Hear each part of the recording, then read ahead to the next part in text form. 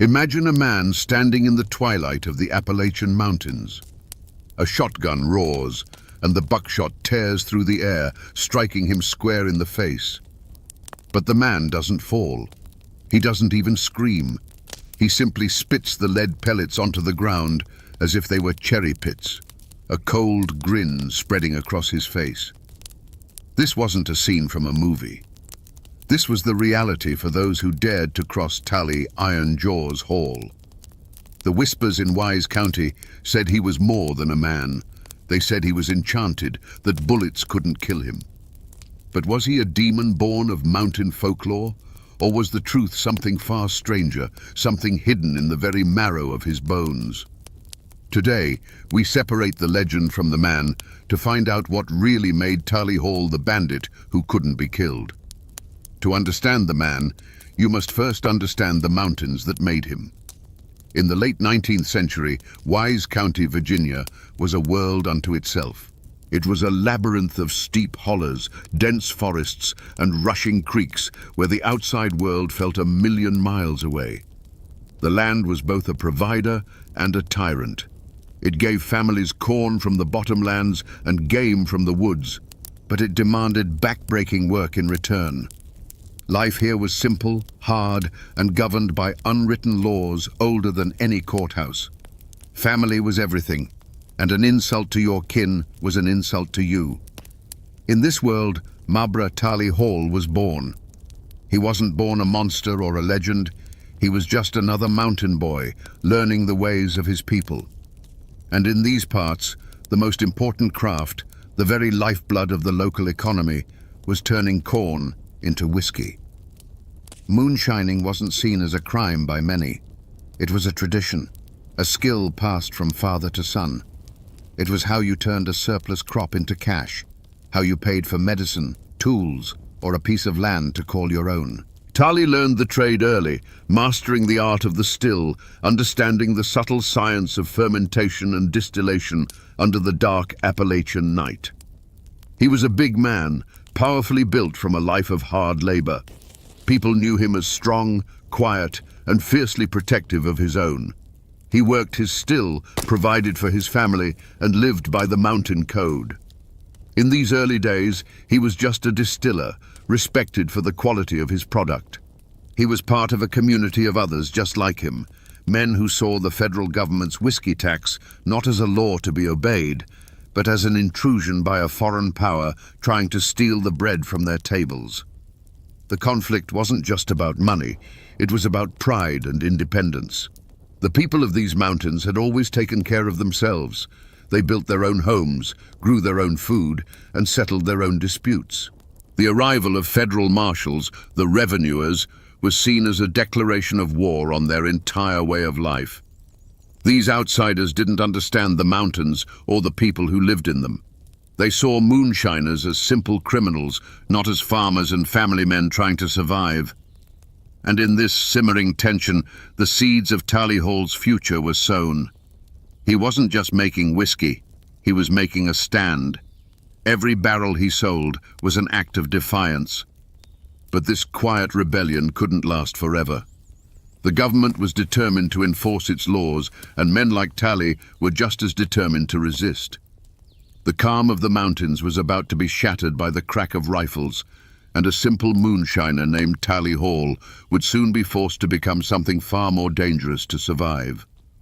The world was coming for him, and it would learn that he would not be taken easily. The law came for Tally Hall not with a polite knock, but with the splintering of wood and the cold gleam of rifle barrels. It happened on a misty morning, deep in a holler where the smell of sour mash hung heavy in the air. Tally was working his still with his brother when two federal marshals, led by a man named Red Blevins, crashed through the undergrowth. They weren't there to talk, they were there to make an example. With a sneer, Blevins kicked over a barrel of fermenting corn, the lifeblood of the Hall family business spilling into the dirt. For a mountain man, this was more than the destruction of property. It was a profound insult, a strike against his pride and his ability to provide. Tally stood frozen for a moment, his massive hands clenched into fists. He didn't say a word. According to the stories passed down, Marshal Blevins then raised his axe, not to the still itself, but to the worm, the delicate copper coil that was the heart of the operation. As the axe came down, something inside Tarley Hall snapped. The quiet distiller was gone, and in his place stood something far more primal. What happened next became the first chapter of his legend. Tarley didn't reach for a gun. He lunged forward, moving with a speed that was terrifying in a man his size. He met the marshals not with bullets, but with bone and sinew. He broke one man's arm with a single brutal twist and sent the other flying with a blow to the chest that knocked the wind clean out of him. Red Blevins, the leader, found himself lifted off the ground by his throat, staring into eyes that held no mercy. Tarley didn't kill him. He simply threw him down the hillside like a sack of grain, leaving him broken and humiliated. The marshals limped back to the town of Wise, carrying with them not just bruises and broken bones, but a story of a man who fought like a cornered bear. The line had been crossed. This was no longer about an unpaid tax. Tarley Hall had assaulted federal officers. A warrant was issued for his arrest, and his name was no longer just whispered among moonshiners. It was now spoken with fear and anger in the courthouse. He was officially a fugitive, a wanted man with a price on his head. Tarley knew what this meant. There was no going back. He couldn't return to a quiet life. He had stood his ground, and now the full weight of the law was coming for him. But instead of running, he dug in. He gathered his brothers and his kin, men who believed in the same code he did. The forest that had been his workshop now became his fortress. The first drops of blood had been shed, not by Tarley, but by the government's attempt to break him. And Tarley Hall had answered in the only language he knew they would understand. The war had begun. With a price on his head, Tarley Hall became the most hunted man in Wise County. But hunting him and catching him were two very different things. The mountains were his kingdom, and he moved through them like a ghost. This drove his rivals, other moonshiners whose business he had crushed with his own brand of violent enforcement, to a point of desperation. They decided to do what the law couldn't. They set a trap on the Pound Gap, a treacherous road that snaked through the mountains, a place where a man could disappear without a trace. They waited in the deep shadows as Tarley rode alone, a silhouette against the rising moon. As he passed a narrow bend, the night erupted. A shotgun blast, fired from less than 20 feet away, struck him full in the head and upper body. The sound echoed through the holler, a deafening roar that sent birds scattering from the trees. Tarley's horse shrieked and crumpled to the ground, its legs tangled in a dying heap. The ambushers stepped out from their cover, rifles ready, expecting to see a body. But Tarley Hall was still standing. He swayed on his feet, stunned by the impact, but he did not fall. The men watched in frozen disbelief as he slowly raised a hand to his face. There was a strange, gravelly sound, and then he spat something dark onto a broadleaf plant on the roadside. He did it again and again. The moonlight caught the objects, and the attackers felt a cold dread creep up their spines. They were lead pellets. Buckshot. He was spitting the bullets out of his own flesh. It was in this moment that the man died, and the legend was born. The attackers weren't looking at a moonshiner anymore. They were looking at something torn from the pages of a dark folk tale, a creature the mountains themselves had made. He took a step towards them, his face a mask of cold fury. One of the men, shaking with fear, raised his rifle and fired again. The bullet slammed into Tarley's chest with a sickening thud, a sound like a hammer hitting stone. It barely staggered him. The sounds that followed were not of gunfire. They were the sounds of snapping wood as Tarley ripped a rifle from one man's hands and broke it over his knee like a twig. They were the dull, heavy thuds of fists meeting flesh, followed by choked-off cries of pain. He didn't use a gun. He didn't need to. He moved among them like a storm, and when the terrible, frantic noise was over, only silence remained. He left the men broken and scattered on that lonely road, a living testament to his unnatural resilience. From that night on, he was no longer just Tally Hall. He was Iron Jaws Hall. The story spread like wildfire, carried on hushed whispers from one holler to the next. They said he was protected by a witch, that he had made a pact with the devil. The truth, doctors would speculate many years later, may have been a rare medical condition called Paget's disease, which causes bones to become abnormally thick and dense, essentially creating a form of natural armor. But in the dark woods of Wise County, no one cared about a medical diagnosis. The only truth that mattered was the one they saw with their own eyes and heard in the terrified tales of the survivors. Tally Hall was enchanted. He was bulletproof, and if you shot him, you had better pray you killed him with the first shot, because you would not get a second. The silence that fell over Pound Gap after the failed ambush was deeper and more terrifying than the roar of the shotgun that had started it. The broken men who dragged themselves back to civilization did not speak of a botched attack. They spoke of a nightmare. They told a story not of a fight, but of an encounter with something inhuman, something that ate lead and paid it back with crushing force.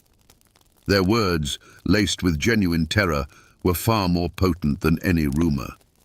The legend of Iron Jaws Hall was no longer a whispered bit of folklore. It was now a sworn testimony, sealed in fear. Tally Hall himself seemed to understand the power of what had happened. He didn't retreat deeper into the mountains. Instead, he did the opposite. He became more visible, more brazen. He knew that fear was a more effective weapon than any rifle. His reputation preceded him, a silent, invisible guard that cleared his path. Other moonshiners, men who had once been his rivals, now fell in line. They either paid him a tribute to operate, a tax of their own, or they got out of the business entirely. To defy Tally was to challenge a man who bullets supposedly couldn't harm. No one was willing to take that chance. The authorities were now faced with an impossible situation. The reward for Tally's capture was increased, becoming a small fortune for the time. But money meant nothing against superstition. Deputies who were brave enough to face a dozen armed men would hesitate at the thought of confronting Tally Hall alone. Informants dried up, their fear of the law replaced by a much more primal fear of Iron Jaws. The manhunt, once an active pursuit, became a cold case file gathering dust on a shelf. They were hunting a ghost who was very much alive, a man who ruled a shadow empire from the heart of their jurisdiction. The community became a landscape of fear and fascination. On one hand, Tally was a boogeyman. People would lock their doors a little tighter at night, and his name was used to frighten misbehaving children. He was the embodiment of the violence and lawlessness that festered in the deep woods. But on the other hand, a quiet, grudging respect grew for him in some corners. He was a mountain man, one of their own, who was single-handedly defying the federal government and winning. He was a symbol, however dark, of Appalachian grit and refusal to bow down. The ashes of that ambush on Pound Gap were not from a fire, but from the smouldering ruin of Tally Hall's mortality. What was left was a silence born of pure dread. He had become the undisputed king of the Wise County underworld, not just a criminal, but a living legend whose power was rooted in the belief that he could not be killed by ordinary means. The law was powerless, his rivals were terrified, and Tally Iron Jaws Hall walked the mountains not as a fugitive, but as a conqueror. Tally Iron Jaws Hall never stood trial in a courthouse. He was never made to sit on a hard wooden bench and listen to lawyers argue over his fate. The law of men, with its warrants, judges and juries, proved utterly powerless against him. His trial was a rolling, years-long affair, held in the dark hollows and on the treacherous mountain roads. The prosecuting attorneys were the bounty hunters and federal marshals who came for him, and the evidence they presented was the buckshot and rifle slugs they fired his way. The bounty on his head grew to be a legendary sum, drawing daring men from neighboring states. They came with new rifles and hardened resolve, dreaming of the fame and fortune that would come from bringing in Iron Jaw's haul. They formed posses, laid intricate traps, and combed the mountains, convinced they would succeed where others had failed. They were, in effect, a travelling court, come to Wise County to deliver a sentence. But Taylor Hall was his own defense attorney, and his arguments were brutally effective. One by one, the posses were outsmarted, the traps were sidestepped, and the bounty hunters were met with a terrifying response. Some were found beaten near to death, left as a warning on the side of a road. Others simply vanished into the woods, never to be seen again. The verdict in each of these violent encounters was the same. Taylor Hall walked away. He was judged by the laws of survival, and in that court he was consistently found innocent by virtue of being the last man standing. This was not justice, it was dominance. Taylor had replaced the law of the land with his own law of fear. But the justice of the mountains is a patient, cruel thing. For every man he intimidated, he created an enemy. For every family he terrorized, he sowed the seeds of a future reckoning. His invincibility had made him arrogant, and he had forgotten the most fundamental rule of his world. There is always someone tougher, someone more desperate, or someone with a better aim. The final trial came without warning. A lawman, some say a deputy named Doc Swindle, decided the only way to stop a legend was to meet it head-on. He didn't come with a warrant. He came with a rifle and a resolve as hard as the mountain stone. He hunted Taylor not as a lawman pursuing a criminal, but as a predator stalking its prey. He found him on a lonely path, and there was no talk, no chance to surrender. The air cracked with the sound of a single, well-aimed shot. This time, Iron Jaws fell. He hit the dirt, and this time he did not get back up. The bullet, they say, was special. Some claim it was silver, others that it was filled with mercury, designed to overcome whatever magic protected him. But whether it was magic or lead, the verdict was finally in. Taylor Hall was guilty, and the sentence was death. It was a verdict delivered not by a jury, but by a lone gunman, and it raises the ultimate question. Was this the law of men at last catching its fugitive? Or was it simply the brutal, unforgiving justice of the mountains finally claiming one of its own? Taylor Iron Jaws Hall was buried in a small, remote cemetery in Wise County, not far from the lands he once ruled. For years, his grave was marked only by a simple fieldstone, as if even in death, people were afraid to carve his name for fear of what it might conjure. Today, a more formal headstone stands, a silent testament to the man who was once a living terror. Local historians and descendants still visit, standing over the patch of earth that finally managed to hold him, and they wonder. The physical landscape has changed. Pound Gap is no longer a treacherous dirt track, but a paved highway, US Route 23, that carries thousands of cars a day. Commuters and truckers speed through the cut in the mountain, their minds on schedules and destinations, completely unaware that they are passing through the very spot where a man once stood and spat buckshot back at his would-be killers. But for those who know the story, a drive through the gap, especially as evening falls, feels different. The shadows seem deeper, and the wind whistling through the rocks sounds like a whisper from the past. The legend of Iron Jaws has outlived the man by more than a century. It survives in the oral traditions of Appalachia, a story told by grandparents to their grandchildren, a campfire tale that happens to be true. While modern science offers a plausible explanation in the form of Paget's disease, that dry medical term has none of the power or romance of the legend. In the mountains, the story of the enchanted moonshiner who couldn't be killed by bullets remains the preferred version.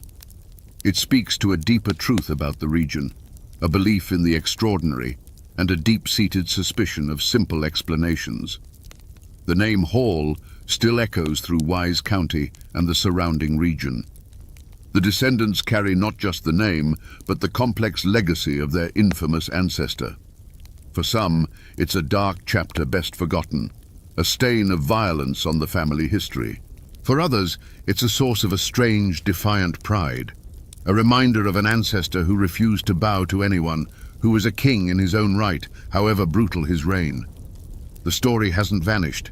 It's simply gone underground, living on in family Bibles and hushed conversations. The mountains remember everything, and the shadow of Tali Iron Jaws Hall is a long one. So we come back to the question that hung in the air at the start of our journey. Was Tali Iron Jaws Hall truly enchanted by bullets? The logical mind points to science, to the rare bone disease that likely turned his skull and ribs into a natural, horrifying armor. And perhaps that is the simple, factual truth. But in the mountains, the truth is rarely simple. The real magic wasn't in his bones, it was in the power of belief. His legend became a weapon more potent than any gun, a shield more effective than any steel plate. The fear he created was so real, so absolute, that it may as well have been a genuine enchantment. This is a story that goes beyond a simple tale of a mountain outlaw. It is a raw and brutal lesson about the soul of Appalachia itself. It's a story about the fierce, untamable spirit of independence, but also a dark warning of what that spirit can become when it's stripped of its humanity. Tali Hall began as a man defending his way of life, a symbol of resistance against an outside world he didn't trust. But in his war against the law, he became a tyrant far more terrifying than any government agent, a monster who preyed on his own people. He is the ultimate Appalachian paradox, a folk hero and a villain forged in the same fire. The story of Iron Jaws teaches us that some legends are born not from fantasy, but from a truth so strange it has to be seen to be believed. He was a man of flesh and blood, but he became something more, an idea, a nightmare, a force of nature. Force. He walked the earth for a time, a king in a kingdom of shadows and fear, until the mountains that created him finally took him back. His name is now a whisper on the wind, a reminder that the old wild magic of these hills has not entirely faded. And now, my friends, you know the rest of the story. On a snow-dusted morning in Frankfort, Kentucky, a single rifle shot cracked the winter air. The man who fell was William Goebel, and in that moment, he became the only sitting governor in American history to be assassinated. To half the state, he was a savior, a champion of the poor fighting the crushing power of the railroads. To the other half, he was a ruthless tyrant who stole an election and deserved his fate. So, was he a martyr for the common man, or a demagogue who finally met his end? Today, we trace the path that led to that fatal shot, to understand the man behind the legend and the dark truth of his murder. William Goebel was not born to the Kentucky elite. He was an outsider from the very beginning, the son of a German immigrant woodcarver who had fought for the Union Army. Growing up in Pennsylvania and later Covington, Kentucky, a bustling city across the river from Cincinnati, Goebel knew nothing of the bluegrass aristocracy or the ancient codes of the Appalachian hills. He was forged not in a mountain hollow, but in the gritty reality of a working-class border town. His inheritance wasn't land or a family name.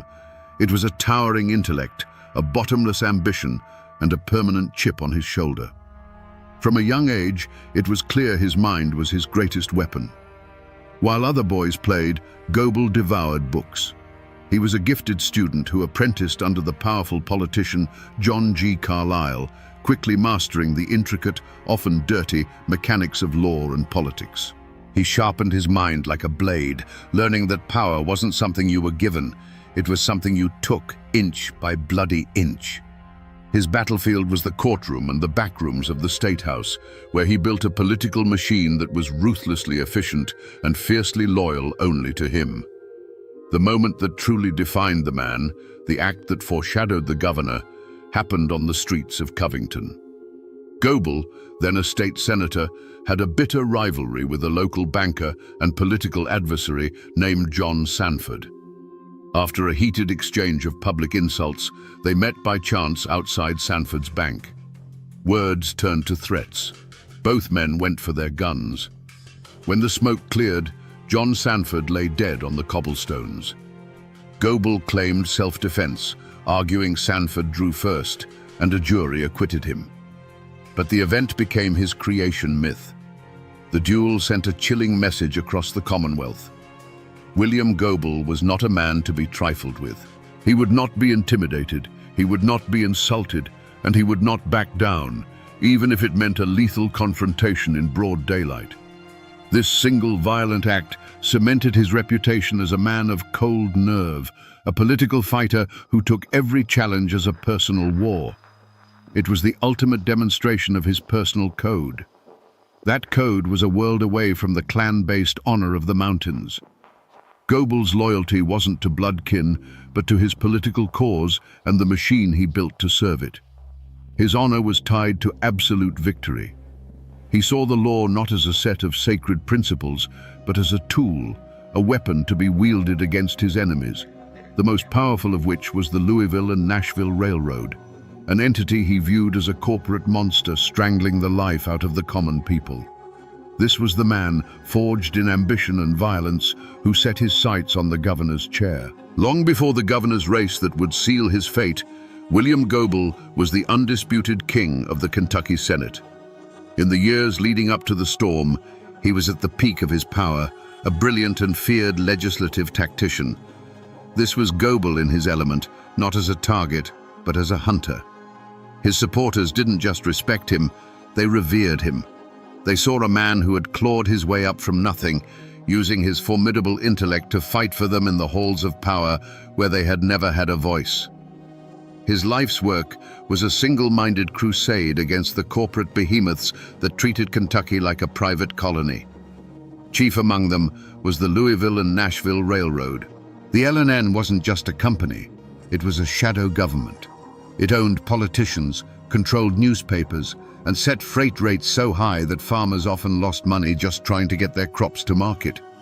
Goebel attacked them relentlessly, pushing for laws to regulate their rates, tax their vast properties, and break their stranglehold on the state's commerce. To the working man, he was David fighting Goliath. Goebel's personal life was entirely consumed by this fight. He was a lifelong bachelor, a man of simple, almost Spartan habits. He had no wife, no children, no home life to retreat to. His law office and the legislative chambers were his only sanctuary. His family was the tight-knit circle of political loyalists who stood by him, and the thousands of faceless farmers and miners who pinned their hopes on his success. The political crusade wasn't just his career, it was his entire existence. This singular focus earned him a fierce, almost fanatical loyalty from his followers. When he spoke, they heard a man who understood their struggles, who wasn't afraid to name their enemies, and who possessed the cold, hard will to do something about it. They knew he was ruthless.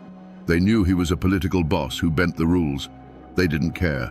They believed he was using the devil's tools to fight the devil himself, and they loved him for it. This was the world William Goebel had built and sought to protect, a fragile coalition of the forgotten and the angry, united behind a leader as tough and unforgiving as the times themselves.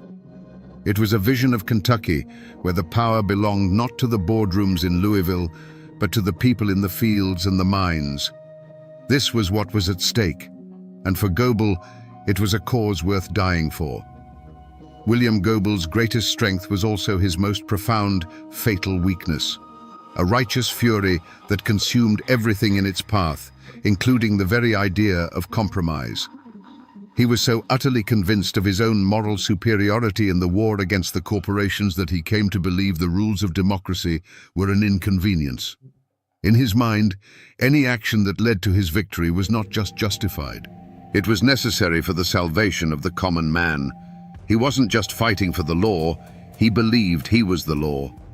Nowhere was this flaw more apparent than in the creation of the infamous Goebel election law. This wasn't just a piece of legislation, it was a masterpiece of political warfare, as brilliant as it was corrupt. Pushed through the legislature by the sheer force of his will, the law created a state election commission, a three-man board controlled entirely by his own party, with the absolute power to review county returns, throw out votes, and certify the final winner. It was a legal mechanism for stealing an election, plain and simple. Republicans and even some of his fellow Democrats were aghast. They called it a license to steal, a force bill, an act of tyranny that destroyed the sanctity of the ballot box. But Goebel was deaf to their outrage.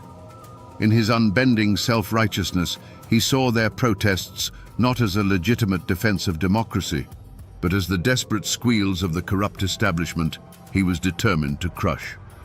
He couldn't see that in his quest to slay a monster, he was becoming one himself. This arrogance made him incredibly vulnerable. He saw his enemies as politicians and lawyers who could be beaten in a courtroom or outmaneuvered in the legislature. He failed to understand that by removing any possibility of a fair fight, he was changing the rules of the game entirely. He was backing men, hard men from the mountains who lived by a different code, into a corner where they felt their only recourse was not the ballot box, but the rifle. The Goebel election law was the ultimate act of pride, the crack in his armor that ran from top to bottom. It was a declaration that he could not and would not lose. By ensuring his own victory, he unknowingly wrote his own death warrant, creating a political powder keg and then daring his enemies to light the fuse.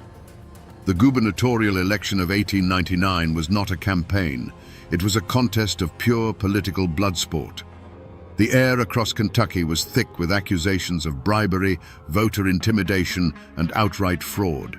And hanging over it all was the specter of the Goebel election law, a weapon waiting to be used. On election day, the Commonwealth held its breath. When the initial counts were tallied, a collective gasp went through the state. The Republican, William S. Taylor, had won by a razor-thin margin of just over 2,000 votes. For a man like William Goebel, this was not just a political defeat. It was a personal and unforgivable insult. He believed the mountain counties, the Republican strongholds, had stolen the election from him through widespread corruption. The people, in his view, had been tricked. But more importantly, his perfect system, his guaranteed path to victory, had been defied. The verdict of the voters was an affront to his entire crusade, and he would not accept it. His reaction was immediate and absolute. He did not hesitate. He did not concede. He declared war. Goebel immediately filed a formal contest of the election, turning the matter over to the very commission he had created.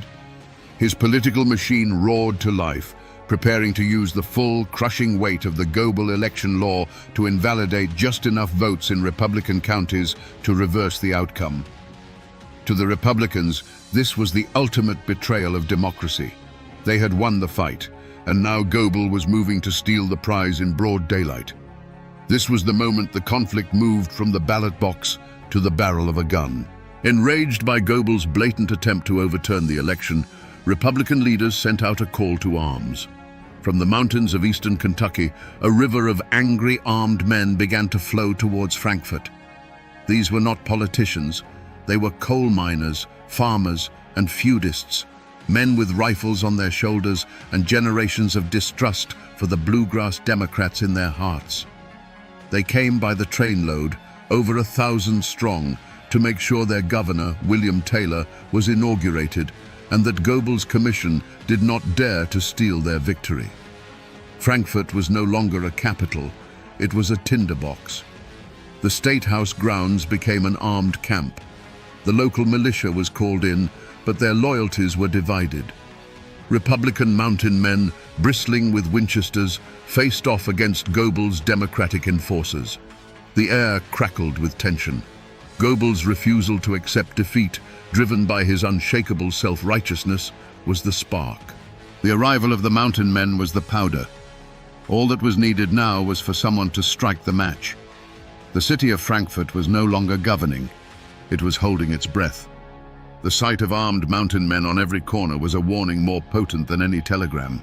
It was a physical manifestation of the state's rage, a clear signal that the political dispute was about to be settled by older, more brutal methods. The air itself was a warning, thick with the scent of coal smoke, cheap whiskey, and the metallic odor of impending violence. Any prudent man would have seen this and searched for an escape route. But William Goebel was not a prudent man. Even within his own party, whispers of caution turned into pleas. The old guard of the Democratic Party, men who had managed Kentucky politics for decades through careful compromise and backroom deals, were terrified. They saw Goebel's hardline stance not as strength, but as a form of madness that was about to tear the Commonwealth apart.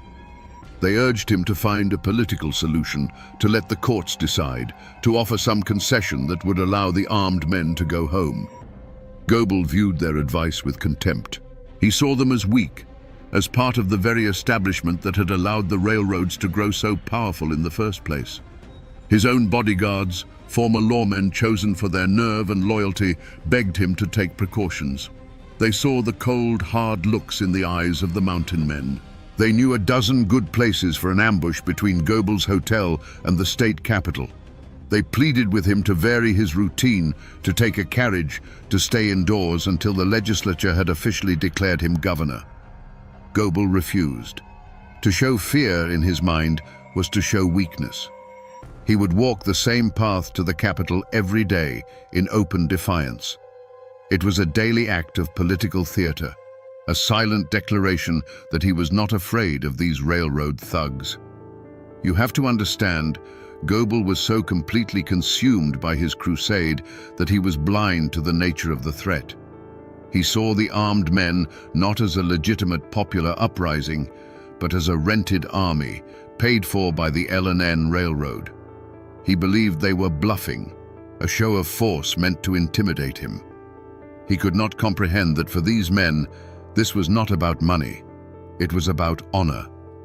They believed their votes had been stolen, their will had been spat upon, and they were prepared to kill and die to defend it. Every action he took pushed the situation closer to the brink. He pressed forward with the election contest, showing no signs of slowing down.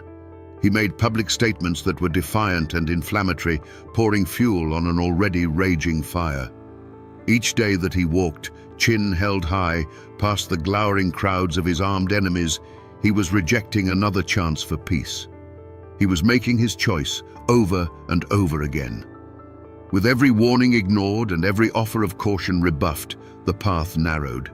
He had slammed and bolted every exit. The political machinery for overturning the election ground forward, and in response, the informal machinery of mountain justice began to grind as well. A violent outcome was no longer a possibility. It was an appointment William Goebel was striding with grim determination to keep. On the night of January 29, 1900, Frankfort was a city holding its breath in the dark. The state teetered on the precipice of civil war. It was on this night, in the tense quiet of his room at the Capitol Hotel, that William Goebel was presented with one last, clear chance to walk away from the abyss. The offer came not from his enemies, but from his oldest friends, the seasoned Democratic leaders who now saw the abyss yawning before them. They came to him not as politicians, but as men pleading for the life of a friend and the soul of their state. They laid out a compromise, a final, desperate off-ramp. They would broker a deal with the Republican leadership. Both Goebel and Taylor would stand down, and a new, fair election would be held under the supervision of a neutral committee. It was a path back from the brink, a way to let the armed men go home and settle the matter with ballots, not bullets.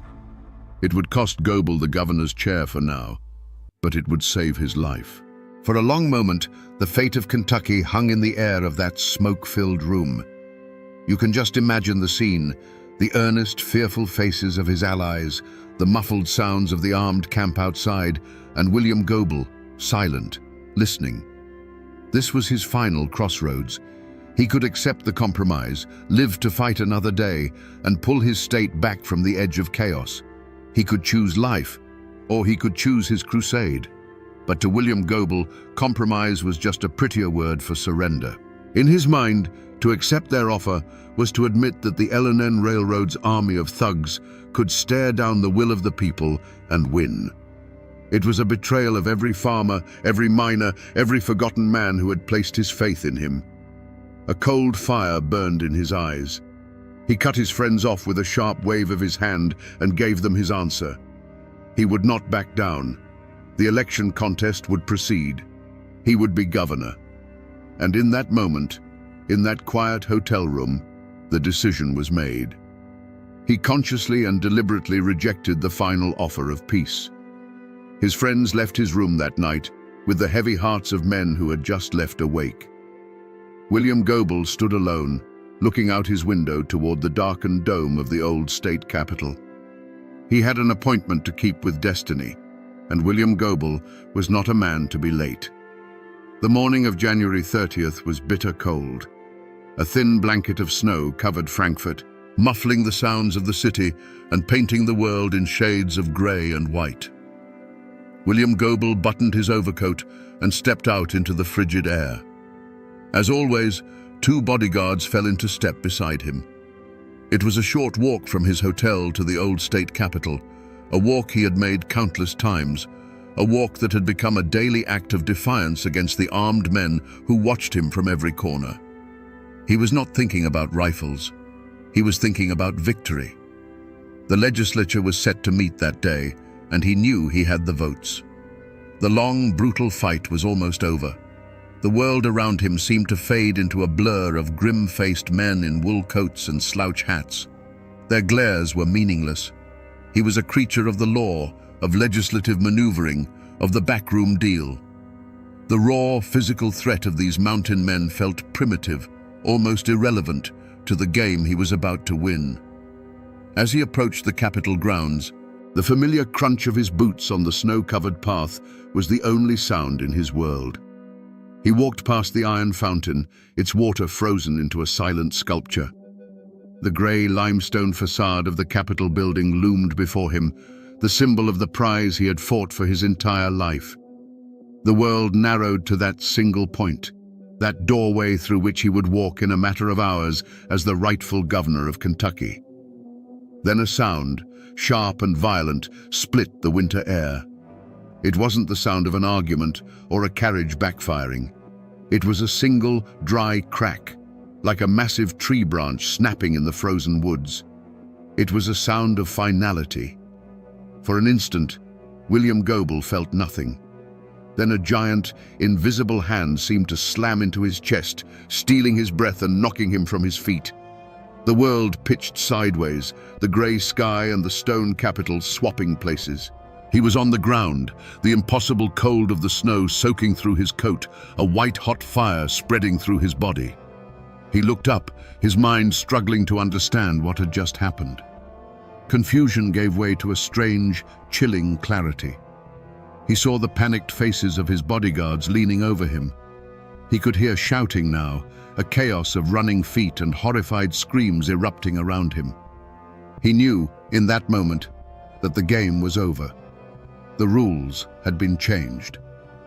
As his friends knelt by his side, he is said to have summoned his last reserve of strength, forcing out the words that would become his own epitaph. "Tell my friends to be brave and fearless and loyal to the common people." The echo of the rifle shot faded, leaving behind it a new and terrible silence. The political argument that had torn Kentucky apart for months was suddenly, permanently over. A single, unseen finger had pulled a trigger, and in the space of a heartbeat had plunged a commonwealth into darkness. Panic seized the capital. The single shot had shattered the fragile truce, and in its place was pure chaos. Goebel's allies, their faces masks of fury and disbelief, swarmed around their fallen leader. They lifted his bleeding body from the frozen ground and carried him, not to a hospital, but back to the Capitol Hotel. The hotel, which had been his political headquarters, was about to become his death chamber, his hospital, and, for a few fleeting days, the governor's mansion. Inside, as doctors worked frantically to save him, Goebel drifted in and out of consciousness. The bullet had torn through his lung, and every breath was an agony. But in the moments of lucidity, his state of mind was not one of regret or fear. It was one of cold, unyielding resolve. His body was a ruin, but his mind was still a fortress. He was told the legislature was in an uproar, that his enemies were in disarray. He knew, even as his life was draining away, that this was his moment. The assassin's bullet had not ended his fight. It had given him the final weapon he needed to win it. While Goebel lay dying, his political machine, the most formidable in Kentucky, executed its final, brilliant, and ruthless maneuver. With the Capitol in an uproar and the Republicans reeling from the accusation of murder, the Democratic-controlled legislature moved with breathtaking speed.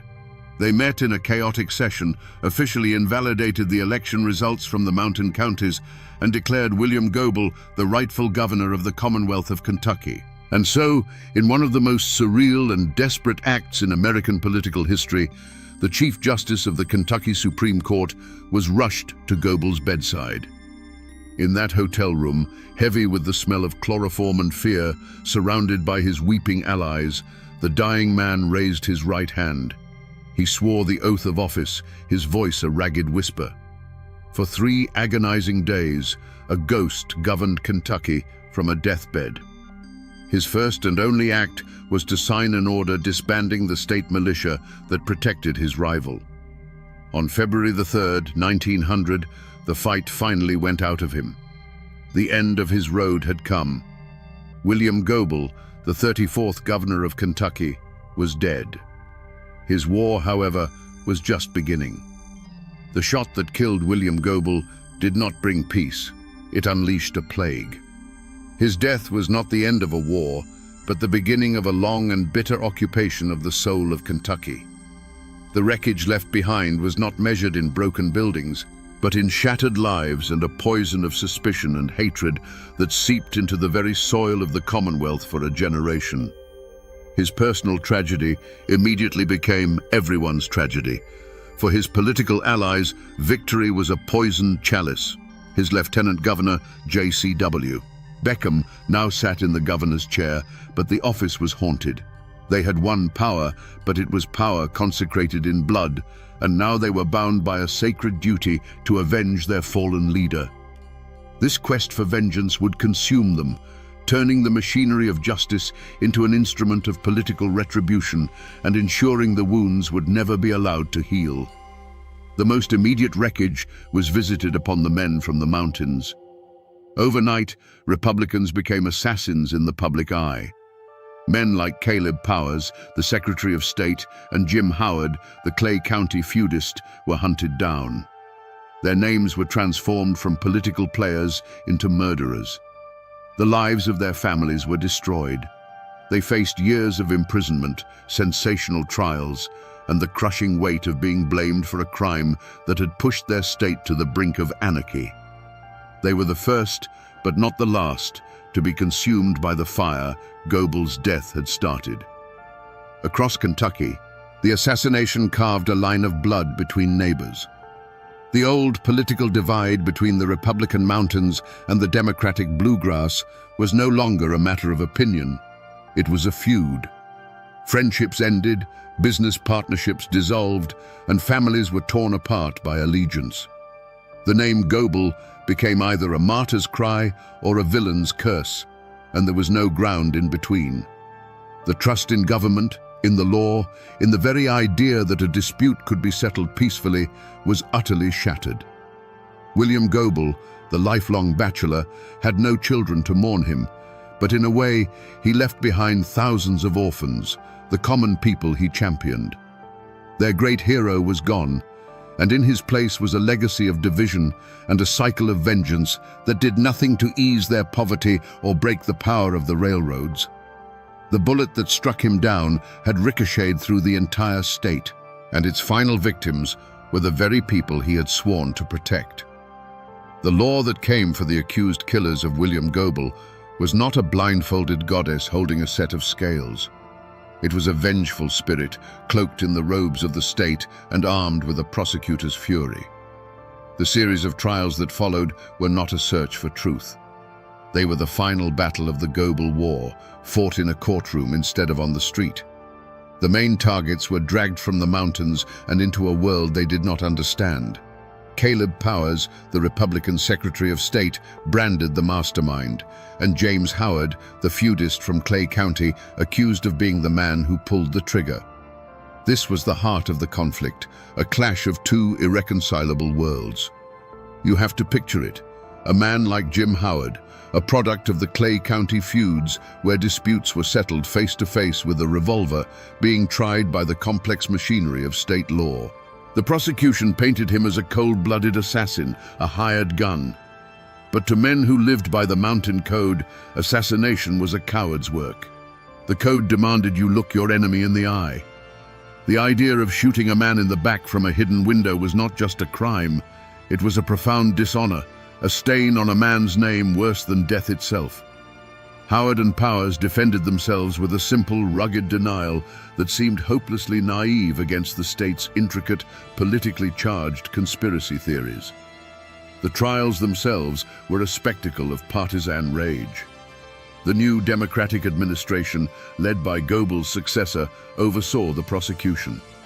Juries were packed with loyal Democrats. Testimony was coerced, witnesses were intimidated, and evidence seemed to materialize from thin air. A clerk named Henry Utsi confessed, implicating the others in a story that conveniently fit the prosecution's narrative. A confession many believed was given under duress to save his own skin. It was a legal bludgeon designed not to uncover a fact, but to secure a conviction at any cost. The community's reaction was as divided as the state itself. In the bluegrass and the cities, newspapers proclaimed that Goebel's murderers were finally facing their reckoning. They were seen as traitors, the agents of a corrupt railroad, and no punishment was too severe. But in the mountains, a different story was told. To them, Powers and Howard were not criminals. They were political prisoners, martyrs framed by the very same democratic machine that had stolen the election. They were heroes, sacrificed on the altar of Goebel's ambition. The verdicts came in again and again. Guilty. Powers and Howard were sentenced to hang, then sentenced to life in prison over the course of multiple, grueling trials. But the ink was barely dry before appeals courts, looking at the tainted evidence and partisan atmosphere, overturned the verdicts. For 8 long years, the men languished in prison while the legal war raged on. In the end, was justice served? Not even close. The trials did not deliver clarity. They only cemented the divisions. They were a legal feud, as bitter and personal as any fought with rifles in the hills of eastern Kentucky. The final judgment came not from a jury, but from a Republican governor who, years later, pardoned the last of the men still in prison. The law had failed. It had picked its villains, held its show trials, and ultimately had let the true killer of William Goebel remain a ghost. So what became of the men who stood against William Goebel? If this were a simple story, his death would have meant their victory. But in the tangled, bloody history of Kentucky, there are no clean endings. The other side of this coin is not stamped with triumph, but with its own dark and complicated fate. Consider William S. Taylor, the Republican who won the election only to have it stolen from him. Did he rise to power over his rival's grave? No. He became a man without a country. Implicated in the assassination plot and facing indictment by a vengeful Democratic administration, Governor Taylor was forced to flee. He escaped across the river into Indiana, a political exile, never to set foot in his home state again. He lived out the rest of his days as an insurance lawyer in Indianapolis, a man who won an election and lost everything. And what of the true antagonist, the shadow government that Goebel had dedicated his life to fighting? The L&N Railroad had seemingly won the ultimate victory. Their most dangerous and implacable enemy was gone, silenced forever. But the ghost of William Goebel proved to be a more formidable foe than the man ever was. His assassination transformed him from a ruthless politician into a populist martyr. His name became a holy word, a rallying cry for the very reforms he had championed. The movement he started didn't die with him. It was consecrated by his blood, and the fight against the railroad monopolies continued with a religious fervor for years to come. In the end, no one truly won. The men accused of the murder saw their lives shattered. The governor who defeated Goebel at the polls died in exile. and the corporation that wanted him gone created a legend that would haunt them for a generation. The other side of the coin, it turns out, was just as cursed. In the years that followed, Kentucky did not so much heal as it learned to live with a festering wound. The aftermath of the assassination was not a period of reconciliation, but one of grim consolidation. William Goebel left behind no wife or children, but he did have descendants of another kind, the political machine he built and the cause he embodied. His hand-picked successor, J.C.W. Beckham, rode a wave of public sympathy and righteous anger, establishing a democratic dynasty that would dominate Kentucky politics for decades. The Goebel Democrats, once the insurgents, now became the establishment, their power cemented by the blood of their martyr. For the families of the accused, the legacy was a curse. Even after the eventual pardons, the names of Powers and Howard were forever stained. Their children and grandchildren grew up in the long, cold shadow of the gallows, marked as the kin of assassins. They lived under a cloud of suspicion and shame, a constant, unspoken reminder of the state's darkest hour. For them, the trials never truly ended. They simply became a life sentence of inherited infamy, a ghost they could never escape. The community of Frankfort and Kentucky as a whole rebuilt itself by choosing to forget. A great, unspoken pact of silence descended upon the state. The assassination was too traumatic, the divisions too deep, the truth too murky. To speak of it was to risk reopening the wound, to reignite the hatreds that had almost plunged the Commonwealth into civil war. So they buried it. The story became a dark whisper, a piece of forbidden history passed down in hushed tones, a communal trauma hidden beneath a blanket of polite, desperate silence. But beneath that silence, the power dynamics of the state had been fundamentally and irrevocably altered. The Republican Party in Kentucky was crippled, branded as the party of murderers, a stigma that would take them more than a generation to overcome. And ironically, the L&N Railroad, the great corporate beast Goebel had fought, found itself facing a far more hostile world. Goebel the man could be beaten, but Goebel the martyr was invincible.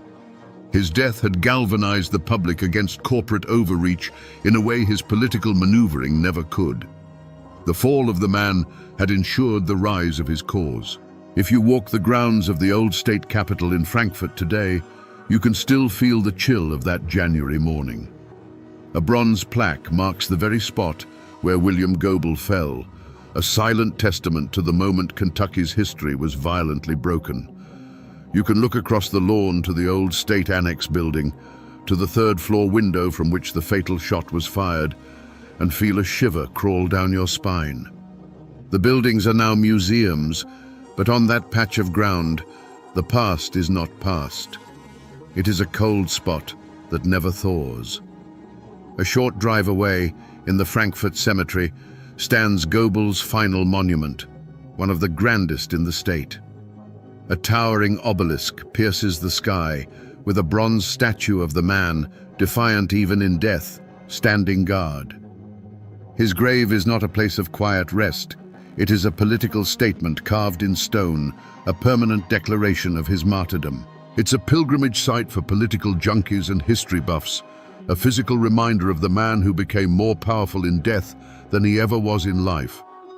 But Goebel's ghost doesn't just haunt these physical places. It lives in the stories. His assassination became the stuff of legend, a dark and bloody folk tale told in the back rooms of the State House and around kitchen tables in the mountains. Folk singers wrote ballads about the man who fought the railroad and was shot down in the snow.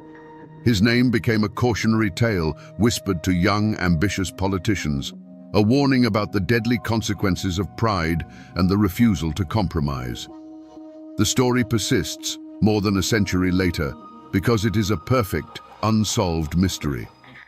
The question of who truly killed William Goebel was never answered, and so it can never die.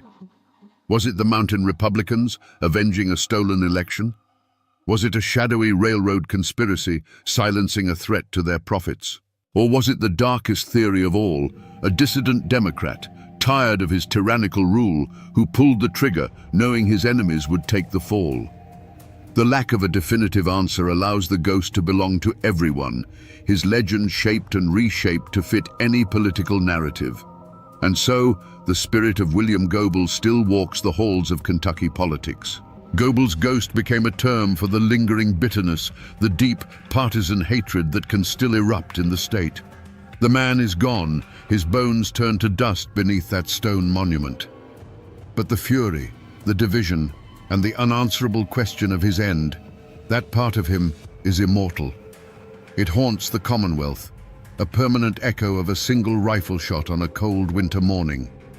So, we come back to the question we asked at the very beginning, standing over the ghost of a man shot down in the snow.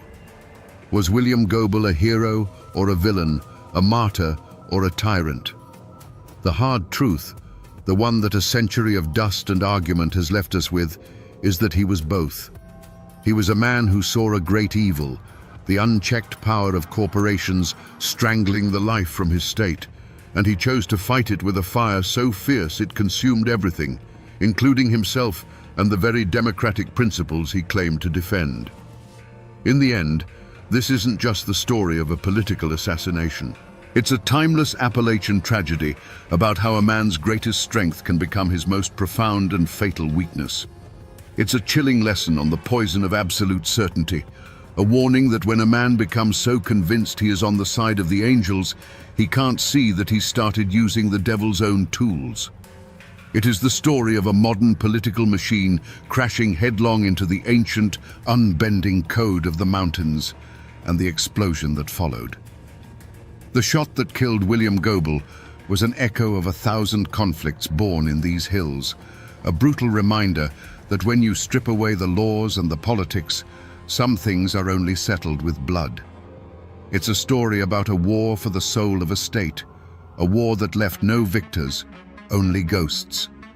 And that, my friends, is the ballad of William Goebel, the man who fought a war for the common people, but whose own pride was the one enemy he could never defeat.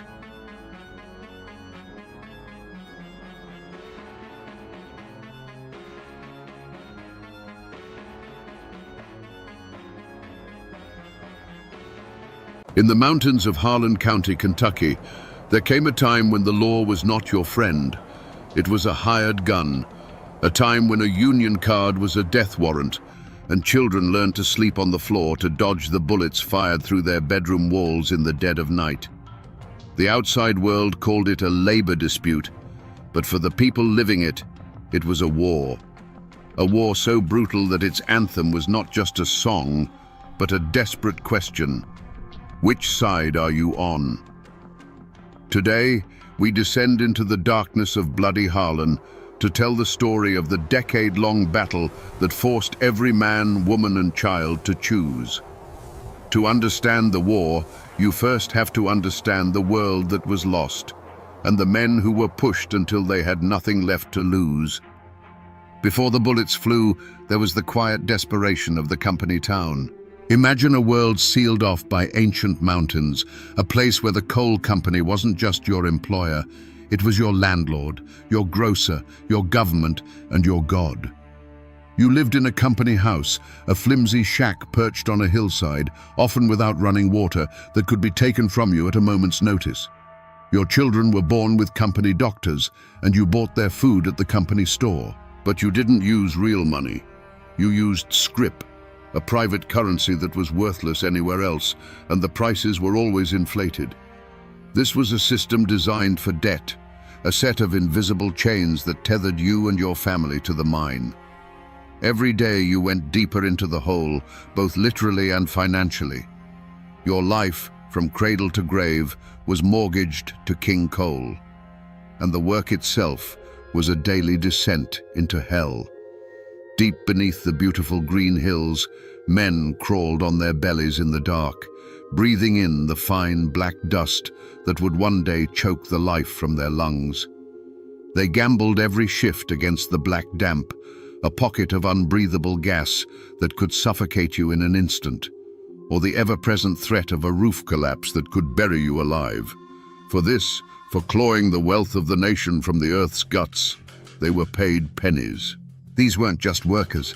They were fathers, husbands, and sons.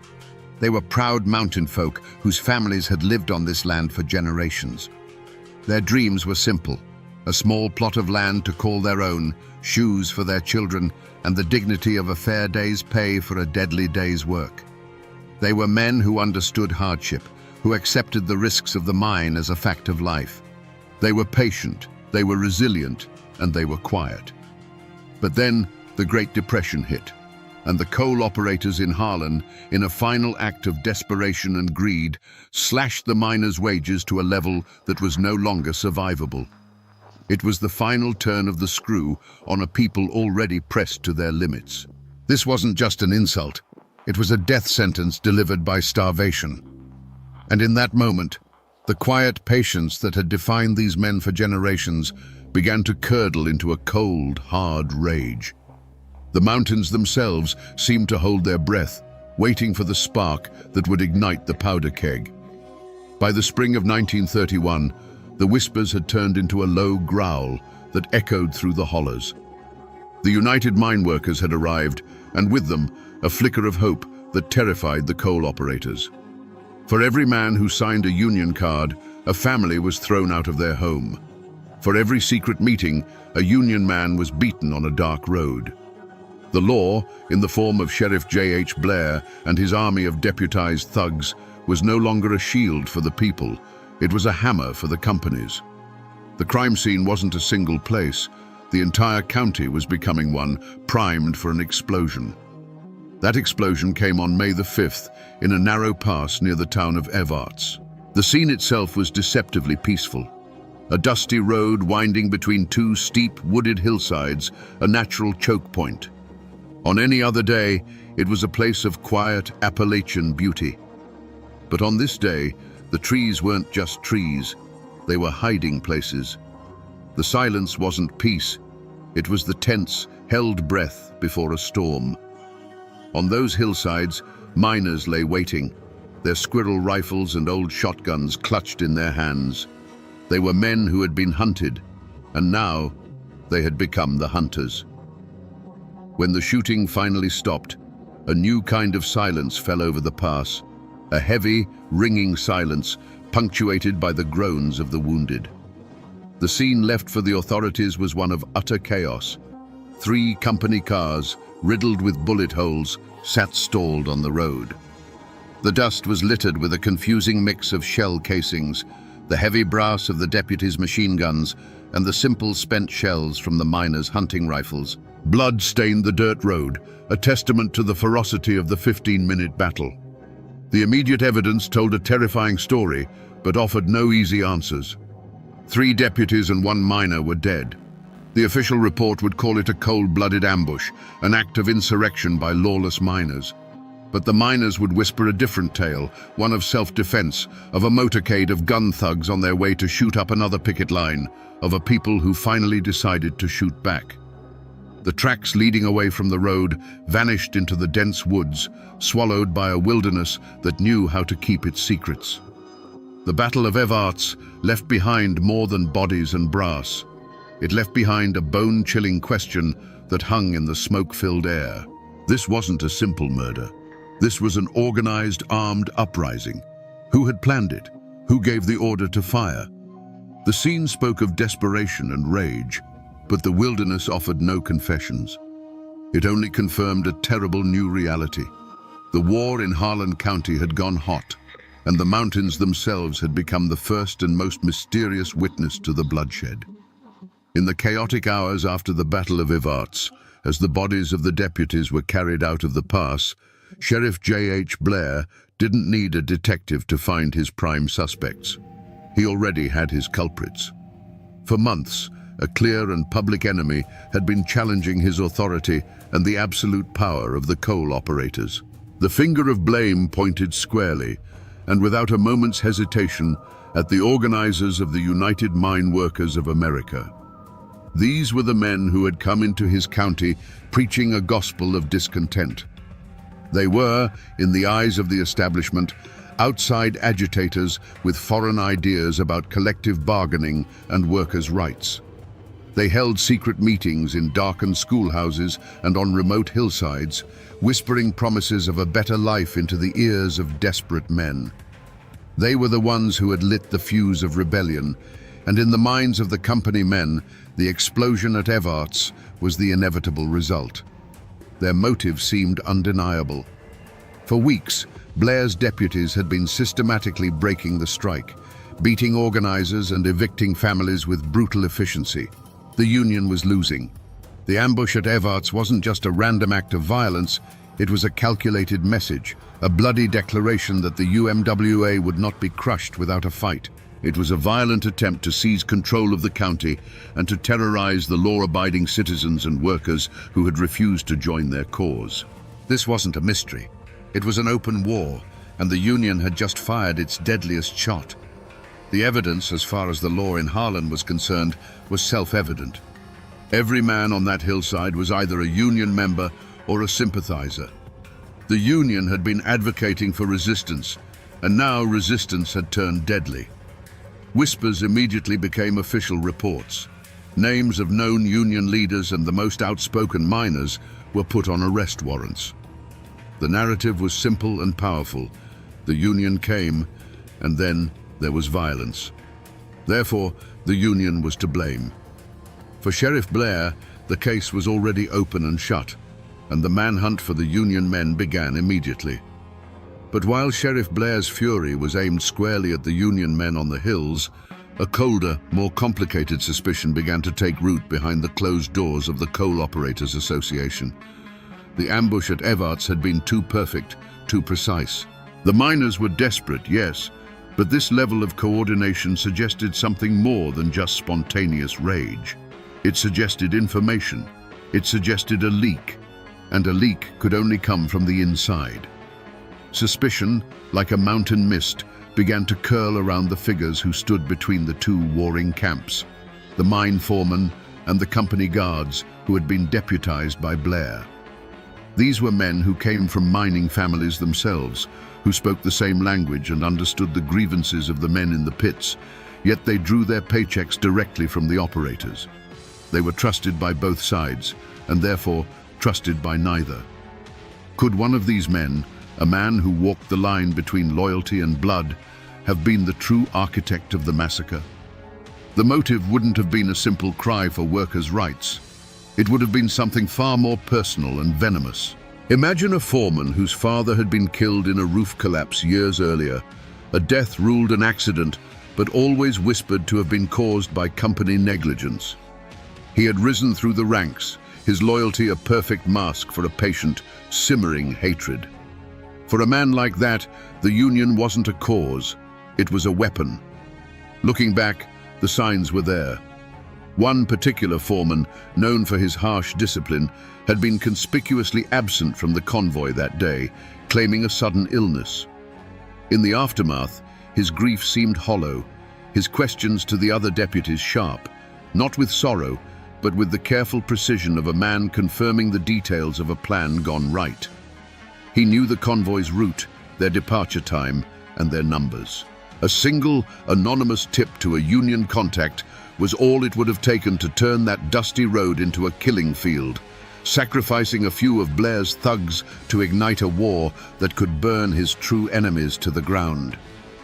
The thought was chilling, that the Battle of Evarts wasn't an act of rebellion, but a calculated act of revenge, orchestrated by a traitor who wore the company's own badge. But there was a third shadow that fell across the mountains, one that terrified the Union and the operators alike. This wasn't a local feud. The Great Depression had set the entire nation on edge, and whispers of revolution were drifting out of the cities and into the forgotten hollows of Appalachia. This third suspect wasn't a man, but an idea, a radical, violent ideology that saw the struggle in Harlan not as a labor dispute, but as the first battleground in a new American Civil War. Agents of more extreme movements, men who found the United Mine Workers too tame, began to slip into the county. They weren't miners, they were professional organizers, hardened veterans of bloodier conflicts in other parts of the country. They spoke not of contracts and wage increases, but of seizing the mines and overthrowing the system entirely. They saw the miners' desperation not as a problem to be solved, but as fuel for a much larger fire. Their motive was pure and terrifyingly impersonal: chaos. For them, a negotiated peace was a failure. They needed martyrs. They needed headlines. They needed a war. The Battle of Evarts, with its shocking death toll, was a perfect victory in their eyes. It escalated the conflict beyond the point of no return, forcing the hand of both the Union and the state. It transformed a local strike into a national symbol of class warfare. Their presence was felt not in public speeches, but in the shadows. Strange pamphlets would appear in the mining camps overnight, calling for armed resistance. Seasoned men with city accents were seen in hushed conversations with the most desperate and angry of the young miners, teaching them not how to picket, but how to build a barricade, how to choose a location for an ambush. They were ghosts in the machine, whispering poison into the ears of men who were already half-mad with hunger and injustice. For these outsiders, the dead at Evarts were not a tragedy. They were a necessary sacrifice to ignite the revolution they craved. In the wake of the Battle of Evarts, Sheriff Blair's investigation was not a search for truth. It was a hunt for vengeance. He unleashed his army of deputies with a single, simple objective: round up every known Union man and sympathizer. Warrants were issued for dozens of miners, but this wasn't a process of careful arrests. It was a brutal sweep. Doors were kicked in at midnight. Men were dragged from their beds in front of their screaming wives and children, their faces already bloodied by the time they were thrown into the back of a truck. But the mountains, which had served as a fortress for the coal operators, now became a sanctuary for the miners. The deputies, many of them outsiders themselves, were clumsy and loud in this terrain. They knew the roads, but the miners knew the land. Men vanished into the deep woods and winding hollows, swallowed whole by a wilderness that was loyal to its own. Posses would track a man for days, following a clear trail to the mouth of an abandoned mine or a remote cabin, only to find the trail had gone cold, as if the man they were chasing had simply turned to mist and drifted away on the wind. The few men they did manage to capture offered no clear answers. Under the brutal persuasion of a deputy's blackjack, stories changed and collapsed. Some men, desperate to stop the beating, would name anyone, spinning wild tales of a grand Union conspiracy led by organizers who were already long gone, having fled the state. Others, defiant to the end, would say nothing at all. The evidence Blair presented to the prosecutors was a tangled mess of coerced confessions and contradictory testimonies. The promise of a swift, clean conviction for the murder of his deputies evaporated into a fog of confusion and lies. The investigation was hitting a wall, and Blair's frustration festered into a more indiscriminate cruelty. Unable to catch the supposed ringleaders, his deputies turned their rage on the community at large. They would stop cars on lonely roads, not to ask questions, but to deliver beatings. They prowled the edges of the mining camps, their presence a constant, suffocating threat. The initial assumption that a few Union leaders were responsible was proving impossible to prove. The hunt for a specific culprit devolved into a general war on the mining population, and with every failed raid and fruitless interrogation, the fear in Harlan County grew deeper, and the truth buried itself a little further in the dark, silent earth. As Sheriff Blair's hunt intensified, his deputies slammed into a wall.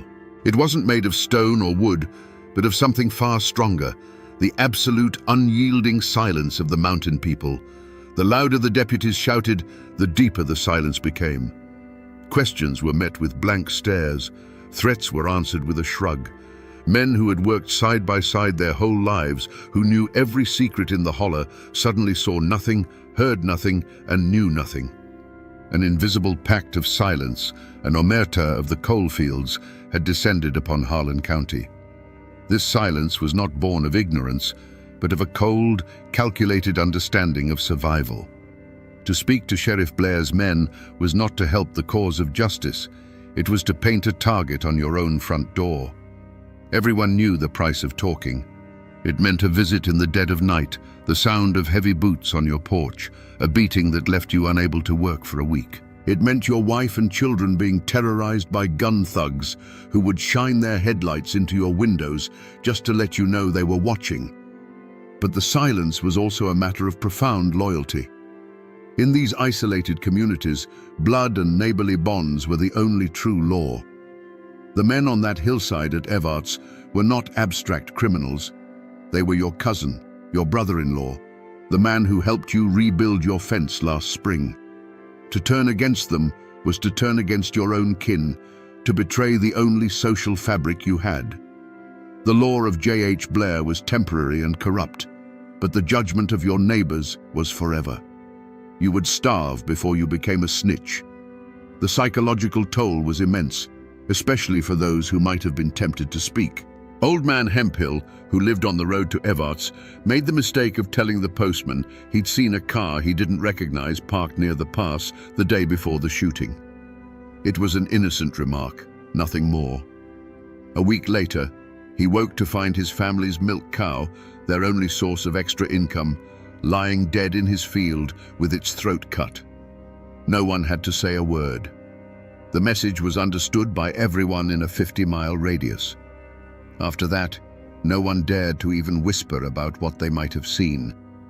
The mountains had closed ranks, and the truth of what happened at Evarts was locked behind a wall of fear that no amount of force could ever break down. For years, the war in Harlan was a grinding stalemate of terror and endurance.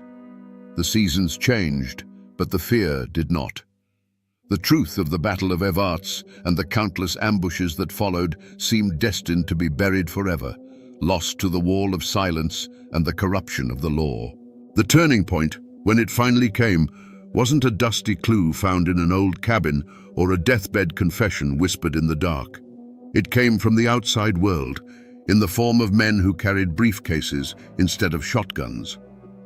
In the mid-1930s, a United States Senate subcommittee, known as the La Follette Committee, began investigating violations of workers' rights across the country. And their gaze finally fell upon the dark and bloody ground of Harlan County. These men from Washington were a new kind of power, one that Sheriff Blair couldn't intimidate and the operators couldn't buy. They came armed not with guns, but with subpoenas, and they began to do something no one in Harlan had dared to do for years. They began to listen. The forgotten clue wasn't a single object, it was the collective memory of the people. One by one, miners, their wives, and their children came forward to testify. Each story, on its own, had been just a whisper of pain. But now, under the protection of federal marshals, the whispers became a roar. They spoke of beatings on dark roads, of cars dynamited, of the murder of Bennett Music, a 15-year-old boy.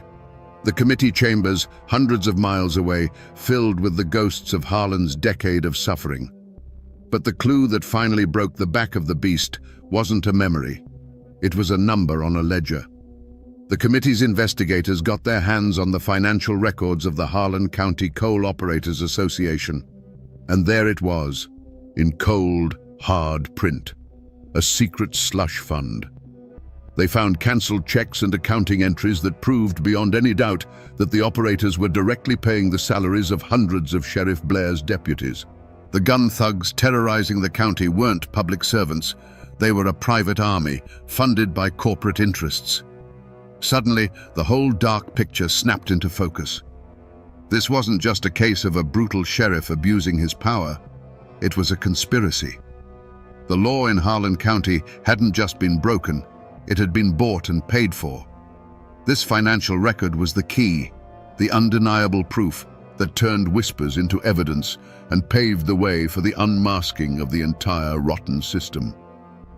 The La Follette Committee's investigation acted like a slow, inexorable sunrise over the dark mountains of Harlan. For years, the world had seen only the shadows, the gun thugs, the ambushes, the terror. Now, as the light of federal scrutiny grew brighter, the long, distorted shadows were traced back to the men who cast them. The ledger, that simple book of numbers, was the key that unlocked the entire conspiracy.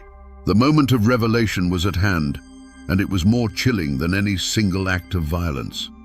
The true perpetrator of the Harlan County War was not a single man hiding in the hills with a rifle. It wasn't a radical agitator with a bomb.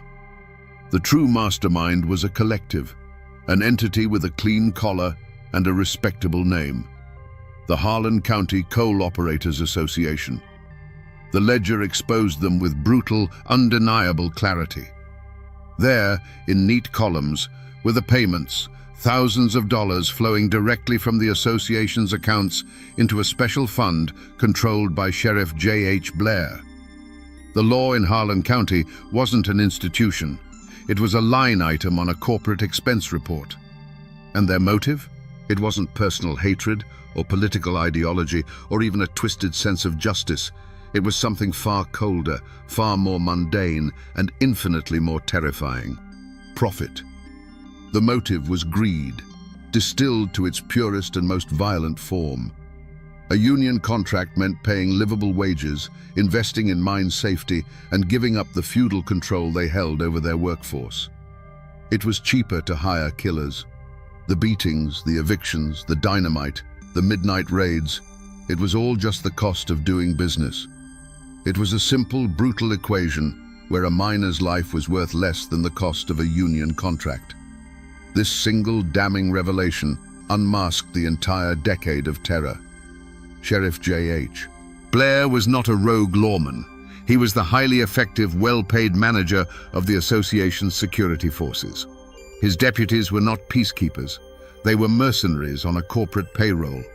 The violence wasn't random chaos. It was a calculated, systematic campaign of intimidation designed to protect profits at any human cost. The web of terror that had seemed so tangled and confusing was, in fact, devastatingly simple. It was a privately funded war waged by the rich against the poor. The unmasking was complete.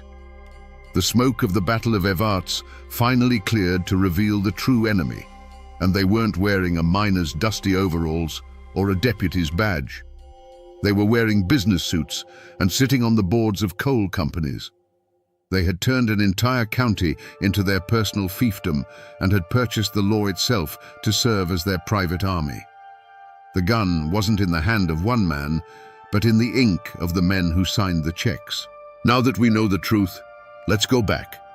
Let's stand in the shadows of those mountains and watch the tragedy unfold, not as a mystery, but as the execution of a plan. The terror in Harlan County began not with the roar of a gun, but with the quiet scratch of a pen on a checkbook in a smoke-filled office. It was decided, with the cold arithmetic of greed, that it was cheaper to pay for violence than to pay a living wage. A ledger became a rifle, and an accountant's entry became an ambush.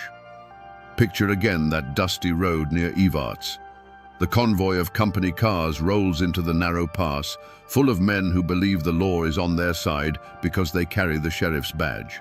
They don't know that their lives are just a down payment. Then, from the hillside, comes a single crack, sharp and clear, echoing off the rock faces. And in its echo, a hellstorm erupts. The air fills with the deep, stuttering bark of Thompson submachine guns and the sharp, scattered retort of hunting rifles. For 15 minutes, the pass is a vortex of smoke, splintered glass, and the deafening noise of a community tearing itself apart. Then, as suddenly as it began, there is silence. A silence made heavy by the sight of stalled cars, shattered windows, and still forms lying in the road. Imagine being a child in a company shack, trying to sleep. The only sound is the crickets and the wind in the pines. Then, another sound. The low rumble of a car coming slowly up the holler, a car that doesn't belong. Your mother's hand is suddenly on your shoulder, pulling you from the bed to the floorboards. You lie there, heart hammering against your ribs, smelling the damp earth beneath the house. A moment later, the night explodes. The window shatters inward, and the wall next to your bed splinters as a shotgun blast tears through the thin wood. The car speeds away, its taillights vanishing into the darkness, leaving behind the tinkle of falling glass, your mother's whispered prayers, and a fear that will never, ever leave you. The roads themselves became weapons. A union man driving home to his family would see a pair of headlights appear in his rearview mirror, growing closer, pinning him in their glare. He would grip the wheel, his knuckles white, his mind racing. Was it just a neighbor, or was it them? Every curve in the road was a potential trap. Every dark stretch of woods a place to be run off into a ditch. The county, once a home, had become a hunting ground, and the journey from the mine to your front porch was the most dangerous part of the day. And then there was the ultimate act of this calculated terror. A union organizer, Marshall Music, is driving with his family. The road ahead is clear. For a moment, it might feel like a normal day, but then the world is ripped apart by a deafening roar. The force of the blast throws the car from the road, twisting it into a barely recognizable shape of steel and smoke. In that single horrific instant, a journey is ended. A family is shattered. A 15-year-old boy's life is extinguished, not in a moment of passion or rage, but as a consequence of a line item in a corporate budget titled Strike Expenses. This was the war in Harlan. It wasn't a fight between two equal sides. It was a systematic campaign of terror, planned in boardrooms and executed by men who had sold their badges and their souls. Every scream in the night, every bullet hole in a cabin wall, every newly dug grave was a direct result of a choice made by men in suits who likely never set foot in a mine. The true horror of Bloody Harlan is not just what happened, but the chilling, deliberate reason why. When the trials finally began, they were not held in the small, compromised courthouse in Harlan. The case had been elevated to the federal level, and the coal operators and Sheriff Blair, men who were once kings in their own domain, were now defendants in a United States court. The atmosphere was electric. Miners who had once hidden from Blair's thugs now sat in the witness stand, protected by federal marshals, their faces illuminated by the flashbulbs of a curious national press. For the first time, the quiet, fearful whispers of the hollers were being entered into the official record, spoken aloud for the whole world to hear. The defendants, the powerful men of the Coal Operators Association, and their chief enforcer, J.H. Blair, sat at their tables with an air of defiant indignation. They were not accustomed to being questioned. In their eyes, this was a political circus, a witch hunt orchestrated by Roosevelt's New Deal to break the rightful power of industry. Their high-priced lawyers spun tales of defending private property against a violent, communist-inspired insurrection. They portrayed Blair not as a tyrant, but as a heroic lawman standing against anarchy. But their narrative began to crumble under the weight of the testimony. One by one, miners and their wives took the stand. With simple, halting words, they painted a devastating mural of the decade of terror. They spoke of night riding, of beatings, of houses riddled with buckshot, of the constant, gnawing fear. They presented the ledger, the cold, hard proof of a conspiracy. The trial became a battle of two realities, the operator's world of contracts and legal rights, and the miner's world of blood and survival. And yet, in a stunning blow to the government and the miners, the first trial in 1938 ended in a hung jury. The operators' immense influence, their deep connections, and their ability to cast doubt had proven just strong enough. For a moment, it seemed as if the wall of power was unbreakable. The operators walked out of the courtroom, not convicted, their smirks a final insult to the men and women who had dared to speak against them. It was a moment of profound injustice, an echo of the crooked law they had mastered for so long. But the verdict in the court of public opinion had already been delivered. The La Follette Committee's investigation and the national press coverage had exposed the rot in Harlan County to the entire nation. The operators had escaped a conviction, but they had not escaped the shame. Facing the certainty of a second, even more grueling federal trial, and with their public reputation in tatters, they finally understood that their private war was over. In 1939, after nearly a decade of bloodshed, the Harlan County Coal Operators Association did what no amount of violence could force them to do. They surrendered. They signed a contract with the United Mine Workers of America. There were no jail sentences for the masterminds, no hangman's noose for the architects of the terror. The justice served wasn't the clean, righteous verdict the miners had hoped for, but it was a victory nonetheless, won not by a gavel, but by sheer, bloody-minded endurance. The ink on the union contract was barely dry, but the war had already left ghosts that would walk the hollers for generations. For the miners and their families, the victory was real, but it was not clean. They had won a measure of dignity, a livable wage, and the right to stand together, but the cost was etched into their very souls. A piece of paper couldn't bring back a murdered son, heal the memory of a shotgun blast through a bedroom wall, or erase the years spent living in the shadow of a gun thug's menace. The men who survived the mines and the picket lines carried the war home with them.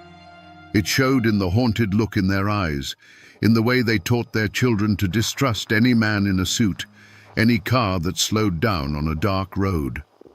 The fear, once it gets into the bones, doesn't leave. It's passed down, a bitter inheritance. Sheriff J.H. Blair and the coal operators who had funded his reign of terror never saw the inside of a prison cell. They returned to their comfortable lives, their power diminished, but their freedom intact. They had lost the war, but they had escaped justice. Blair faded from public life, but he never faded from memory. His name became a new kind of ghost, a bogeyman used by parents to frighten their children into behaving, a curse whispered in the corners of union halls for the next 50 years. The families of the deputies and gun thugs, many of whom were just local men trying to earn a paycheck, found themselves on the wrong side of a line that would never be erased. Their children grew up bearing names associated with betrayal and violence, forever marked by the choices their fathers had made. The war redrew the map of Harlan County. The lines weren't on any piece of paper. They were lines of loyalty and betrayal that ran straight through families, churches, and neighborhoods. The neighbor who had put on a deputy's badge was never fully trusted again. The store owner who had sided with the company found his business mysteriously dwindling. Friendships that had endured for a lifetime were shattered by the simple, brutal question of which side you were on. The children of union men and the children of company men went to the same schools, but they carried with them a silent, inherited animosity. Harlan County was no longer just a place. It was a memory of a war, and everyone who lived there was a veteran, whether they had carried a gun or not. Their lives were forever defined not by the peace that followed, but by the battle they had been forced to endure. You might think this war is over, a faded chapter in a history book, but you would be wrong. The story of Bloody Harlan is not history. It is a living memory etched into the very landscape of the county. Go there today and stand in that narrow pass near Evarts.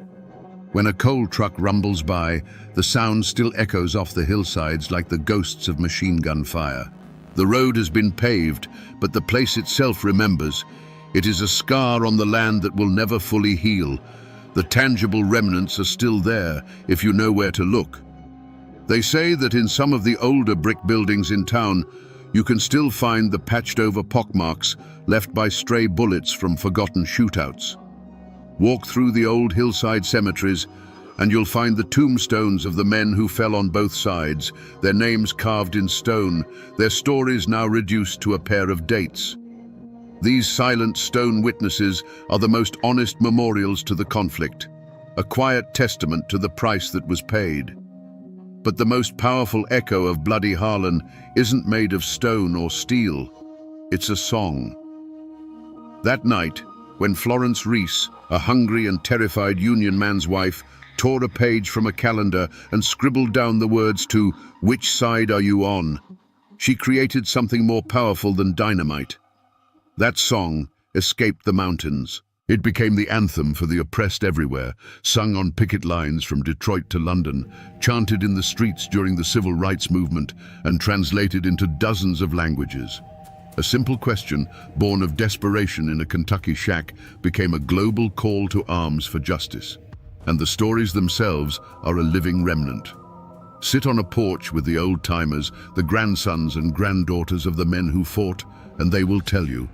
They will tell you about the night the gun thugs came, stories passed down like family heirlooms. They'll tell you that the deep-seated distrust of outsiders and authority isn't paranoia. It's a lesson learned in blood. The world moves on, calendars change, but in Harlan County, the past is never truly past.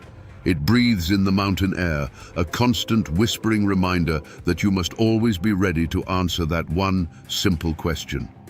And so we return to where we began, to that simple, haunting question, born of terror and hunger. Which side are you on? For a decade, the war in Harlan County was the answer. It wasn't a dispute over wages. It was a bloody 10-year war fought to decide if a man's life was worth more than a ton of coal. It was a war to determine if the law belonged to the people or if it could be bought and sold like any other commodity on the open market. This is a story not just of a crime, but of a conspiracy written in a ledger book. It's a chilling reminder of what happens when corporate greed is given a badge and a gun, when human lives are reduced to columns of profit and loss. But it is also a fierce testament to the enduring power of the human spirit when pushed to the absolute edge. The coal operators had the money, the guns, and the law. But the miners had something more powerful. They had their solidarity. And they had a song that turned their suffering into a shield, and their defiance into an anthem that would outlive all the men who tried to silence them. The guns in Harlan County are silent now. The picket lines are gone. But the story remains, a warning carried on the mountain wind. It reminds us that there are moments in history when there are no neutrals, when silence itself is a choice. And now, my friends, you know the story of Bloody Harlan. A story written in coal dust and paid for in blood that still asks every single one of us, which side are you on?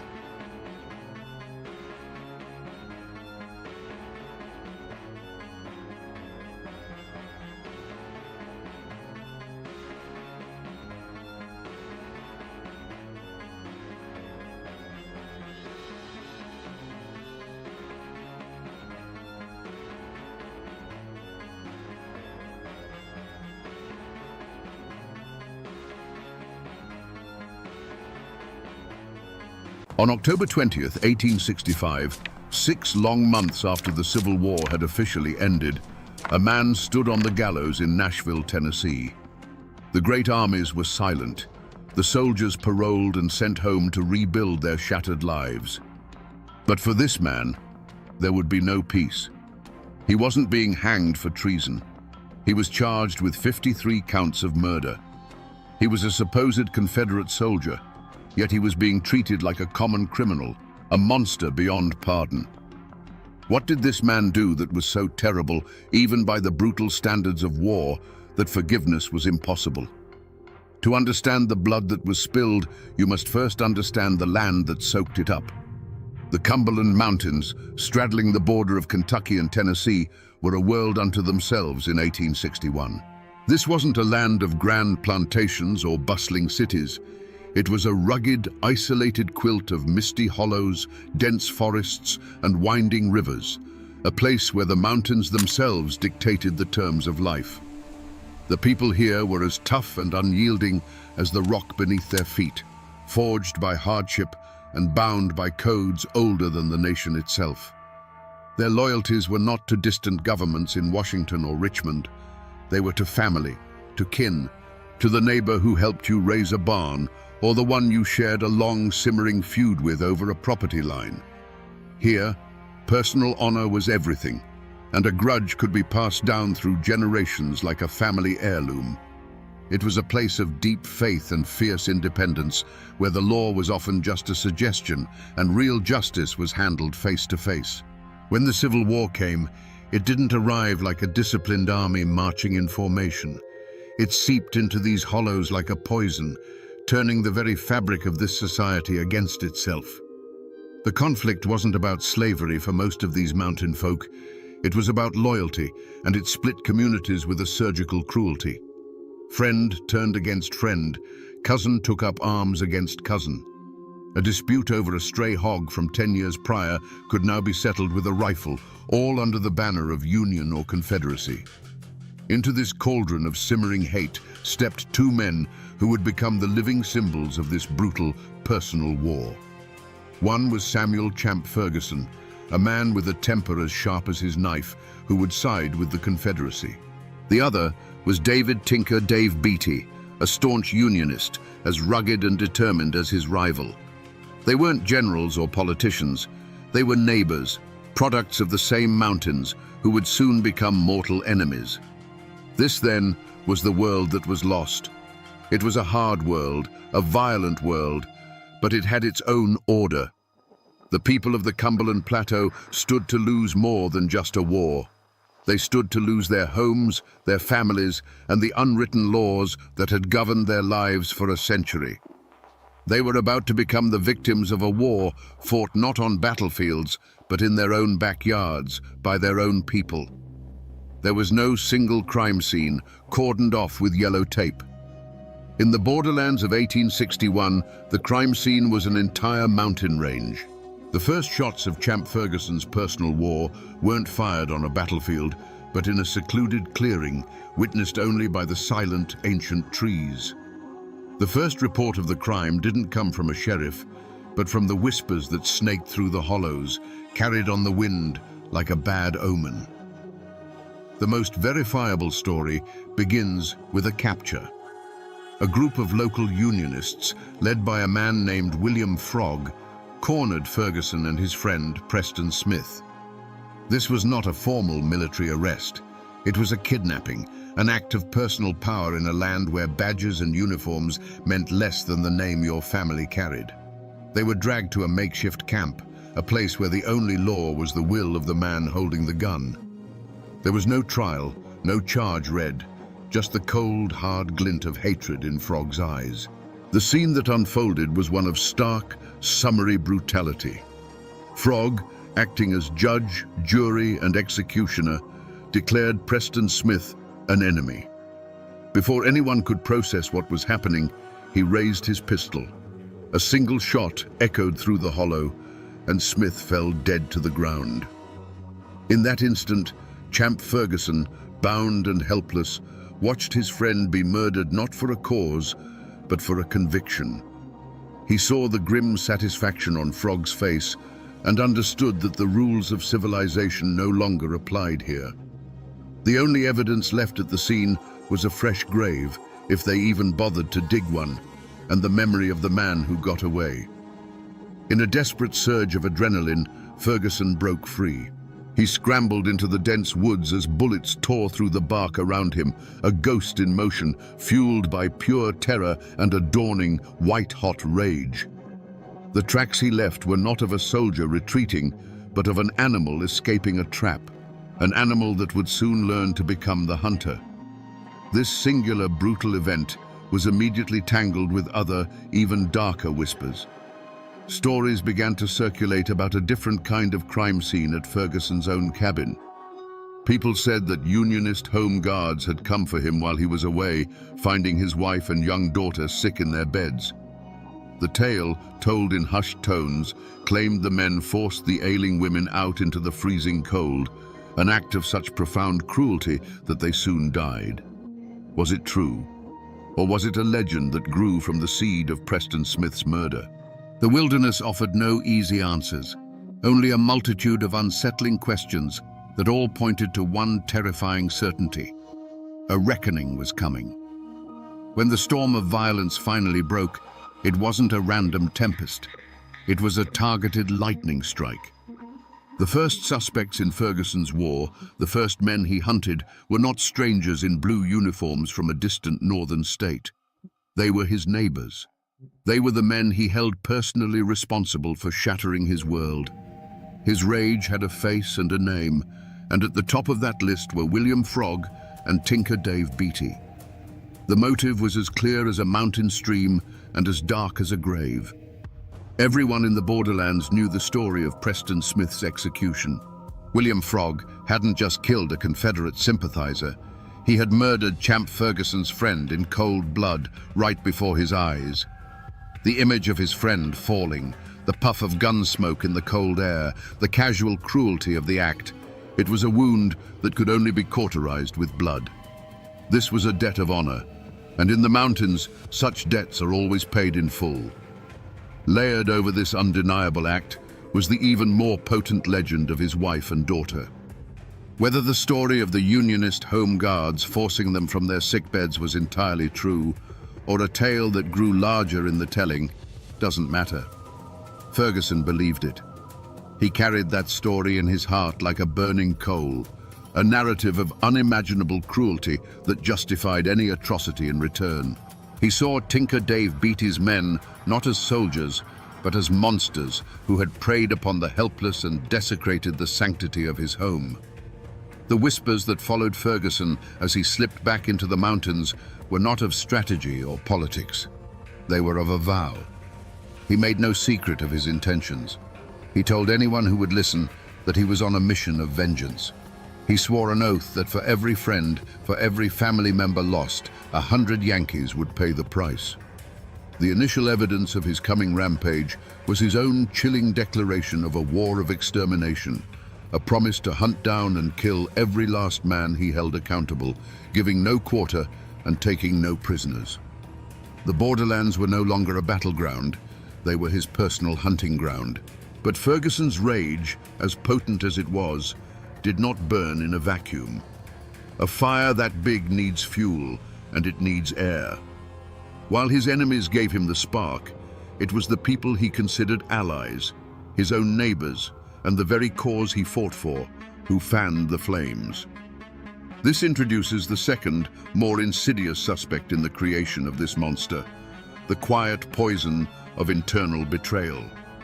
Ferguson became a weapon, but the hands that aimed him often belonged to his friends. No one suspected the motives of the Confederate-leaning families who offered him shelter, food, and information. They were seen as patriots supporting a local hero. But beneath the surface, older, more personal currents were at play. A long-standing land dispute, a family insult from a generation ago, simple jealousy. These were the true motives that often guided Ferguson's hand. A farmer would ride to his camp, not with news of troop movements, but with a whisper that his Unionist neighbor, the one who owned the fertile bottomland he'd always coveted, was a dangerous bushwhacker. When re-examined, the pattern of his killings suggests a darker truth. Why was Elam Huddleston, a sickly old man, a priority for execution? Because someone in the community declared him a very bad man. Ferguson, consumed by his own mission of vengeance, was the perfect tool. He didn't need much proof. A pointed finger from a supposed ally was enough. He became the physical manifestation of his community's petty hatreds, settling their private scores under the public banner of the Confederacy, perhaps without even realizing he was being used. This betrayal extended all the way to the top. The Confederate government in Richmond was happy to have men like Ferguson terrorizing the Unionist population, disrupting supply lines and tying down troops. They gave him legitimacy, a captain's commission, a flag to fly. But it was a relationship of convenience. They wanted the chaos he created, but they kept him at arm's length, officially disavowing his most brutal tactics. They betrayed the very guerrilla fighters they empowered, using them for the war's dirtiest work and leaving them to face the consequences alone. Ferguson thought he was a soldier, but to many on his own side, he was just a rabid dog, to be unleashed on their enemies and put down when he was no longer useful. But beyond the personal hatreds that festered in the mountain hollows, a larger, more impersonal storm was gathering. This threat came from outside the tight-knit world of the borderlands, an organized force that saw these hills not as a collection of homes and families, but as a strategic chessboard. This was the formal war machine of the United States and the Confederacy, and its arrival would pour gasoline on the fires of local feuds. To the Union High Command in Nashville and Washington, Champ Ferguson was not a grieving husband or a man avenging a friend. He was simply a problem to be solved, an infection of rebellion in a strategically important region. Their motive was cold, calculated, and entirely impersonal. Pacify the area, protect Union supply lines, and eliminate all irregular resistance. They sent patrols of uniformed soldiers, men who didn't know the local families or their histories. To these outsiders, a man plowing his field could be a farmer or a guerrilla fighter in disguise. They often couldn't tell the difference, and their harsh methods bred even more resentment. From the other direction, the Confederate leadership applied its own external pressure. They saw in Champ Ferguson not a man, but a weapon. His personal vendetta was a useful tool for terrorizing Unionist sympathizers and disrupting federal operations, all at little cost to the formal Confederate Army. They gave him a captain's commission, a thin veneer of legitimacy for his bloody work. Men like General John C. Breckinridge were happy to use Ferguson's savage band of riders for a specific military objective, like the attack on Saltville, and then look the other way when the butchery began. Ferguson was their asset, a wild dog they could point in the right direction, whose savagery served their larger, impersonal goals. The presence of these organized armies created a new climate of fear, squeezing the people of the mountains in a terrible vice. Suddenly, strange men in uniform were a common sight on the winding roads, carrying an air of official, indifferent menace. They brought with them a different kind of violence, organized, efficient, and absolute. The personal war of neighbor against neighbor was now caught up in a national conflict, escalating the stakes beyond anything the locals could have imagined. This external pressure crushed the old rules of the mountains, leaving a vacuum where only the most brutal could thrive. The hunt for Champ Ferguson began in earnest, a desperate attempt to cage the monster that had been unleashed. The primary hunter was his arch-nemesis, Tinker Dave Beatty, a man who knew the mountains as well as Ferguson did. He was joined by patrols of Union cavalry, professional soldiers sent to bring order to a land that had never known it. They had a clear target and a righteous cause.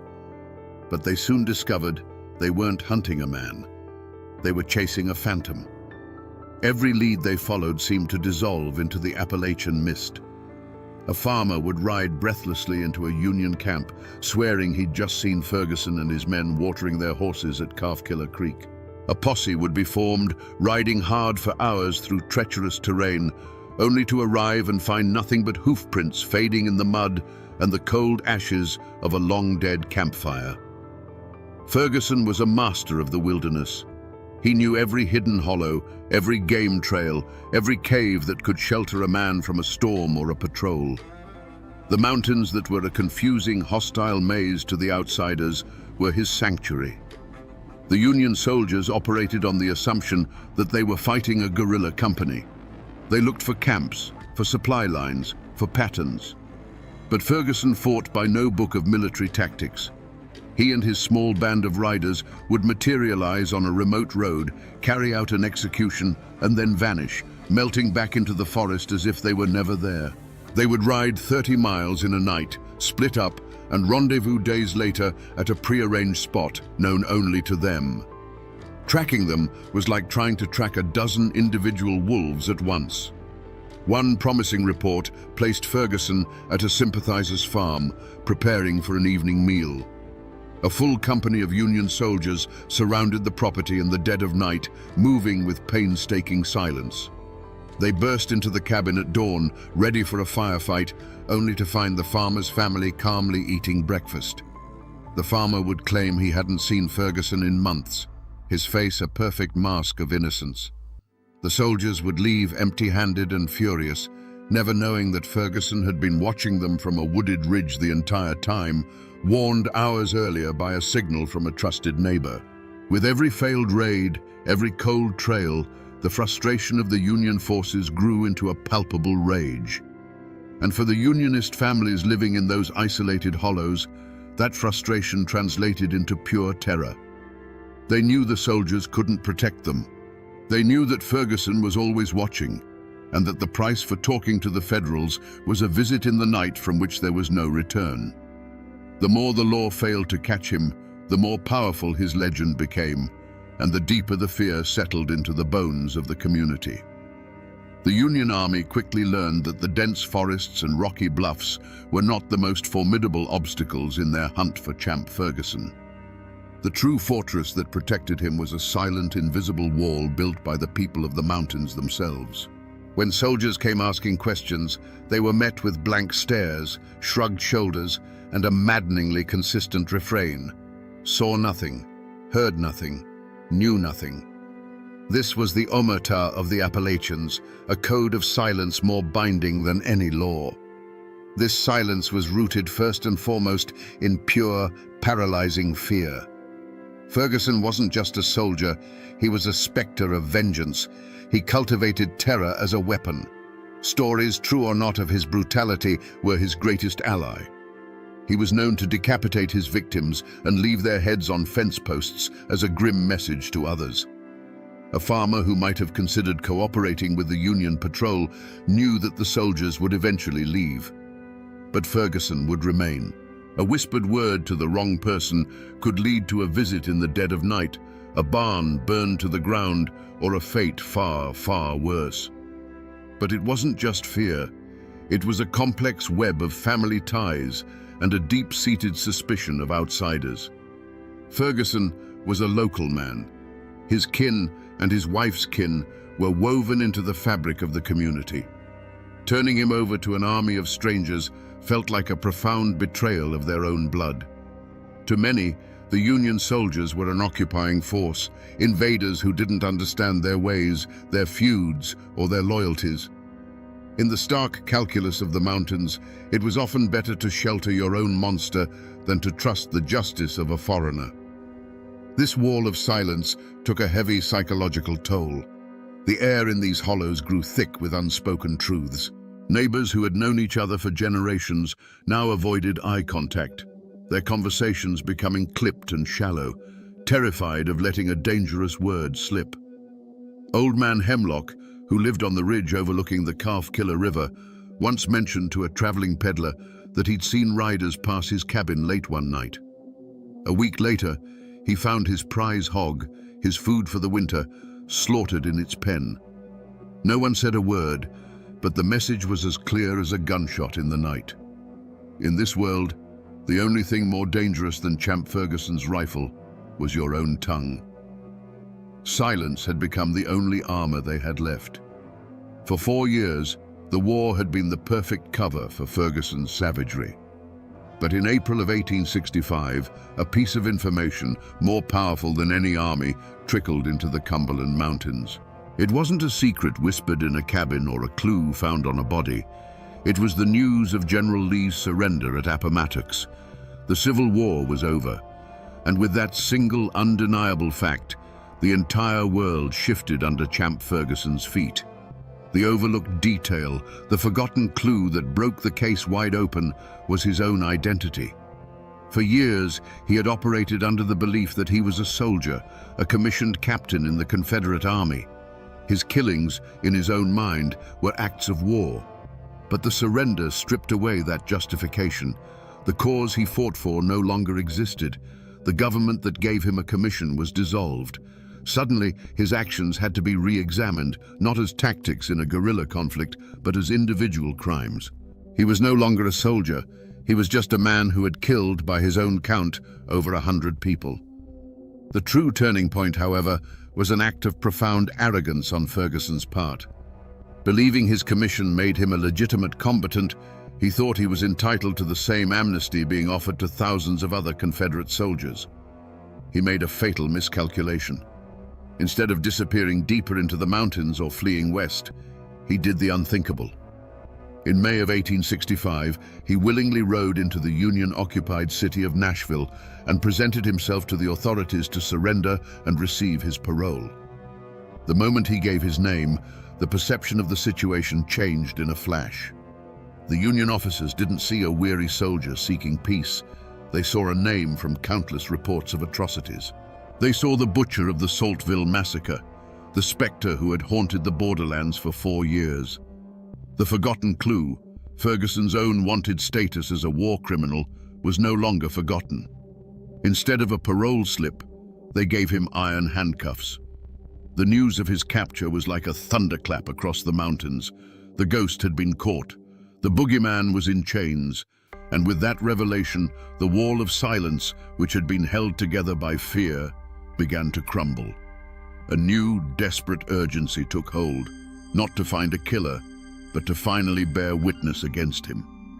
The stories that had been buried in the dark soil of the Cumberlands for 4 long years were about to be unearthed. The climax of Champ Ferguson's story did not happen in a bloody mountain skirmish, but in the suffocating stillness of a Nashville courtroom in the autumn of 1865. The Phantom of the Cumberlands was finally caged, a physically imposing figure in the witness box, but his legend was about to be systematically dismantled, not by bullets, but by words. The central mystery was finally being addressed. Was this man a soldier, twisted by the horrors of war, or was he something else entirely? The trial would unmask him. The prosecution built its case brick by bloody brick. One by one, witnesses took the stand, widows, orphans, old men who had survived by some miracle. They didn't speak of battles or military objectives. They spoke of ambushes on lonely roads, of men shot down while pleading for their lives, of executions carried out with a terrifying calmness. They described Ferguson personally killing the sickly, bedridden Lieutenant Smith in a field hospital, dragging him from his cot and shooting him in the head. This wasn't war, it was murder. Then came the testimony that shocked a nation already numb to the horrors of the conflict. The Saltville massacre. Eyewitnesses, including Confederate officers, described the scene after the battle. They told the court how Ferguson and his men rode onto the field, ignoring the rules of surrender, and began a 2-day orgy of slaughter. They recounted watching him personally execute dozens of wounded and captured black soldiers from the 5th U.S. Colored cavalry, shooting them in their hospital beds and hunting them down in the woods. This act was so barbaric, it went beyond vengeance or military necessity. It was an act of pure, unadulterated hatred. But the final, definitive unmasking came from the mouth of Champ Ferguson himself. He took the stand, not with remorse, but with a chilling, defiant pride. He admitted to everything. He calmly confirmed the killings, one after another. His defense was simple and horrifying. He was a soldier, and these men were the enemy. When asked about killing the sick Lieutenant Smith, Ferguson coolly replied, "He was a bad soldier, and I wanted to get him out of the way." In that moment, the mask was gone forever. The journal, the letter, the forgotten clue, it was his own testimony. His motive was laid bare, and it was far darker than simple revenge. Vengeance may have been the spark, but the fire was fueled by something else, a cold, methodical enjoyment of power and death. He had appointed himself the ultimate arbiter of life and death in the mountains. The war had not created a monster. It had simply given a monster the perfect opportunity to flourish. The man in the witness box was not a soldier. He was a killer who had found his calling. Now that we know the verdict of the court, we can finally reconstruct the truth of those 4 terrifying years. We can push aside the rumors and legends and piece together the events, not as a soldier would tell them, but as the mountains themselves must remember them. For 4 years, the sound of a lone rider in the distance was enough to make a mother pull her children inside and bolt the door. A dog's frantic barking that was suddenly cut short was a sound that chilled the blood. Imagine a small, makeshift hospital, a place of supposed sanctuary where wounded Union men lay shivering with fever and pain. Their war was over. The doors burst open, not with medics, but with Ferguson and his men.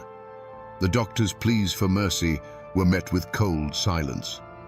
Then came the sounds, a series of muffled, ugly pops, one after another, each one followed by a final groan that was quickly silenced. A young lieutenant, sick with measles and no threat to anyone, was pulled from his cot. His bare feet scraped against the rough floorboards. Another sharp report echoed in the small room, followed by the heavy, final sound of a body hitting the floor. When the raiders left, an unnatural stillness filled the space, a silence more terrifying than any scream. Picture the scene at Saltville, Virginia. The formal battle was over.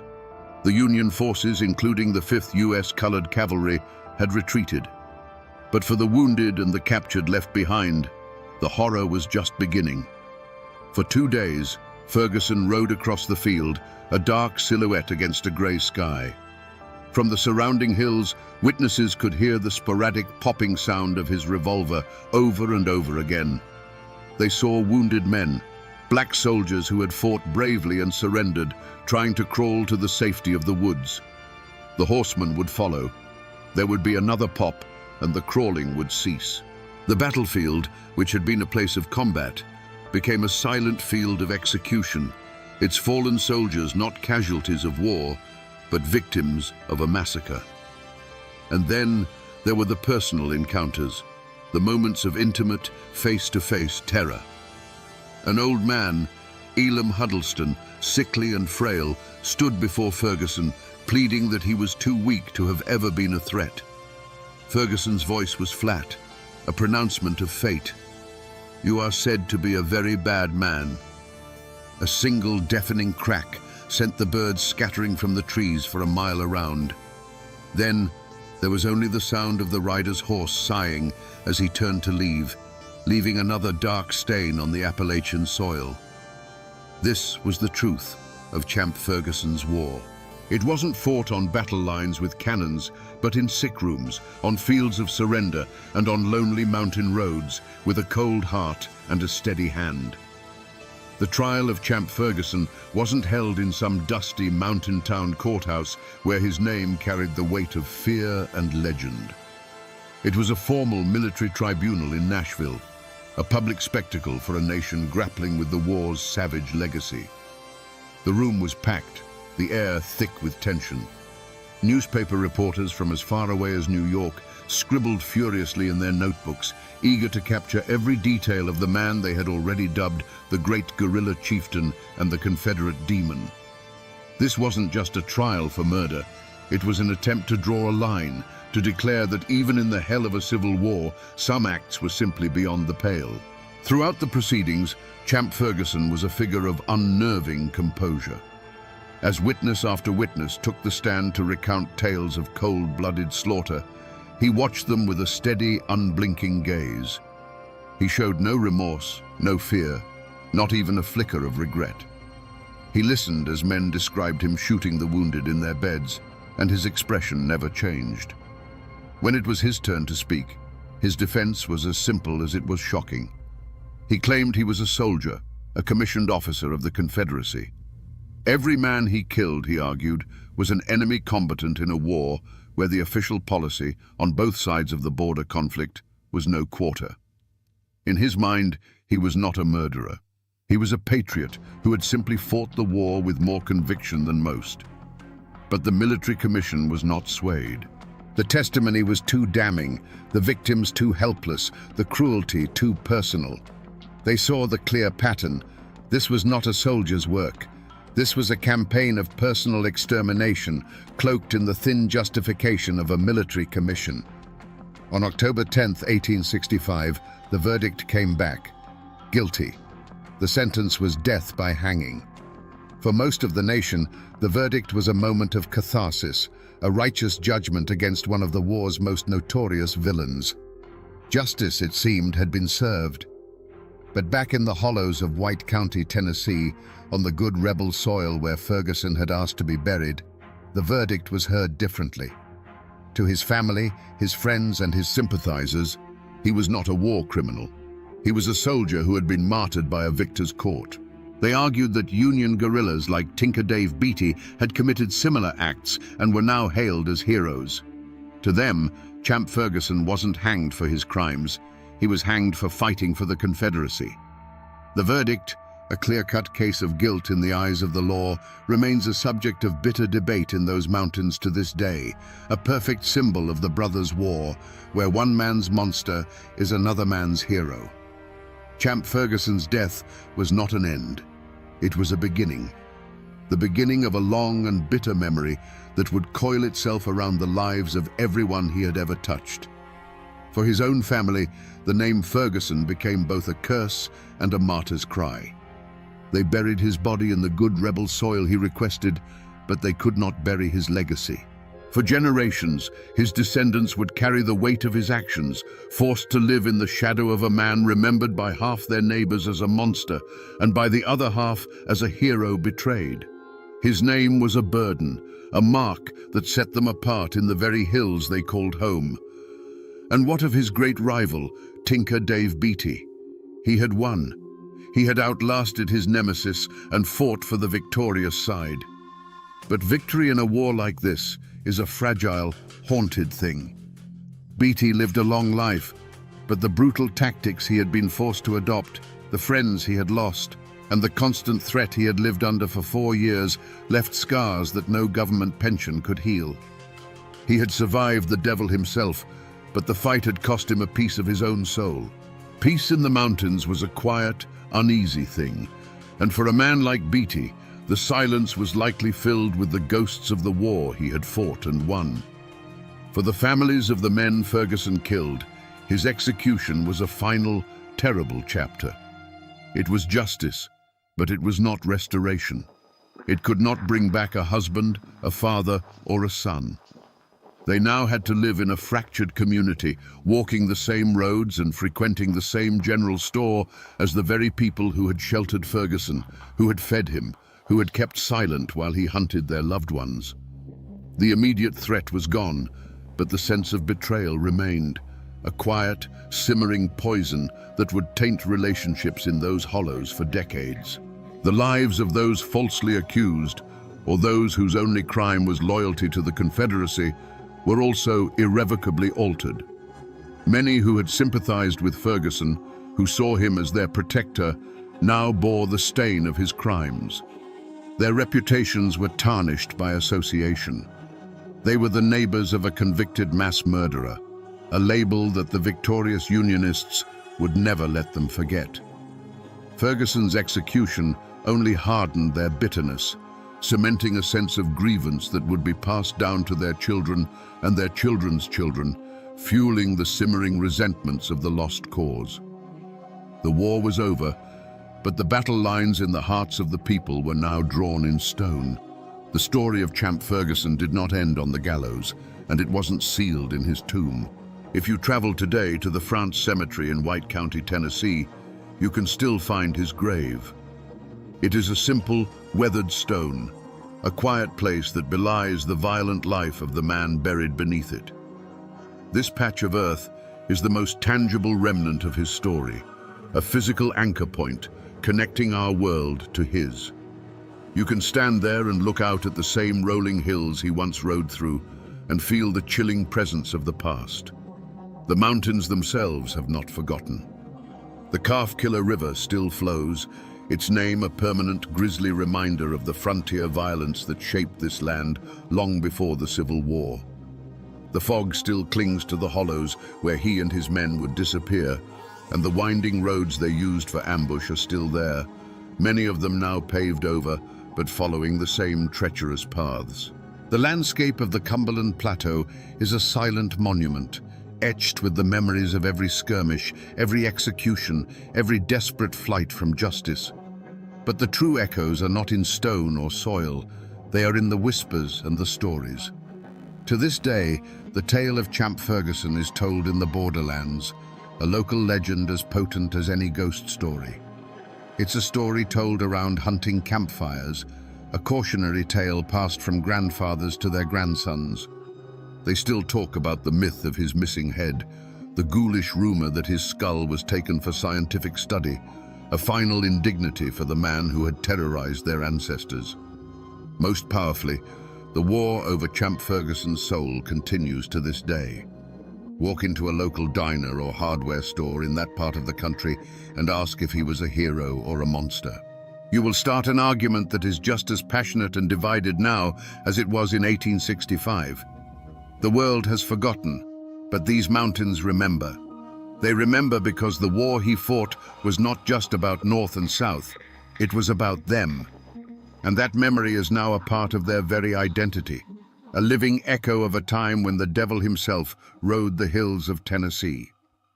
So we return to where we began, to a man on a gallows in Nashville, long after the cannons of the Civil War had fallen silent. We asked what this man could have done that was so terrible, even by the standards of that brutal conflict, that he alone could not be forgiven. And now we have the answer. It wasn't that he killed, for the war had made killers of thousands. It was that he savored it.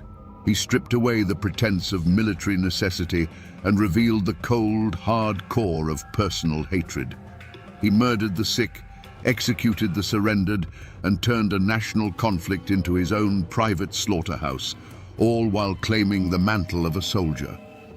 Forgiveness was impossible because Champ Ferguson forced a nation exhausted by death to look at his work and finally draw a line between the horrors of war and the acts of a monster. This is a story, then, not just of a single violent man, but of a timeless and terrifying truth. It is a warning of what happens when the poison of personal vengeance is given the legitimacy of a flag and a uniform. It shows how the grand, abstract ideals of a nation at war can be twisted to justify the most intimate and brutal acts of neighbor against neighbor. And it is a profound lesson in the power of silence, how a community bound by fear and a complex code of loyalty can become the soil in which such evil is allowed to take root and grow, unchecked, until it consumes everything. The war is over. The men who fought it are long gone. But the ghost of Champ Ferguson and the questions his life demands of us still haunt those misty Appalachian hollows. He reminds us that the most dangerous battleground is not in a field or a fortress, but in the human heart, where the lines between soldier and murderer, justice and revenge, can blur and then vanish with terrifying ease. And now, my friends, you know the rest of the story, or at least as much of it as the court records and old tales are willing to give up. The rest belongs to the mountains.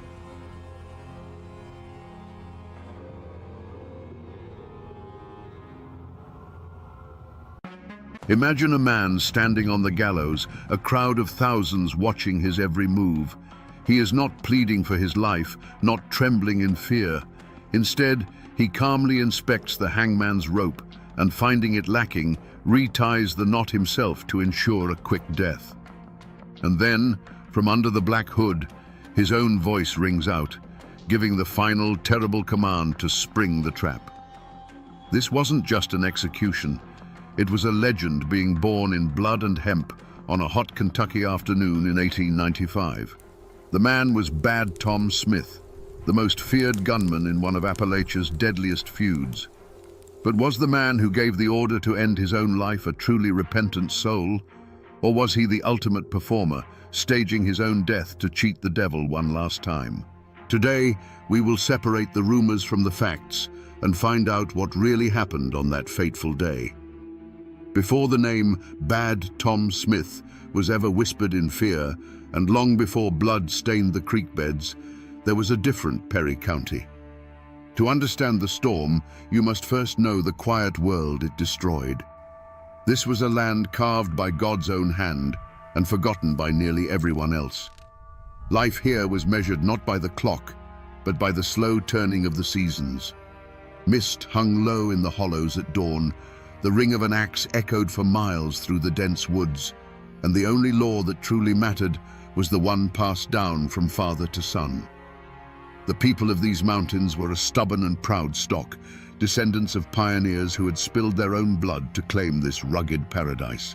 The Civil War had left scars deeper than any ravine, splitting families and neighbors into Union and Confederate camps, wounds that refused to heal a generation later. A man's loyalty wasn't to some far-off government, but to his kin, to his clan. Justice was a personal affair, and an insult to one's family was a debt that would one day be paid in full. They worked the land, hunted for their meat, and asked for little more than to be left alone. At the center of this world, like a great old oak, stood Colonel Fulton French. A Confederate veteran with a commanding presence, he was the patriarch of the old ways. He controlled the timber, and in doing so, he controlled the livelihoods of hundreds of men. He was a man of immense personal loyalty, respected by his allies and feared by his enemies.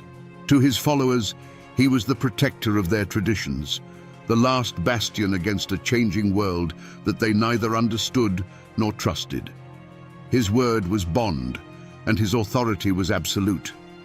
But a new wind was blowing through the mountains, and its name was Joseph C. Eversole. A sharp-witted lawyer and a Union man, Eversole saw a different future for Perry County. He didn't see an isolated kingdom to be preserved. He saw untapped wealth.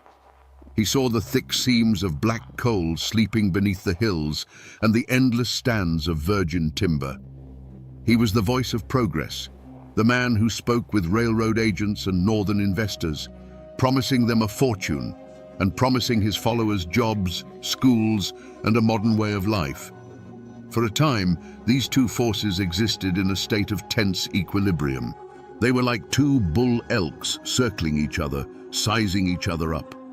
The conflict played out not yet with rifles, but in courthouse elections, in land deeds, and in whispered arguments at the general store.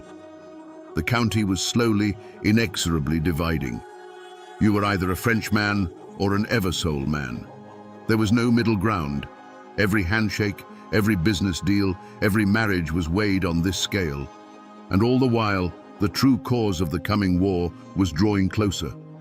It came in the form of men with strange accents carrying surveying equipment, marking lines on trees that had stood for 1,000 years. It came in the form of legal papers covered in fine print that local farmers couldn't read.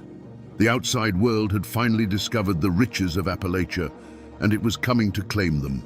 Little did they know that the modern world would not just be knocking at their door, it would be kicking it down, and the fire it started would consume them all.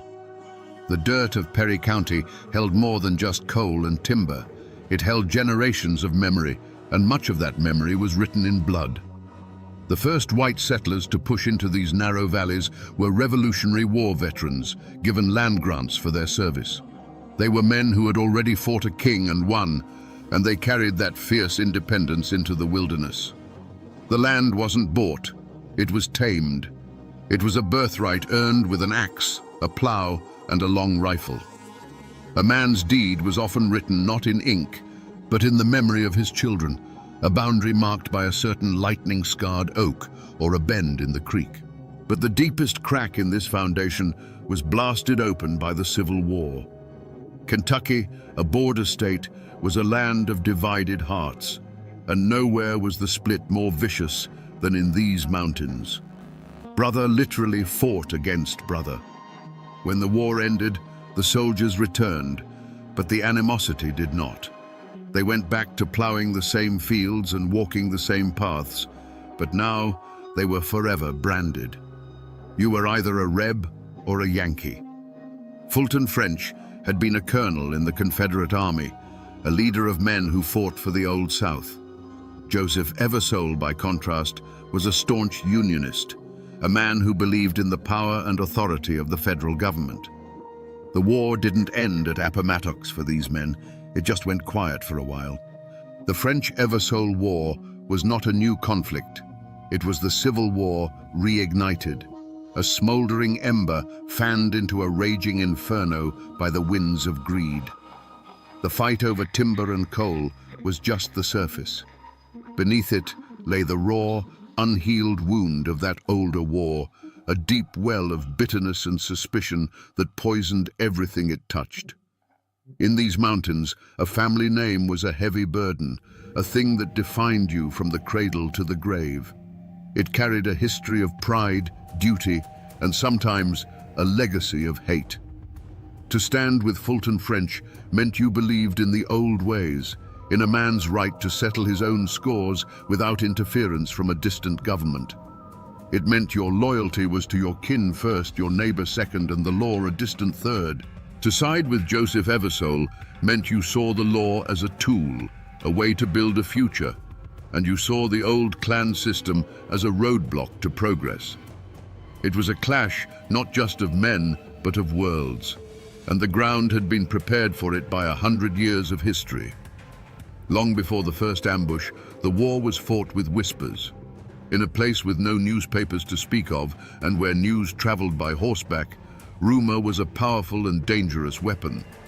The front porch of the general store, the smoky interior of the blacksmith shop, the churchyard after Sunday service, these were the battlefields. Every land sale, every new hire at the timber mill, every drunken brawl was picked apart and analyzed. Was he one of ours or one of theirs? A simple greeting could be mistaken for a threat, and a cold shoulder could be seen as a declaration of war. Into this poisoned atmosphere stepped the enforcers, the men who turned whispers into action. For Fulton French, that man was Tom Smith. Smith wasn't just a supporter, he was the physical embodiment of French's will. With eyes as cold as a mountain stream in winter and a reputation for being able to shoot the eye out of a squirrel at 100 yards, his presence was enough to intimidate jurors and silence witnesses.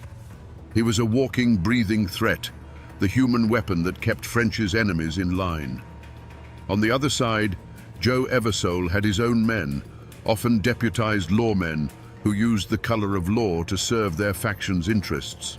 The county sheriff himself, a man beholden to Eversole, became a piece on the chessboard, his badge used to harass French's allies and protect Eversole's. The tension had already boiled over in smaller, uglier ways. Just a year before the killing started in earnest, there had been a bitter election for county judge. It was a contest of threats and bribes, not policies. Men loyal to French stood outside polling places, their rifles held casually but with clear intent. Votes were bought with moonshine and promises of work. When the Eversole-backed candidate won by a narrow margin, the French faction declared it stolen. A fistfight on the courthouse steps escalated until pistols were drawn, and only the intervention of cooler heads prevented a massacre right then and there. The incident was smoothed over, but the wound festered. This climate turned everyday disagreements into deadly feuds. A dispute over a line fence between two farmers became a proxy war for the entire county. One farmer was a Frenchman, the other an Eversole man. Soon, the rumor spread that one had deliberately poisoned the other's livestock. Then came the story of a barn being set on fire in the dead of night. There was no proof, only suspicion. But in the paranoid hollows of Perry County, suspicion was as good as a conviction. Friends stopped speaking, families split, and the entire community began to look at their neighbors not as people they'd known their whole lives, but as potential enemies in a war that everyone felt was coming. In the months leading up to the first killing, a deep sense of dread settled over the county, a feeling as thick and suffocating as the summer fog.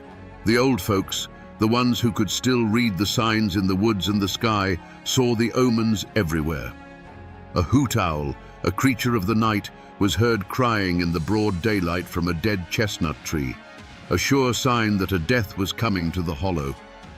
The women whispered of dreams of muddy water and of snakes coiled in their path. The mountains themselves seemed to be holding their breath, the familiar sounds of the forest replaced by an unnatural quiet, as if all of creation was waiting for the first crack of a rifle. The human omens soon followed. Strangers began to appear in Hazard, men in city clothes with hard eyes who looked as out of place as a preacher in a saloon. They were hired guns, detectives from the Pinkerton Agency, brought in by Eversole's faction to protect their business interests and intimidate their rivals. They didn't operate by the Mountain Code of Honor. They operated for cash. They carried new, repeating rifles and spoke in cold, clipped tones. Their arrival was a clear signal. This was no longer a local dispute. The power of outside money and industry had now thrown its weight into the fight, and it had brought its own professional killers. This changing tide was felt most deeply by the women. They saw it in the faces of their husbands and sons. They saw the way their men would stop talking when they entered a room. They noticed the extra care being taken to clean a rifle that was already spotless, the quiet stockpiling of ammunition. There was a new tension in the air, a grim purposefulness that had replaced the old simmering anger. A premonition of dread, cold and sharp as a knife's edge, ran through every household. The time for threats and posturing was over. The omens had all been given. The only thing left was for the first shot to be fired. The simmering hatred finally boiled over in the summer of 1887. The spark that lit the fuse was not a land dispute or a drunken brawl, but a calculated public assassination designed to cripple the Eversole faction at its heart. The target was Nicholas "Goose" Combs, the Perry County Circuit Court clerk and a key lieutenant, as well as a kinsman to Joe Eversole. Combs was the man who controlled the official paperwork, the legal machinery of the county. Killing him wasn't just murder, it was an act of political terrorism. It happened in broad daylight, right on the courthouse square in Hazard. As Combs left the building, a volley of rifle fire erupted from a nearby building. Men from the French faction had laid in wait, turning the seat of county justice into a killing ground. Combs was hit multiple times, falling to the dusty street as townspeople ran for cover in a panic. The assassins made no attempt to hide their faces. This was a message delivered in smoke and lead for all to see. They were declaring that Eversole's legal authority was meaningless, and that the only law that mattered now grew from the barrel of a gun. When the news reached Joe Eversole, any hope for a peaceful resolution died with his kinsman. The grief was immediate, but it quickly hardened into a cold, diamond-hard resolve. This was a direct challenge to his power, his family, and his life. To let it go unanswered would be a sign of weakness that would finish him in the mountains. He would not back down. He would meet fire with fire, blood with blood. The law had failed to protect his man. Now he would rely on his own form of justice. The county fractured overnight. Warrants were issued for the known assassins, but they were worthless pieces of paper. The killers simply melted back into the hollows, protected by Fulton French and his clan. Men who had once gone to town with only a pocket knife now openly carried Winchester rifles. The roads became unsafe, travel between hollows a dangerous gamble. Neighbors who had shared corn liquor now stared at each other over rifle sights. The time for whispers was over. The first drops of blood had been spilled on the courthouse steps, and it was a promise of the river that was to come. A line had been crossed from which there was no retreat. From that moment on, the war was open and declared. The ancient mountain code had taken over completely. An eye for an eye, a life for a life. And Joe Eversole now had a debt to collect. For over a year, the war raged, a series of brutal skirmishes and back-alley assassinations. Joe Eversole, now a hunted man, rarely traveled without a contingent of armed guards. But in the mountains, no man is ever truly safe. On May the 4th, 1888, Eversole made a fateful journey, riding with several of his men along a narrow trail that snaked beside a creek. It was a place where the rhododendron grew so thick it could swallow a man whole, a place perfectly designed for an ambush. The sun was warm, the birds were singing, and for a fleeting moment, it might have felt like peace. But shadows were watching from the ridge above. Without warning, the quiet afternoon exploded in a symphony of death. A single heavy rifle crack echoed from the hillside, sharp and final. Eversole's horse reared violently as its rider was jolted backward in the saddle, his body suddenly limp. Before his guards could even process what had happened, a second volley of gunfire tore through their ranks. It was a perfectly executed trap. The assassins were invisible, hidden behind rocks and trees, firing down into the trail with murderous precision. The air, once filled with the scent of pine and damp earth, now tasted of gunpowder and finality. One of Eversole's men, a man named Allen, saw his leader pitch forward and fall from his horse, landing in the shallow waters of the creek. The fight was over before it had even begun. The surviving guards returned a panicked, useless fire into the dense woods, their bullets thudding harmlessly into tree trunks. They were firing at ghosts. The men on the ridge held their fire, their work done. They had struck the head of the snake. Joe Eversole, the lawyer, the politician, the man who dreamed of a new Appalachia, lay still in the very land he had fought so hard to control. Among the shadows on that ridge, one man's name would be whispered above all others. While many rifles had fired, the first shot, the one that found its mark with such deadly accuracy, was said to have come from the Winchester of Tom Smith. He was not just a participant. He was the tip of the spear, the instrument of Fulton French's vengeance. He had become the living embodiment of the feud's brutality, a man whose name was now synonymous with death itself. The most chilling image from that day was not one of violence, but of its aftermath. When the gun smoke cleared and the assassins had melted back into the wilderness, all that remained was the unnatural silence. A riderless horse, eyes wide with terror, galloped back towards Hazard, its empty saddle telling the entire story. The surviving guards, stunned and broken, gathered what was left of their leader and began the slow, grim journey back to town, carrying the news that would plunge the entire county into a new level of darkness. The word spread like a fever. They got Joe. Eversole is dead. The news traveled from cabin to cabin, a shockwave of fear and grim satisfaction. For the Eversole faction, it was a devastating blow, a loss that seemed to signal the end of their cause. For the French faction, it was a triumphant victory, a reassertion of the old mountain law. But for the state of Kentucky, it was the final straw. This was no longer a local feud. It was an open insurrection. The assassination of a prominent political figure in broad daylight could not be ignored. The governor called out the state militia, and the full weight of the law began its slow, grinding turn towards Perry County. And at the top of their list of wanted men, circled in red, was the name of the man who they believed had pulled the trigger: Bad Tom Smith. To understand what went through Tom Smith's mind as he lay on that ridge, you must first throw away every modern notion of law and justice. In his world, Joe Eversole was not a fellow citizen with a different political opinion. He was a foreign invader. Eversole was the face of the slick-talking lawyers who used indecipherable documents to steal land from men who could only sign their name with an X. He was the agent of the coal companies that would tear the tops off their sacred mountains and turn their clean creeks black with slag. In the twisted logic of the feud, killing Joe Eversole wasn't murder. It was an act of war, the righteous removal of a mortal threat to his entire way of life. The switch didn't flip for Tom Smith in a moment of white-hot rage.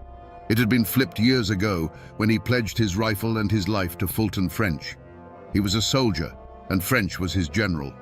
His internal monologue wasn't one of hatred, but of cold, grim duty. As he watched Eversole ride into the kill zone, there was no emotional storm. There was only the calm, practiced focus of a master hunter. The wind, the distance, the lead on a moving target, these were the things that occupied his mind. He was an instrument of the clan's will, and in that moment, as he slowly squeezed the trigger, he felt a sense of profound purpose. He was correcting an imbalance, restoring the natural order of the mountains with a single, perfectly placed shot. After the deed was done, there was no rush of guilt, no haunting remorse. There was only the metallic taste of triumph. He had done his job.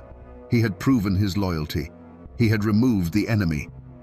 For a fleeting moment, lying there in the woods as the echoes of the rifles faded, he might have felt a deep, chilling satisfaction. But that feeling would have been quickly replaced by something else, the cold, pragmatic reality of survival. He was now the most wanted man in Kentucky. His old life was over. He was a ghost, a phantom who would have to live in the deepest shadows of the mountains he had just fought to defend. The satisfaction of the kill was gone, replaced by the grim calculation of the hunted. And that, in its own way, is the most terrifying thing of all, not a man who kills in a fit of passion, but one who does so as a matter of principle and then calmly deals with the consequences. When the body of Joe Eversole was carried back into Hazard, laid across a horse like a freshly killed deer, a deathly quiet fell over the town. There were no cries of outrage, no shouts for vengeance, just a deep, collective intake of breath. It was the silence of shock, the silence of a people who knew that a final line had been crossed and that the world they had known was gone forever. The gaping wound in Eversole's body was a wound in the heart of the community itself, a tear in the fabric of their lives that could never be mended. For the surviving members of the Eversole faction, grief was a luxury they could not afford. Their leader was gone, but their fight was not. His death did not break them. It forged them into something harder and more ruthless. Vengeance became their new creed. They no longer spoke of progress or the law. They spoke of blood for blood. They organized, armed themselves, and began their own patrols, their eyes burning with a cold fire. They were no longer just a political faction. They were a hunting party, and they had only one prey in mind. But their prey was a ghost. In the immediate aftermath of the ambush, Tom Smith vanished. The mountains that had been his cradle and his home now became his sanctuary. He knew every hidden path, every forgotten cave, every dense thicket where a man could disappear. He moved like a shadow through the deep woods, supported by a network of French loyalists who saw him not as a murderer, but as a hero. They left food for him under designated rocks, passed whispered messages through their children, and met any questions from outsiders with a blank stare and a shrug. Tom Smith was everywhere and nowhere, his legend growing with every failed attempt to find him. The news of Eversole's assassination reached the state capital in Frankfurt like a thunderclap. The governor, tired of the endless headlines about the dark and bloody ground, had finally had enough. This was no longer a county matter. It was an act of open rebellion against the Commonwealth of Kentucky. He called up the state militia. Within weeks, men in crisp blue uniforms, armed with modern rifles and the full authority of the state, arrived in Hazard. They were an occupying army, outsiders who understood nothing of the tangled web of kinship and loyalty that defined the mountains. They were there with a single purpose: to crush the feud and capture the man who symbolized its savagery. The official hunt began. A warrant was issued for the arrest of Tom Smith for the murder of Joe Eversole. His name and description were printed on wanted posters, promising a substantial reward for his capture, dead or alive. These posters were nailed to courthouse doors, general store walls, and any tree big enough to hold one. A price was put on his head, turning loyalty into a commodity and friendship into a potential betrayal. The manhunt wasn't just a legal procedure. It was a declaration of war by the state against the old mountain code, and Bad Tom Smith was now the most famous outlaw in Kentucky. The murder of Joe Eversole was like a boulder dropped into a still pond, and the ripples of fear and hatred spread to every corner of Perry County. The community didn't just fracture, it shattered. The general store, once a place for idle gossip and checker games, became a tense, silent space where men from opposing factions would stand on opposite sides of the room, their hands never straying far from the pistols tucked in their belts. Even the church, the one place that was supposed to unite them, was split down the middle. Families who had worshipped together for generations now sat on opposite sides of the aisle, praying to the same God for the destruction of their neighbors. When the state militia arrived, they expected to find a populace eager for justice. Instead, they hit a wall of silence, a conspiracy of fear as solid and impenetrable as the mountains themselves. These lawmen were outsiders, foreigners, and the mountain people closed ranks against them. Men who had surely seen Tom Smith and the other assassins heading towards the creek that day suddenly developed convenient lapses of memory. Farmers who knew the secret paths through the woods would give the soldiers intentionally bad directions, sending them on useless chases into impassable thickets. This silence wasn't born of loyalty alone. It was cultivated by terror. Everyone knew the reach of Fulton French and his clan. To be seen talking to a militiaman was to mark yourself as a traitor. It meant risking your hay barn being burned in the dead of night, your livestock being found dead in the field, or worse. The fear was a physical presence, a cold knot in the stomach of every man and woman who knew a piece of the truth but was too terrified to speak it. They were caught between the distant threat of the law and the immediate personal threat of their neighbors. Yet, even in this poisoned atmosphere, there were small, quiet acts of courage.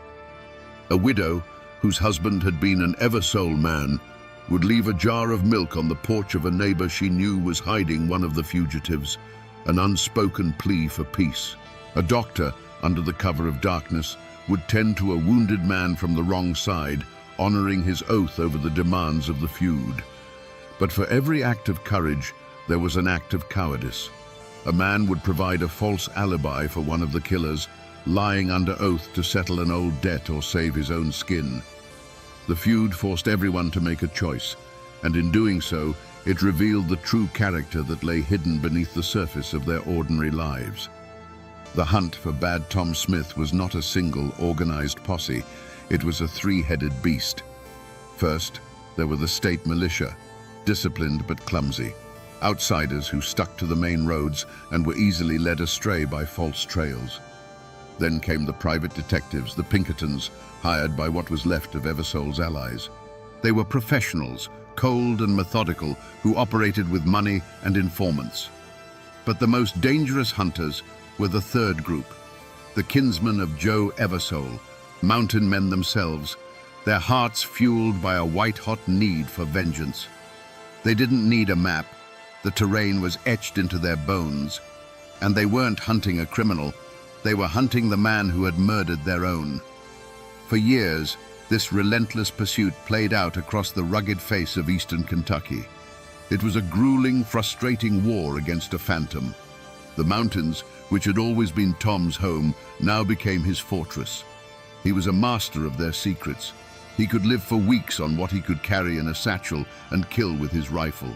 He slept in rock shelters, where panthers once denned and drank from springs known only to the oldest hunters.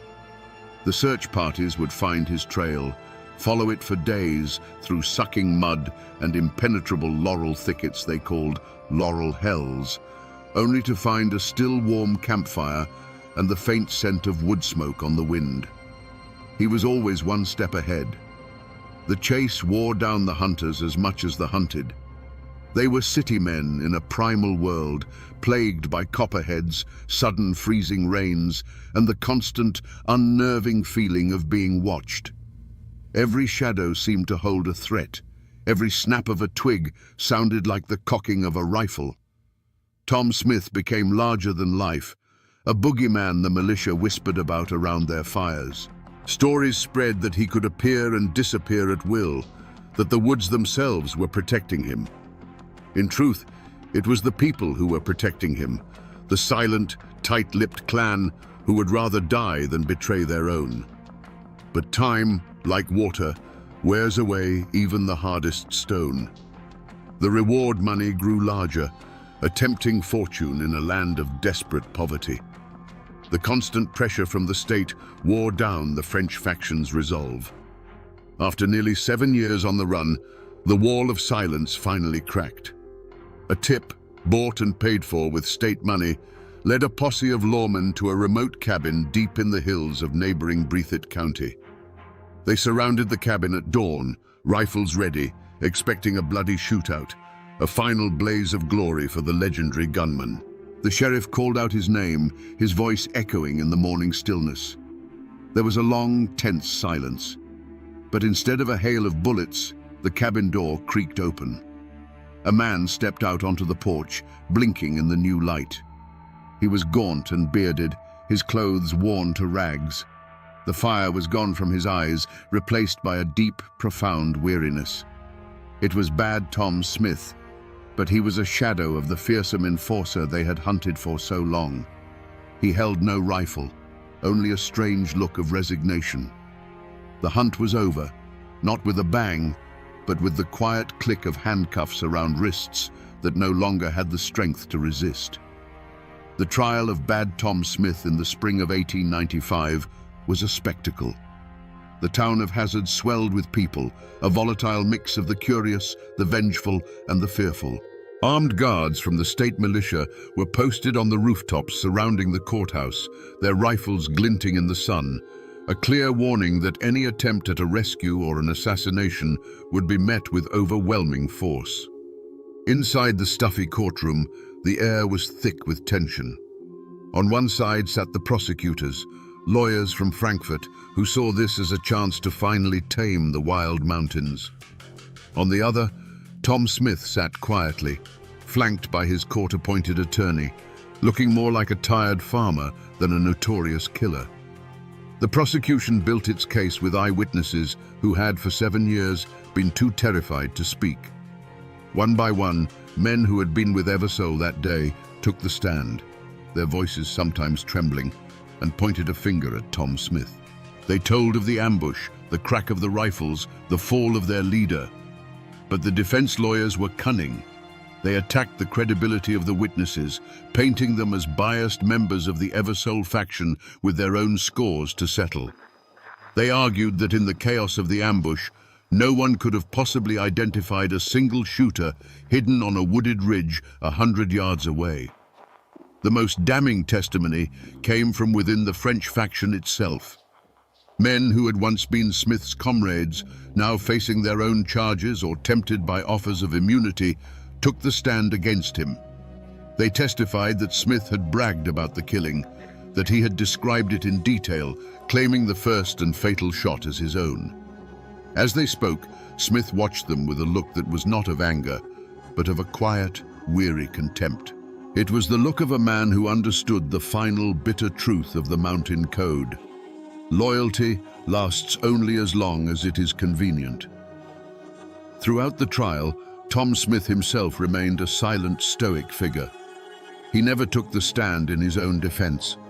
He watched the proceedings with a detached calm, as if he were observing a play in which he was merely an actor. There was no defiance, no remorse, just a profound and unsettling acceptance of his fate. It was as if he knew, long before the jury did, how this story had to end. After days of testimony, the jury, a group of men carefully selected from a neighboring county to avoid bias, filed out. They returned in less than an hour. The foreman stood, cleared his throat, and in a voice that barely rose above a whisper, pronounced the single word, "Guilty."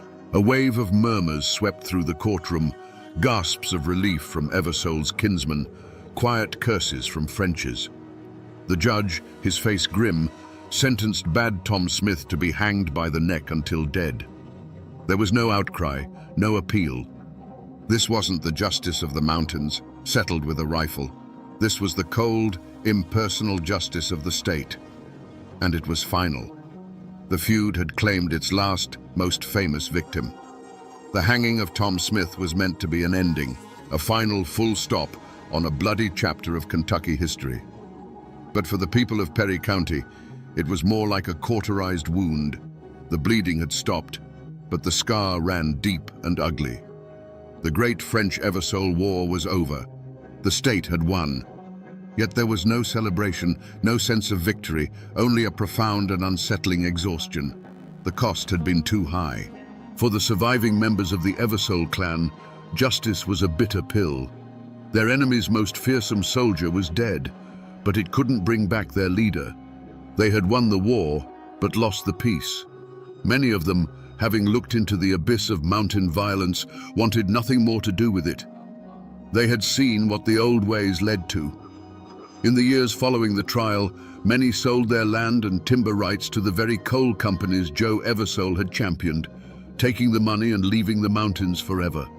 They scattered to Ohio, to Indiana, to the west, anywhere they could escape the ghosts that haunted every creek and hollow. And what of the mastermind, Colonel Fulton French? He was never convicted for his role in the war. The law couldn't touch him. But he faced a different kind of justice, a slower and perhaps more fitting punishment. The execution of Tom Smith was a public spectacle of his defeat. His power, which had been absolute, was broken. Men no longer feared him because the state had proven it was the bigger, stronger beast. As the coal companies moved in with their railroads and their armies of lawyers, French's old-world influence crumbled. He died years later, not a revered patriarch, but a relic, a bitter old man who had watched the world he fought to preserve be bought, sold, and carved up by the forces of progress he had so despised. It was his curse to live powerless in the ruins of his own kingdom. The community, as a whole, tried to heal itself by deliberately forgetting. The feud became the great, unspoken trauma. It was too painful, too shameful to talk about openly. Parents stopped telling their children the full, brutal story, wanting to spare them the poison of that inherited hate. The tale of Bad Tom Smith and the war he fought in was pushed into the shadows, becoming the stuff of whispers and warnings rather than history. Perry County desperately wanted a new identity. It wanted to be known for its coal, its timber, its hard-working people, anything but the dark and bloody ground where brother had slaughtered brother. A thick blanket of collective silence was pulled over the past, but under it, the memory lay restless and unquiet. Walk through Perry County today, and you will still find the old names. There are Frenches and Eversoles and Smiths living in these hills, their mailboxes standing on the same roads their ancestors bled on. But the feud is a ghost story now, a grandparent's tale told on a cold winter night. The great-grandchildren of mortal enemies are now neighbors, friends, sometimes even husband and wife. The blood hatred has been diluted by time, washed away by a conscious collective decision to break the cycle. They chose peace, and in doing so, they gave their children a future that was not defined by the graves of the past. The physical traces of that war are harder to find, but they are there if you know where to look. There is no monument, no plaque marking the spot where Joe Eversole was ambushed.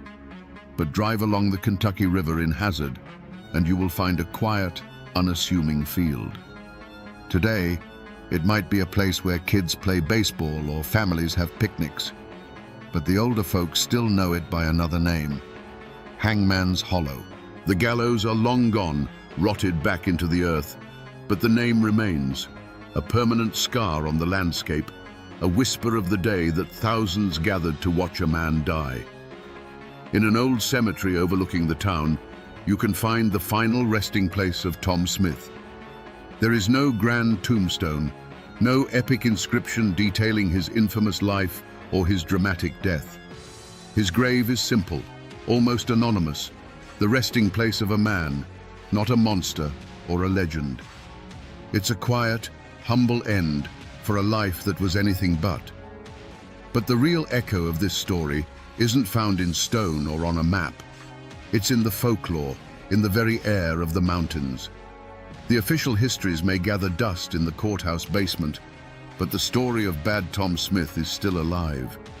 It's told by old men on their front porches, a warning about the poison of hatred. And some say, on a dark, moonless night in Hangman's Hollow, if you listen closely when the wind is just right, you can still hear a voice boom out from the darkness, clear and unwavering, giving its own final command. For though people may try to forget, the mountains remember everything. So we come back to the question that hangs over this whole story, a question that lingers in the air like the smoke from that final fatal shot on the ridge. Was the good Tom Smith who stood on the gallows a genuinely repentant soul who had made his peace with God? Or was he the ultimate outlaw, the final act of Bad Tom, a master performer who seized control of his own execution to rob the state of its victory and ensure his name would pass into legend on his own terms? The historical record is silent on this. The truth of it went with him into the dark. It's a mystery locked forever in the heart of a man who lived and died by a code the modern world will never fully understand. But in the end, the state of Tom Smith's soul is not the most important lesson of this story. His life and death are a monument to a bloody and bygone era. This is a story of how the poison of old hatreds, stirred by the coming of industrial greed, can turn a land of breathtaking beauty into a killing ground. It's a testament to the destructive power of blind loyalty, where allegiance to a clan becomes more sacred than the life of a neighbor. But it is also a story of the indomitable and sometimes terrifying Appalachian spirit, a spirit that values honor above life and that can face death not with a plea, but with a command. The great feud is long over. The rifles are silent, and the graves are covered with moss. But the story serves as a permanent warning carved into the memory of these mountains. A warning that the line between neighbor and enemy, between law and vengeance, is perilously thin. It reminds us that the blood of the past never truly washes away. It just sinks into the soil, waiting for a new conflict to bring it to the surface once more. And now, my friends, you know the rest of the story.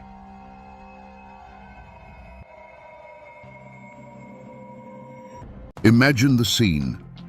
A lone cabin in the backwoods of North Carolina, burning against the blackness of a moonless night.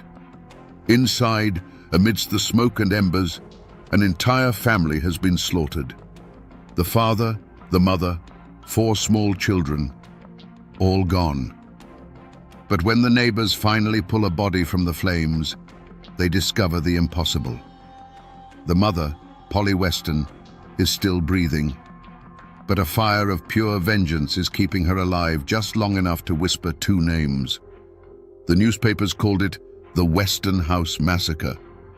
But those who lived in these mountains knew the official version was just the tip of the iceberg. It was a story of a fatal glance, a blood oath, and a question that still hangs in the air today. What truly brought the wrath of the Adair brothers down upon that little family? Today, we will sift through the ashes of that cabin, separate the facts from the folklore, and find out what really happened on that fateful night. To understand the tragedy, you first have to understand the world it destroyed. This was Rutherford County, North Carolina, in 1871. The scars of the Civil War were still raw and weeping across the South. In these hills and hollows, the official law was a distant whisper, easily drowned out by the crack of a rifle or the sizzle of a moonshine still. It was a land of breathtaking beauty and brutal hardship, a place where good men tried to carve out a life while monsters roamed the shadows. In this world lived Silas Weston. He was not a hero of legend or a man of great wealth. He was a man of the earth. His hands were calloused from the plow, his face weathered by the sun, but his heart was full. His treasure wasn't gold. It was the sound of his wife Polly singing in their small cabin and the laughter of his 4 children playing in the yard. Their life was a simple one, governed by the seasons and the sweat of their brow. They were humble people, asking for nothing more than what they could earn from the soil, a small island of warmth and light in a cold, uncertain time. But this land was also home to a different kind of man, men like Grover and Columbus Adair. They were not men of the earth, they were predators of the forest. Where Silas saw a field to plant, they saw a place to bury a body. They were the dark reflection of the Appalachian spirit, fiercely independent, but twisted into something malevolent by greed and a thirst for power. Their names were spoken in hushed tones, a local plague that everyone knew about, but no one dared to cure. They were the kings of the backwoods, their throne built on fear. Grover was the mind of the operation, cold and sharp as a winter wind. He planned the robberies, managed the illegal whiskey trade, and passed judgment on anyone who crossed them. Columbus was his brother's fury made flesh, a brute of a man, quick to anger and terrifying in his rage. Together, they were a perfect engine of destruction. They didn't just break the law, they considered themselves to be the law in the dark corners of the county where the sheriff's authority couldn't reach. These two worlds, the simple sunlit life of the Westerns and the violent shadowy empire of the Adaires, existed side by side, separated by only a few miles of woods and a moral chasm as wide as the ocean. They were two forces of nature bound to collide. For Silas Weston, a man who lived by honesty and hard work, was unknowingly walking a path that led directly into the heart of the Adair's darkness. And he was about to learn that in this fractured land, a single glance could be a death sentence for an entire family. The spark that ignited this hellfire wasn't a land dispute or a family feud. It was something far simpler and far more terrifying. A man taking a wrong turn on his way home. Silas Weston, weary from a day's work, took a little used path through the woods, a shortcut he thought might get him back to his family a few minutes sooner. But that path led him straight into the heart of the Adair's world. There, in a secluded clearing, he saw them, Grover, Columbus, and their accomplice Martin Bernard, unloading barrels of illegal whiskey from a wagon. It was the lifeblood of their criminal enterprise, laid bare under the dappled sunlight. For a long, terrible moment, no one moved. The world shrunk to the space between them. It wasn't just a glance, it was a conversation without words. In Silas's eyes, the brothers saw a flash of recognition, followed by the cold bloom of fear. And in the Adair's eyes, Silas saw something far worse than anger. He saw a calm, dead-eyed calculation. He had stumbled behind the curtain and seen the monsters for who they were. He was a witness. In that silent clearing, a judgment was passed and a death sentence was signed. Silas did the only thing a man in his position could do. He gave a slight, nervous nod, turned his back, and walked away, every nerve in his body screaming. He didn't run. He knew that would be a confession of his fear. He just walked, forcing himself to keep a steady pace, feeling the weight of their stare on his back like a physical blow. His only thought was of Polly and the children. He had to get back to the warmth of his cabin, back to the life that suddenly felt so fragile, as if it were made of glass. But the Adair brothers weren't the kind to let a problem walk away. For them, a witness was like a seed of disease that had to be burned out before it could sprout. As soon as Silas was out of sight, a look passed between Grover and Columbus. No words were needed. Grover, the strategist, saw a loose thread that could unravel their entire operation. Columbus, the brute, saw an offense that had to be answered with overwhelming force.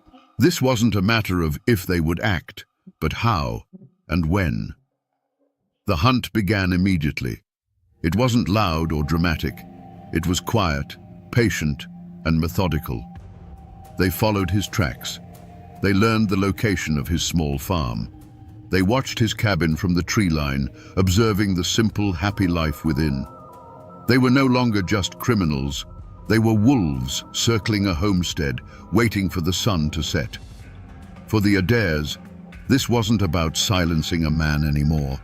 It was about making a statement, a brutal lesson written in blood for anyone else who might dare to look upon their secrets. Night fell on the Western homestead like a shroud. Inside the small cabin, a family slept, warmed by the embers in the hearth, dreaming simple dreams. That peace was shattered in an instant by the sound of splintering wood as the cabin door was kicked from its hinges. The cold, dark air that rushed in carried with it the stench of whiskey and raw violence. Two hulking shadows filled the doorway, their forms monstrous against the faint moonlight. Silas Weston was on his feet before he was fully awake, a father's instinct his only weapon. He moved to stand between the invaders and his family, a final, desperate act of defiance.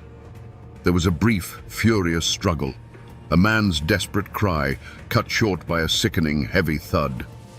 When the screaming started, Silas was no longer standing. He had fallen face down onto the dirt floor of the home he had built with his own two hands. Polly's world became a whirlwind of terror. She tried to gather her children, to shield their small bodies with her own, but the shadows were on her in a heartbeat. She didn't see the blades as much as she felt them, a series of sharp, blinding impacts that stole her breath. One of the men stood over her, and a final crushing weight descended upon her head. The world dissolved into a crimson blur. Through a haze of pain and fading consciousness, the sounds became her entire reality. The sounds would be seared into her memory forever. The terrified cries of her children calling for their mother, for their father who would never answer. She fought to stay awake, fought to get up, but her body wouldn't obey. And then, one by one, the small voices were extinguished, fading into a silence that was more terrifying than any scream had ever been. The work was done. The two brothers moved through the cabin with a calm, businesslike efficiency. They were no longer raging beasts, but methodical executioners cleaning up a job. One of them nudged a small, carved wooden horse with the toe of his boot, a silent witness to the night's horrors, before turning away. There was no remorse in their movements, only purpose.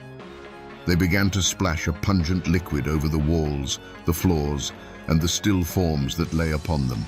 The sharp scent of kerosene filled the air, a promise of purification by fire.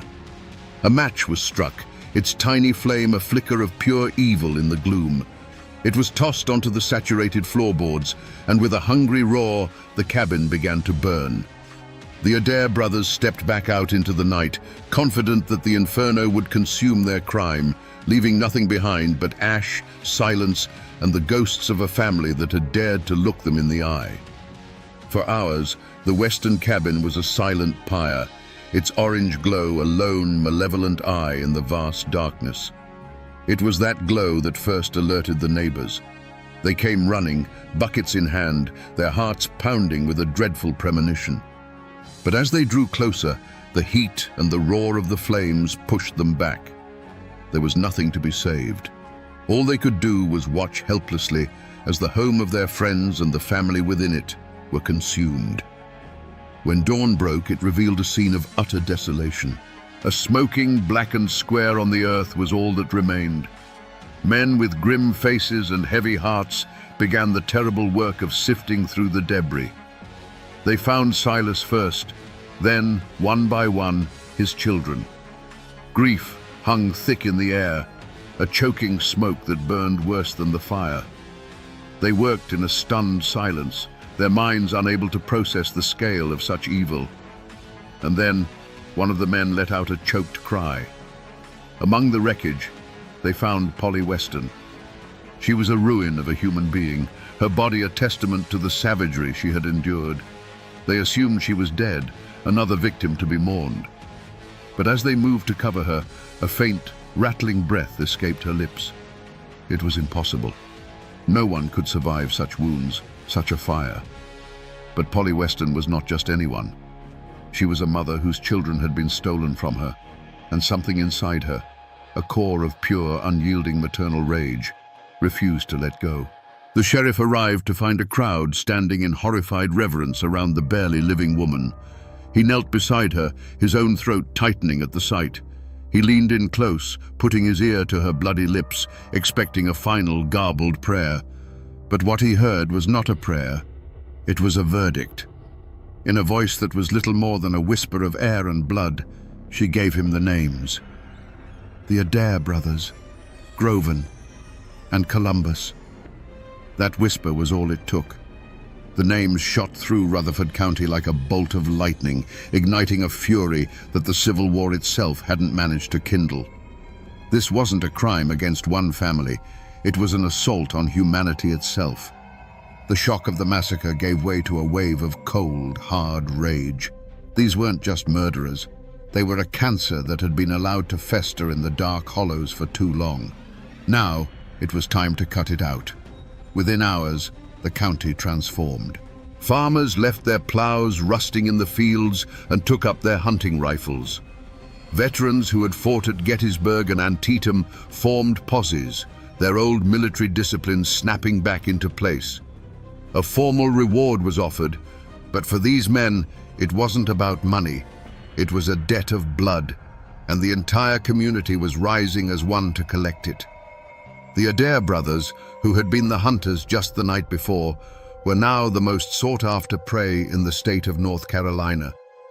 The manhunt was brutally efficient. The Adair brothers, who had moved through these woods like vengeful spirits, were found to be nothing more than flesh and blood. They were cornered, captured, and dragged back to town to face the community they had terrorized.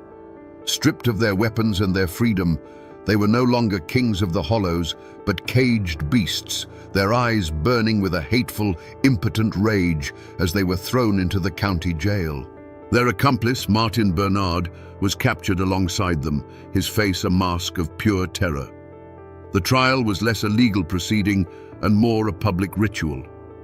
On July 21, 1871, the town square was a sea of grim-faced humanity. Thousands of people had come from all over the region, not out of morbid curiosity, but out of a need to witness the final act. The courtroom was packed to the rafters, the air thick with the smell of sweat and a thirst for retribution. Armed men stood guard, less to prevent the prisoners from escaping, and more to prevent the crowd from storming the courthouse and dispensing their own brand of justice. The prosecution's case was simple and devastating. They didn't need complex legal arguments or a mountain of circumstantial evidence. They had something far more powerful. They had Polly Weston. She was helped to the witness stand, a spectral figure wrapped in bandages, her body frail, but her gaze as hard and unyielding as mountain granite. When she was asked to identify the men who attacked her family, a hush fell over the room. She slowly raised a trembling hand and pointed a finger, first at Grover, then at Columbus. Her voice, though weak, was clear and steady, and every word fell upon the jury like a hammer blow. Throughout the testimony, the brothers reacted true to their nature. Columbus seethed in his chair, his knuckles white, glaring at the jury as if he could intimidate them into submission. Grover sat with a cold, defiant stillness, a faint, contemptuous smirk playing on his lips. There was no remorse in their eyes, no flicker of regret, only a profound arrogance, an unshakable belief that the world was theirs to break. They seemed offended not by the accusation of murder, but by the sheer audacity of these simple farmers daring to hold them accountable. The jury barely needed to deliberate. The evidence wasn't just what they had heard, it was the living, breathing proof of the Adair's evil sitting right there on the witness stand. They filed out and returned in what seemed like minutes. The foreman stood, his face set like stone, and delivered the verdict that everyone in that room already knew was coming. Guilty. The sentence followed swiftly. Death by hanging.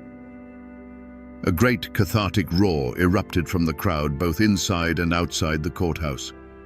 It wasn't a cheer of celebration, but a deep, primal sound of relief, of a fever finally breaking. Justice had been served. But looking at the sea of faces, filled with a righteous and terrible satisfaction, one had to ask, was this the justice of men, carefully weighed on the scales of the law? Or was this the justice of the mountains, ancient and unforgiving? The law had provided the rope, but it was the community's fury that had tied the knot. The hangman's noose silenced the Adair brothers, but it couldn't silence their story. In fact, their deaths were just the beginning. The tale of the Western Massacre immediately began to grow roots, sinking deep into the soil of local legend, and some of those roots can still be traced today. The first and most baffling loose end was the third man, Martin Bernard. While awaiting his own execution, his wife came for a final visit. In an act of incredible daring, they swapped clothes. Bernard, hiding his face behind a woman's veil, walked calmly out of the jail while his wife remained in the cell. He was never seen again, vanishing into the mists of history and leaving a question mark that hangs over the story to this day. Bernard's mysterious escape gave birth to another enduring legend, the Adair treasure. Like so many outlaws of that era, the brothers were said to have buried their ill-gotten gains somewhere in the rugged hills of Rutherford County. Many believed Bernard didn't just flee for his life, he fled to reclaim a fortune in stolen gold and cash. To this day, there are those who comb the forests and search the old caves, guided by faded maps and local rumors, still hunting for the blood money of the Adair brothers. But the most powerful echoes of that night are not of treasure, but of tragedy. The patch of land where the western cabin once stood is considered hollow ground, a place forever scarred by grief. Locals will tell you that the woods there are unnaturally quiet, as if the birds themselves refuse to sing. They say that on still, moonless nights, you can sometimes hear the faint sound of a child crying on the wind. Some have even claimed to see a ghostly figure of a woman, forever wandering the trees where her home once stood, eternally searching for the children she lost. The land remembers the villains as well. For decades, the tree on which the brothers were hanged, or the ground where the gallows stood, was a place of superstition and dread. It was said to be cursed, that the violent, unrepentant souls of Grover and Columbus Adair were bound to the instrument of their own demise. No one dared cut the tree down, fearing that to do so would unleash their evil back into the world. It stood for years as a dark monument, a silent reminder that while justice can be served, some evils leave a stain that can never be washed away. These places, these stories, are the true legacy of that night, not written in history books, but etched into the memory of the mountains themselves. So we come back to the question that hung in the smoke of that burning cabin. What truly happened on that fateful night? The simple answer is that Silas Weston saw something he was not meant to see. But the deeper truth is that for men like Grover and Columbus Adair, his innocence was his crime. They didn't just kill a witness, they sought to annihilate a world that was the complete opposite of their own, a world of family, honesty, and light. There is, of course, a darker whisper, a rumor with no proof, that Silas was a former partner who tried to walk away. We may never know for certain, but in the end, it doesn't change the outcome, only adds another layer of tragic shadow to the tale. This story, etched into the history of Appalachia, is not simply a tale of monstrous cruelty, it is a testament to an almost superhuman will. Polly Weston, broken and left for dead, became the instrument of a justice more powerful than any lawman's badge. Her survival, fueled by a mother's rage, is what transformed a hidden crime into a public reckoning. This is the enduring lesson of the blood brothers of Adair, that while evil can be absolute, the strength of the human spirit, the will to live, to fight, and to see justice done for the ones we love can sometimes be even stronger. The Adair brothers are long gone, their bodies turned to dust. The treasure, if it ever existed, likely remains lost to the earth. But the story endures, passed down from one generation to the next, a chilling campfire tale with roots buried deep in the hard soil of truth. It serves as a brutal reminder of the darkness that men are capable of, and the incredible, impossible strength that can rise from the ashes of tragedy. The official records are closed, the graves have settled, but in the hills of North Carolina, the story is never truly over.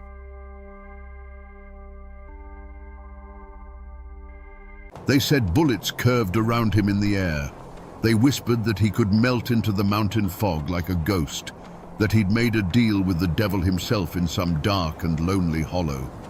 For years, the name Jacko Fraser was enough to make a child stop crying and a grown man bolt his door at night. The law called him a murderer. But the people who lived and died in these hills had another name for him, the White Devil. But how does a man become a monster? How does flesh and blood turn into a legend that haunts a landscape for 100 years? Today, we hunt for the truth behind the ghost story.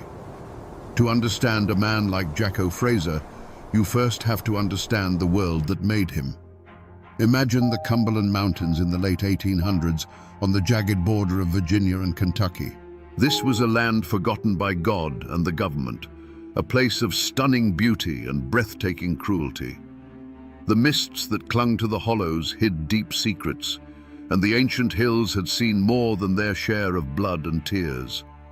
The Civil War had ripped through these communities, leaving behind not just poverty, but a generation of men who had been taught that the fastest way to solve a problem was with a rifle. They came home to find their farms in ruins and their futures uncertain. The law, in this part of the world, was a distant rumor. A county sheriff might hold authority in the dusty courthouse square, but out in the winding creeks and isolated cabins, his power faded to nothing. Here, a different law held sway, the law of the clan. Family was everything. Your name was your flag. Your cousins were your army. An insult to one was an insult to all, and debts of honor were paid in blood. This was the era of the great feuds, like the Hatfields and McCoys, where violence was not just an outburst of anger, but a structured part of life, a grim inheritance passed down from father to son.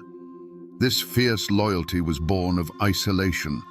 The dense forests and impassable ridges didn't just separate families from the outside world, they separated them from each other. Every farmstead was its own small kingdom, every cabin a fortress. Strangers were viewed with suspicion, and a man representing the government was seen as the biggest stranger of all. People here learned to rely on themselves, their kin, and their own judgment. But self-reliance couldn't always put food on the table. This was a world of grinding poverty. Families survived on what they could scratch from the rocky soil, what they could hunt in the deep woods, and what they could distill in a hidden still under the light of the moon. For a man with a quick trigger finger and no conscience, the desperation hanging in the air smelled like opportunity. It was into this boiling cauldron of pride, poverty, and clan justice that Jacko Fraser was born. The world he saw was not a place of laws and morals, but a battlefield for survival. The mountains were poised on a knife's edge, holding a fragile, violent peace. But that peace was about to be shattered, not by an invading army, but by a monster it had created in its own image. Long before the massacre that made him a legend, Jacko Fraser's name was already a poison whispered on the mountain wind. He didn't exist in a vacuum. His terror was fed by a network of lesser evils and silent supporters. Men like Henley Cox, his most notorious accomplice, were drawn to him like moths to a flame, lesser predators orbiting a greater one. And there were others, the small-time crooks who bought his stolen goods, the informants who'd trade a neighbor's whereabouts for a silver dollar or just to settle an old score. The Mullins clan, on the other hand, were the opposite of everything Jacko stood for. They were a large, well-respected family, a cornerstone of the community, which made them the perfect target for a man who wanted to prove that no one and nothing was safe. The deepest wounds in these mountains were often the oldest. Jacko himself was said to be a veteran of the Confederacy, a man who had seen the world burn and decided he liked the heat. He didn't come back from the war looking for peace. He came back carrying the war inside him, a personal battle against a world he felt had failed him. His grudge wasn't over a single plot of land or a stolen horse. His grudge was with humanity itself. He saw society as a sham, and he aimed to tear its mask off with violence. Of course, smaller, more personal grudges festered in every hollow. A card game that ended in a bitter accusation, a dispute over a property line that had been argued for generations, a family that got a little too prosperous for a neighbor's liking. These were the hidden fault lines running beneath the community. Jacko was a master at exploiting them. He understood the dark currents of envy and resentment that flowed beneath the surface of daily life, and he knew how to use them to his advantage, turning the quiet suspicions between neighbors into open fear. And so, the rumors began to spread, moving from cabin to cabin like a sickness in the air. At first, they were just unsettling stories. A peddler who was supposed to be heading through Pound Gap simply vanished. A farmer found his best mule gone, his tack shed emptied. A lone traveler would arrive at the next settlement pale and shaken, telling a story of being robbed on the trail by a man with eyes as cold and pale as a winter sky. None of these were big enough to bring the law down from the state capital, but they were carefully stacked, one on top of the other, building a foundation of dread. Every story, filtered through a dozen mouths around a dozen hearths, grew darker and more menacing. The whispers turned into a constant, low hum of anxiety that settled over the mountains. People began to look at the shadows a little longer. The sound of a horse at night was no longer a comfort, but a cause for alarm. The community was being slowly poisoned, not just by Jacko's deeds, but by the fear of what he might do next. The stage was being set for an act of violence so brutal it would turn whispered rumors into terrified screams. The year was 1892. For the Mullins clan, it was a day of prosperity. Several members of the family, including Ira Mullins, his wife, and other kinsmen, had made the long journey by wagon to the nearest town. They were returning home, their carts laden with goods, and more importantly, their pockets heavy with cash from a successful day of trading. We're talking several $100s, a staggering fortune in those mountains, enough money to set a family up for a year, or to make a desperate man do the unthinkable. Imagine the scene. A narrow mountain path, barely wide enough for their wagons, snaking its way through the dense, dark woods of Pound Gap. The late afternoon sun was beginning to fail, casting long, distorted shadows that clawed at the edges of the trail. The air grew cooler, carrying the scent of damp earth and decaying leaves. The steady creak of the wagon wheels and the soft plod of the horses were the only sounds in a world that was growing unnaturally quiet. The birds had stopped singing. The woods were holding their breath. It was a feeling every mountain person knows in their bones. The difference between a peaceful silence and a waiting one. Perhaps one of the men glanced nervously into the darkening trees. Perhaps a child in the wagon pulled a blanket a little tighter around their shoulders, sensing a shift in the air. They were on their own land, just miles from the safety of their homes. But that feeling of safety was beginning to fray like an old rope. They were being watched. Suddenly, from the deep shadows of the forest, a command rang out, a harsh voice slicing through the quiet, telling them to halt. But this wasn't a warning. It was a declaration. Before the echo had even died, the trees erupted in a blaze of rifle fire. The led horse screamed and reared, falling in its traces. The quiet evening was shattered by the roar of guns, the splintering of wood, and the first cries of shock and pain. In the stunned silence that followed the storm of gunfire, the people of Huntington, West Virginia, were left with a grim spectacle on their courthouse lawn, the body of a dead stranger. He was a man who didn't belong, a ghost from the bloody plains of Missouri, laid low in the heart of Appalachia. His death wasn't an answer. It was a question mark written in blood on the town's doorstep. How did the most infamous outlaws in American history, the James Younger gang, end up so far from home, leaving one of their own dead in a desperate, bullet-riddled retreat? Today, we will answer that question and unravel a story of Appalachian grit colliding with legendary evil. To understand the shock of that day, you have to understand the world that was shattered. Huntington, in 1875, was not some quiet mountain hollow lost to time. It was a city with a swagger, a raw and muscular town born from coal dust, steel rails, and ambition. Forged just a few years earlier by the railroad magnate Collis P. Huntington, it was the proud western terminus of the Chesapeake and Ohio Railway. It was a place where the ancient rhythm of the mountains met the thunder of the locomotive, a boom town humming with the promise of a new industrial Appalachia. At the very heart of this vibrant new world, on the corner of 3rd Avenue and 9th Street, stood the Bank of Huntington. It was more than just a building of brick and mortar. It was the town's beating heart.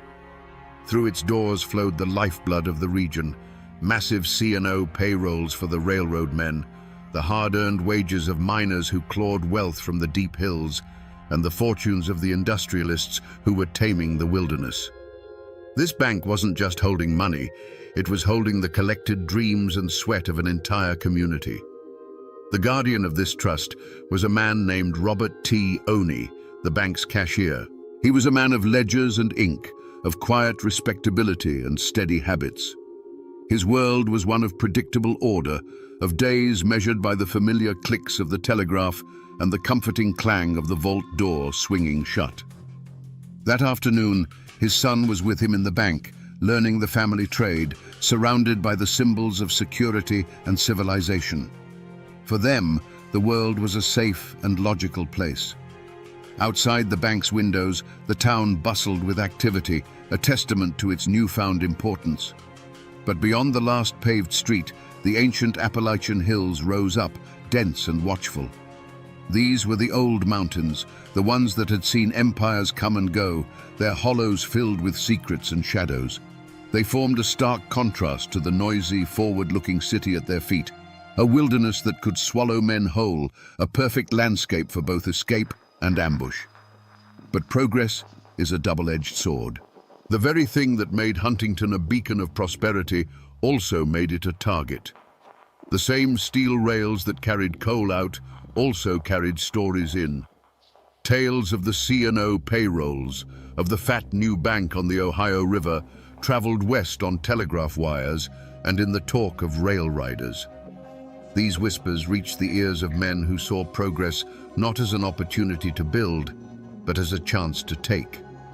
Unseen and unheard, a shadow was stretching from the Missouri plains, drawn eastward by the irresistible scent of a prize that was simply too rich to ignore. On the sweltering afternoon of September 6, 1875, the first clue that something was wrong arrived on horseback. 8 strangers, cloaked in long, dust-colored coats that seemed oddly heavy for the heat, rode into town. They moved not like weary travelers, but with a chilling purpose, their eyes scanning the streets with a predator's focus. There was a disciplined silence about them that felt more menacing than any drunken shouting. For the citizens of Huntington, they were an unnerving puzzle, a whisper of trouble on the wind. The puzzle quickly turned into a portrait of terror. 4 of the riders dismounted in front of the Bank of Huntington. As one stood guard at the door, a sentinel of violence, the other 3 stepped inside, their heavy boots echoing on the floor. Within moments, the routine calm of Robert Oney's afternoon was obliterated. A $5 bill was offered for change, a simple transaction that became the trigger for a nightmare. As the cash drawer opened, a Colt revolver appeared, massive and unarguable. The outlaw's voice was calm, almost conversational, which made his words even more terrifying. "We are the James boys. We have come for the money." The scene inside was one of cold, professional plunder. While Oney and his son were held frozen under the barrel of a gun, the other men moved with a terrifying efficiency, vaulting the counter and stuffing bags with the town's wealth. The scene spoke not of a desperate smash and grab, but of a rehearsed, military-style operation. The outlaws knew exactly what they wanted, from the loose cash to the contents of the new, modern vault. Outside, the other 4 horsemen turned 3rd Avenue into a shooting gallery. They galloped back and forth, firing their pistols into the air, their shouts echoing off the brick buildings. This wasn't random chaos. It was calculated terror, designed to paralyze the town and suppress any resistance before it could begin. For those first few minutes, the street was a bewildering landscape of noise, smoke, and fear. The crime scene wasn't a static place of discovery. It was a living, breathing storm of violence. The questions came in a panicked rush. Who were these men? Why were they here? Was this the end of their town? The wilderness wasn't in the surrounding hills. It had ridden right into the heart of Huntington, and it offered no easy answers, only the immediate deafening report of a dozen 6-guns. In the days that followed the raid, as the story was pieced together from 100 terrified accounts, the first and most obvious suspect was not a single man, but a ghost. It was the ghost of the Confederacy, a phantom born from the raw, unhealed wound of the Civil War. You see, this wasn't just a bank robbery. To many people, especially those with Southern sympathies, this was a calculated act of war, a personal vendetta waged against a symbol of Northern power and occupation. The motive was as clear as a mountain spring to anyone who had lived through the conflict. The Bank of Huntington was the financial heart of the C&O Railway, a Yankee enterprise carving up the ancient hills and imposing a new order on the land. To a man who had lost his home, his kin, and his cause fighting for the South, that bank wasn't just a building full of money. It was a monument to his defeat. Robbing it wasn't simple theft. It was a righteous blow against the conqueror, a desperate attempt to reclaim a sliver of lost honor and pride. Whispers quickly turned to the methods of the crime itself. The initial evidence was in the execution. The cool discipline, the expert horsemanship, the terrifying efficiency. This wasn't the work of common thieves or local hotheads. This was the cold arithmetic of combat, the tactics of seasoned cavalrymen who had learned their trade in the brutal guerrilla warfare of the border states. Locals who had fought in the war recognized the style immediately. It was the same ruthless precision used by the partisan Rangers who had terrorized Missouri and Kansas. It wasn't long before a name was put to this ghost: Jesse James. The name was already legend, spread by dime novels and sensationalist newspapers. He was cast as the avenging angel of the lost cause, a man who had never surrendered. His history as one of Quantrill's most fearsome raiders was well known. The story fit perfectly. The raid on Huntington was seen as a natural chapter in his ongoing war against the banks, railroads, and authorities that represented the Union. For many, the case was closed before it had even been properly opened. The perpetrators were the James Younger gang, and their motive was vengeance. But as the dust settled and the adrenaline faded, a more unsettling question began to snake its way through the back rooms and taverns of Huntington. Was it really that simple? The James Younger gang were ghosts from another world, strangers in this rugged Appalachian terrain. How did they know the exact day the C&O payroll would be in the bank? How did they navigate the town with such confidence? And more importantly, how did they know the perfect escape route? A direct line into the tangled wilderness of Wayne County, where a posse would be useless. The cold, horrifying answer began to form. They couldn't have known. Not on their own. Suspicion began to fall not on a man with a gun, but on a man with a pen, an insider, someone within the C&O Railway or even the Bank of Huntington itself.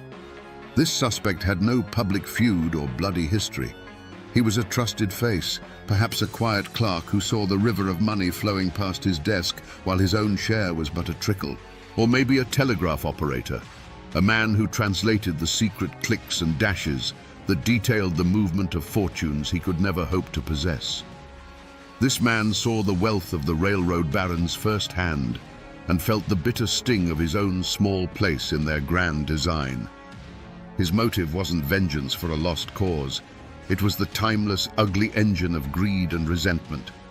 He was a man who felt cheated by the very system he served.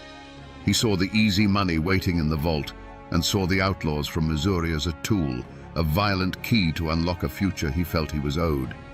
Providing them with a map, a schedule, and the layout of the bank would have been his ticket out of a life of quiet desperation. When re-examined through this lens, the outlaw's actions took on a darker shade. Jesse James's supposed inspection of the new vault wasn't just bravado. It was the remark of a man who had been told to expect it. The gang's immediate and unerring flight to the 9th Street Bridge was no longer a lucky guess, but the execution of a pre-planned route. This theory was terrifying because it meant the enemy wasn't just an external force that had stormed the town. It suggested that a Judas had been living among them all along, a man who had sold his neighbor's safety for a bag of stolen silver. The betrayal, hidden behind a trusted face, felt far more sinister than the open violence of the raid itself. There was, however, a third theory, one that was whispered in the boardrooms and telegraph offices far from the dusty streets of Huntington. This theory suggested the crime wasn't born of Southern pride or an insider's greed, but was a cold, calculated move in a much larger, more brutal war. It was a war fought not with cannons, but with contracts, spies, and when necessary, hired guns.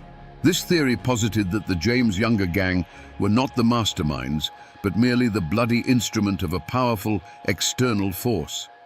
The target, in this version of events, wasn't just the money in the vault. The real target was Collis P. Huntington himself and his burgeoning C&O empire. In the cutthroat world of 19th-century railroad expansion, rivals like the Baltimore and Ohio were locked in a ruthless struggle for territory and resources.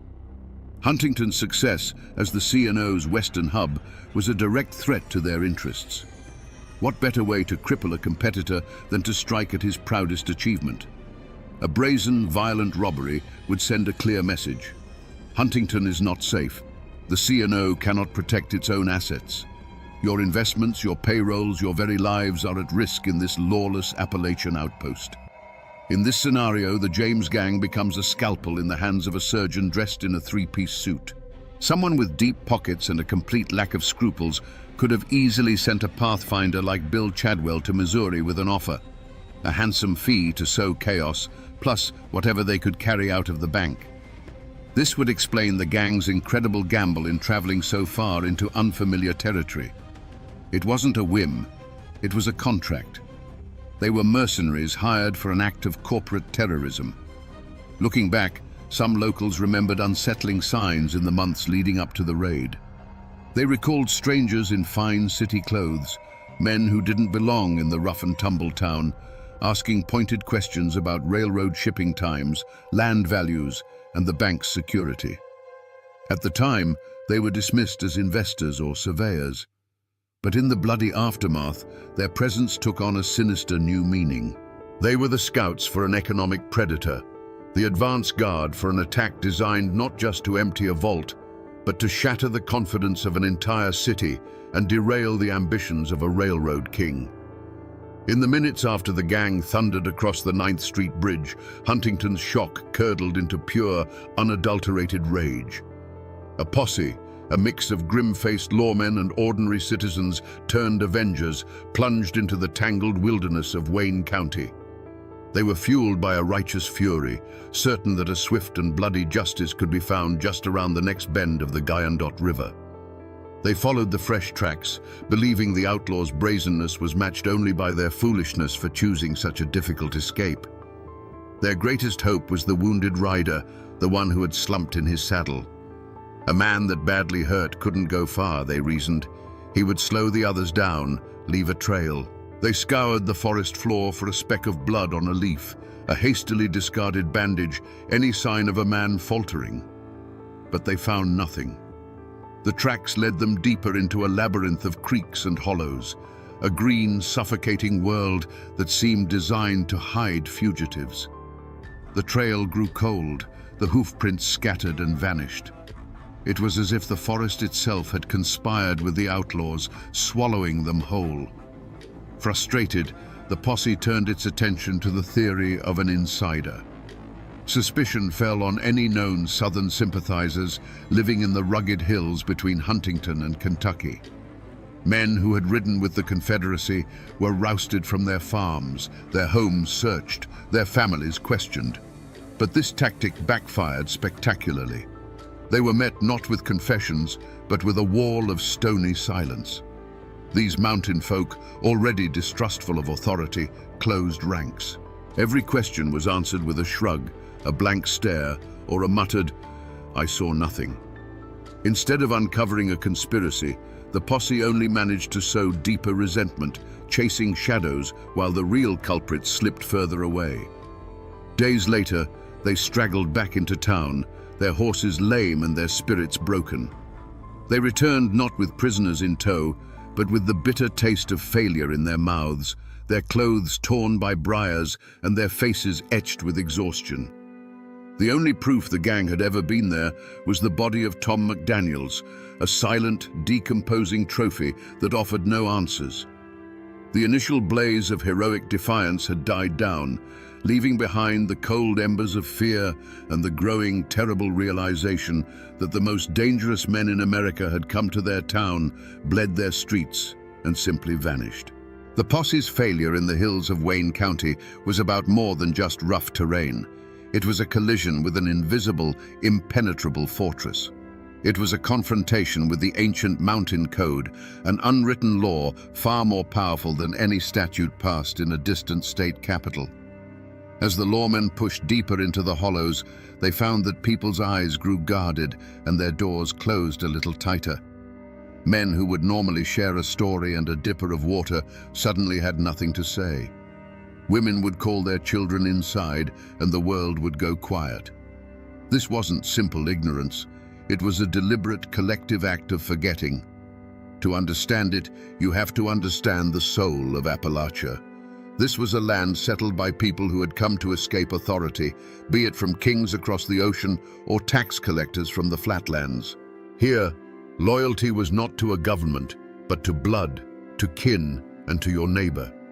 You didn't talk to the law because the law had never done a thing for you, except maybe try to take your land or your moonshine.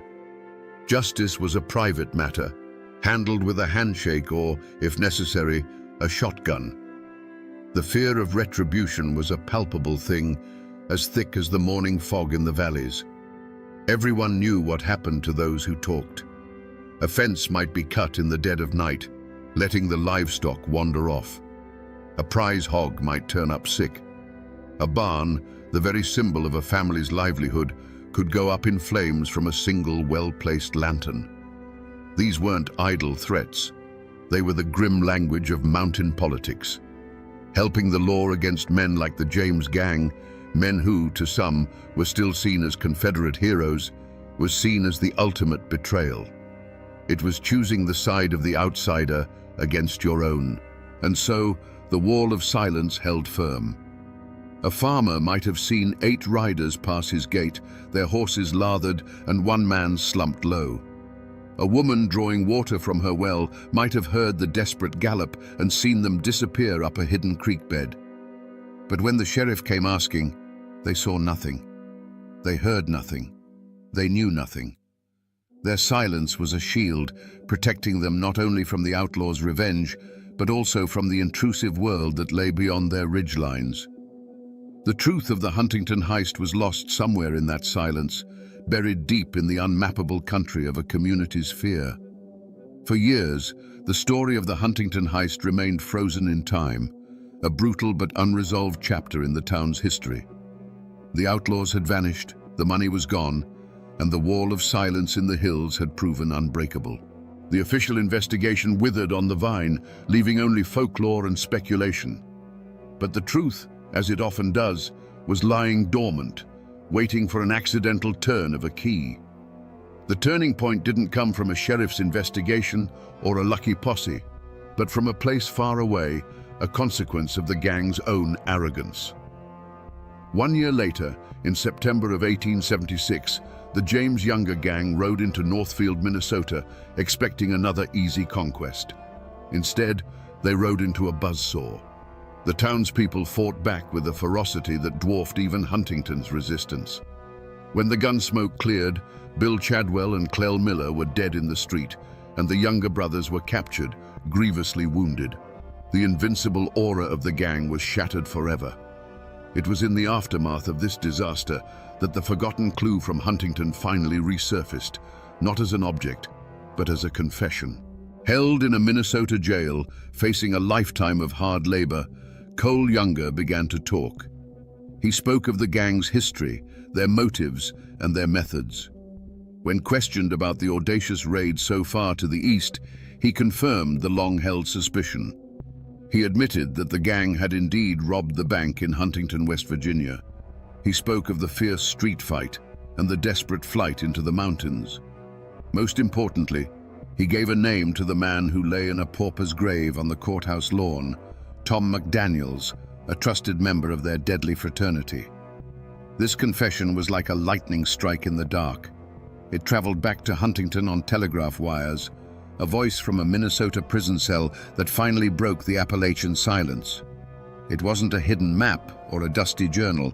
It was the unvarnished truth from the mouth of one of the perpetrators. It transformed the dead outlaw from a nameless stranger into a specific villain. It validated the stories of the townspeople who had fought back and confirmed that they had faced down the most legendary criminals of their age. The confession didn't recover the stolen money or reveal any local conspirators, but it provided something just as valuable: certainty. The ghost that had haunted Huntington for a year finally had a face. For a full year, the identity of the Huntington Raiders had been a ghost story, a legend told with a mix of fear and a strange, grudging respect.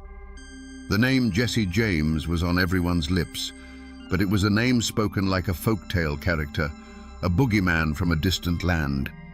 There was no proof, only the chilling style of the crime and the whispers that followed. The town was left in a state of suspended animation, knowing they had been violated, but unable to officially point a finger at the specters who had ridden through their streets. The unmasking, when it came, was not a sudden discovery, but a cold, hard confirmation that the legend was terrifyingly real.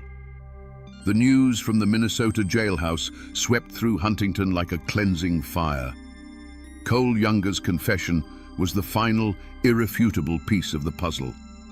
The ghosts were finally dragged from the realm of myth and into the harsh light of reality. They were not phantoms. They were men of flesh and blood, now with names that could be written in a ledger of crime. The dead outlaw on the courthouse lawn was no longer an anonymous casualty. He was Tom McDaniels. The wounded rider who vanished into the hills was, as many had suspected, Cole Younger himself. And the cold-eyed leaders who had calmly announced their intentions in the bank were none other than Jesse and Frank James. The full roster of the culprits was now known, a rogues gallery of the most wanted men in America. Jesse James, the charismatic leader, his brother Frank, the quiet killer, the formidable Cole Younger, the hardened veterans Clell Miller and Bill Chadwell, and the ill-fated Tom McDaniels. They were the core of the gang, a brotherhood forged in the guerrilla wars of Missouri, and they had brought their private war to the doorstep of Appalachia. And what was their definitive motive? Was it a noble act of Confederate defiance, as the dime novels claimed? Was it a complex plot of corporate sabotage? The confession, stripped of all romance, laid the truth bare. The motive was far more primal and far less glamorous. It was money. By 1875, the James Younger gang were no longer soldiers fighting a lost cause. They were professional thieves. Their past as Confederate partisans had given them their skills, their ruthlessness, and a convenient moral justification for their crimes. But their war was over. Their business had begun. The C&O payroll and the bank's deep vaults were simply the largest, most tempting prize they had heard of in years. The raid on Huntington was a strategic business decision. They were drawn east, not by ideology, but by the scent of a fortune. The polite manners, the supposed Robin Hood persona, it was all a carefully crafted myth, a public relations campaign for a gang of killers. The unmasking revealed that beneath the legend of the Southern Avenger was the cold, simple heart of a predator. Huntington was not a symbol to be defied. It was a treasure chest to be cracked open by any means necessary. The afternoon air inside the Bank of Huntington was thick with the lazy heat of late summer, smelling of paper and brass polish. That peace was shattered by the thud of heavy boots. As Robert Oney looked up, the world tilted. The man across the counter offered a $5 bill, but his eyes were cold, holding no warmth of commerce. As Oney's hand went to the cash drawer, the outlaw's hand went to his coat. There was a soft whisper of leather, and then the massive dark eye of a Colt revolver was staring at him. The hammer being cocked was the loudest sound Oney had ever heard, a metallic click that sealed the moment in time. A calm voice cut through the silence, and the world of order and ledgers was gone, replaced by the simple, brutal law of the gun. Oney and his son could only watch, frozen in a state of primal fear. The raiders moved with a terrifying grace, a ballet of plunder. They vaulted the teller's cage as if it were a pasture fence, their long coats flaring. There was no fumbling, no hesitation. Their hands, accustomed to reins and triggers, swept stacks of currency and coins into canvas sacks with a rustling, clinking sound that was a sickening parody of a normal bank transaction. One of them paused to look at the new vault, the town's pride, and spoke a few words of mock admiration before emptying its contents. It was a performance of absolute dominance, designed to break not just the bank's locks, but the spirit of the men inside. Outside, the street had become a vision of hell. The four mounted outlaws were orchestrating a symphony of terror. They galloped from one end of the block to the other, a whirlwind of dust and menace. The air cracked and popped with the constant discharge of their pistols. It wasn't aimed fire. It was auditory violence, a deafening declaration of ownership of the street. Windows on the second floor of the St. James Hotel shattered, the tinkling of glass lost in the unending roar. For the people of Huntington, peering from behind curtains and doorways, it was a waking nightmare. Their town was no longer theirs. It was a stage, and they were the terrified audience to a terrifying show. But the paralysis of fear can only last so long before it hardens into rage. The outlaws' barrage was suddenly answered. The sharp crack of a squirrel rifle from a hardware store doorway joined the deeper boom of the Colts. A window flew open above the dry goods store, the glint of a shotgun barrel appearing for a second. The symphony of terror became a discordant duel. The air, already thick with smoke, grew hazy, a rolling fog of battle that obscured figures and turned the street into a landscape of lethal guesswork. The hunters had, in a shocking turn, become the hunted. As the gang burst from the bank's doors, their bags heavy with loot, they ran headlong into this new reality of organized resistance. They were no longer performers on a stage, but soldiers caught in an ambush. In the chaotic scramble for their horses, amidst the rolling cloud of gunsmoke, one of the riders suddenly stiffened, a marionette whose strings had been cut. He pitched sideways from his saddle without a sound and fell, a dark, motionless shape against the bright dust of the street. His panicked horse, now riderless, bolted after the others. In that same hail of unseen lead, another rider lurched forward, grabbing the pommel of his saddle as if struck by a giant, invisible fist. His hat flew from his head, but his powerful frame clung to the horse, his body contorted in a silent struggle against an unseen force. He did not fall.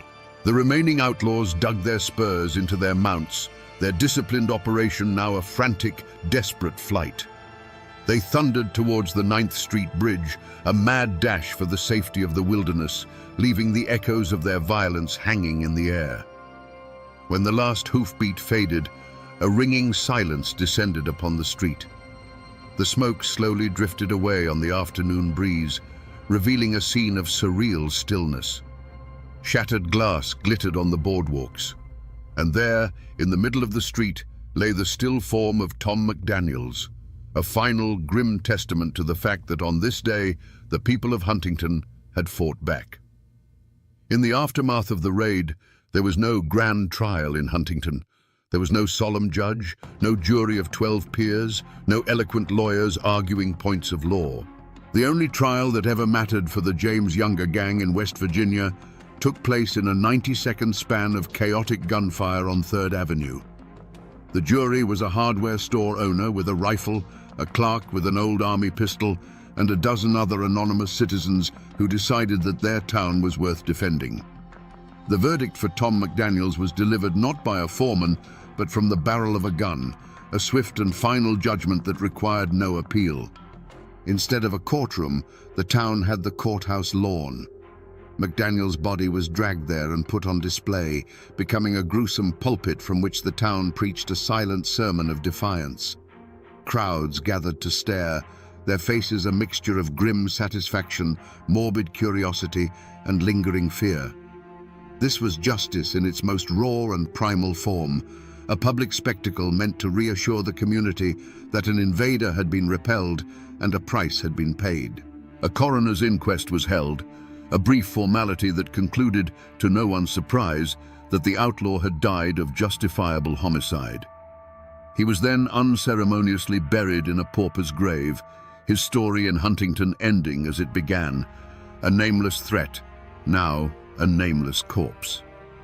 The real legal reckoning came a year later and hundreds of miles away in a Minnesota courthouse. It was there that the captured younger brothers faced a formal system of justice. There was no defiance in their demeanor, only a stoic, weary acceptance of their fate. Cole Younger, in particular, was calm and cooperative, his confession providing the final, authoritative chapter to the Huntington raid. They pleaded guilty to their crimes in Minnesota to avoid the spectacle of a trial and the near certainty of a hangman's noose. They were sentenced to life in prison, a verdict that was celebrated in the North as a triumph of law and order. But for the people of Huntington, it was a distant echo, a hollow victory. The Youngers were being punished for Northfield, not for the terror they had inflicted upon West Virginia.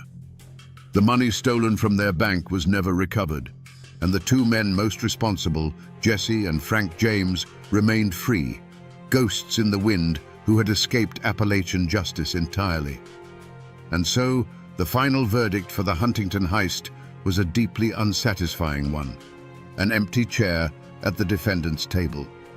Jesse James would eventually be killed by a traitor in his own gang, and Frank would surrender and through legal maneuvering walk away a free man. No member of the James Younger gang was ever convicted or even formally charged for the crime committed in Huntington. The town had won the battle in the street, but the masterminds of the war had gotten away clean, a bitter injustice that still lingers in the hills, a story of a crime that was punished but never truly prosecuted. The gunsmoke over Huntington eventually cleared, but the lives it touched were never the same. The raid was a flash of lightning that left a permanent afterimage burned into the soul of the town and its people. For Huntington itself, the brutal afternoon became a defining moment. It was a scar that, over time, became a badge of honor. The city was no longer just a proud boom town of the railroad. It was the town that had stood up to the James gang and drawn blood. The men who had grabbed their rifles and fought back became local legends, their stories told and retold until they became a part of the city's foundation myth, a testament to the fierce, self-reliant spirit of Appalachia. For Robert T.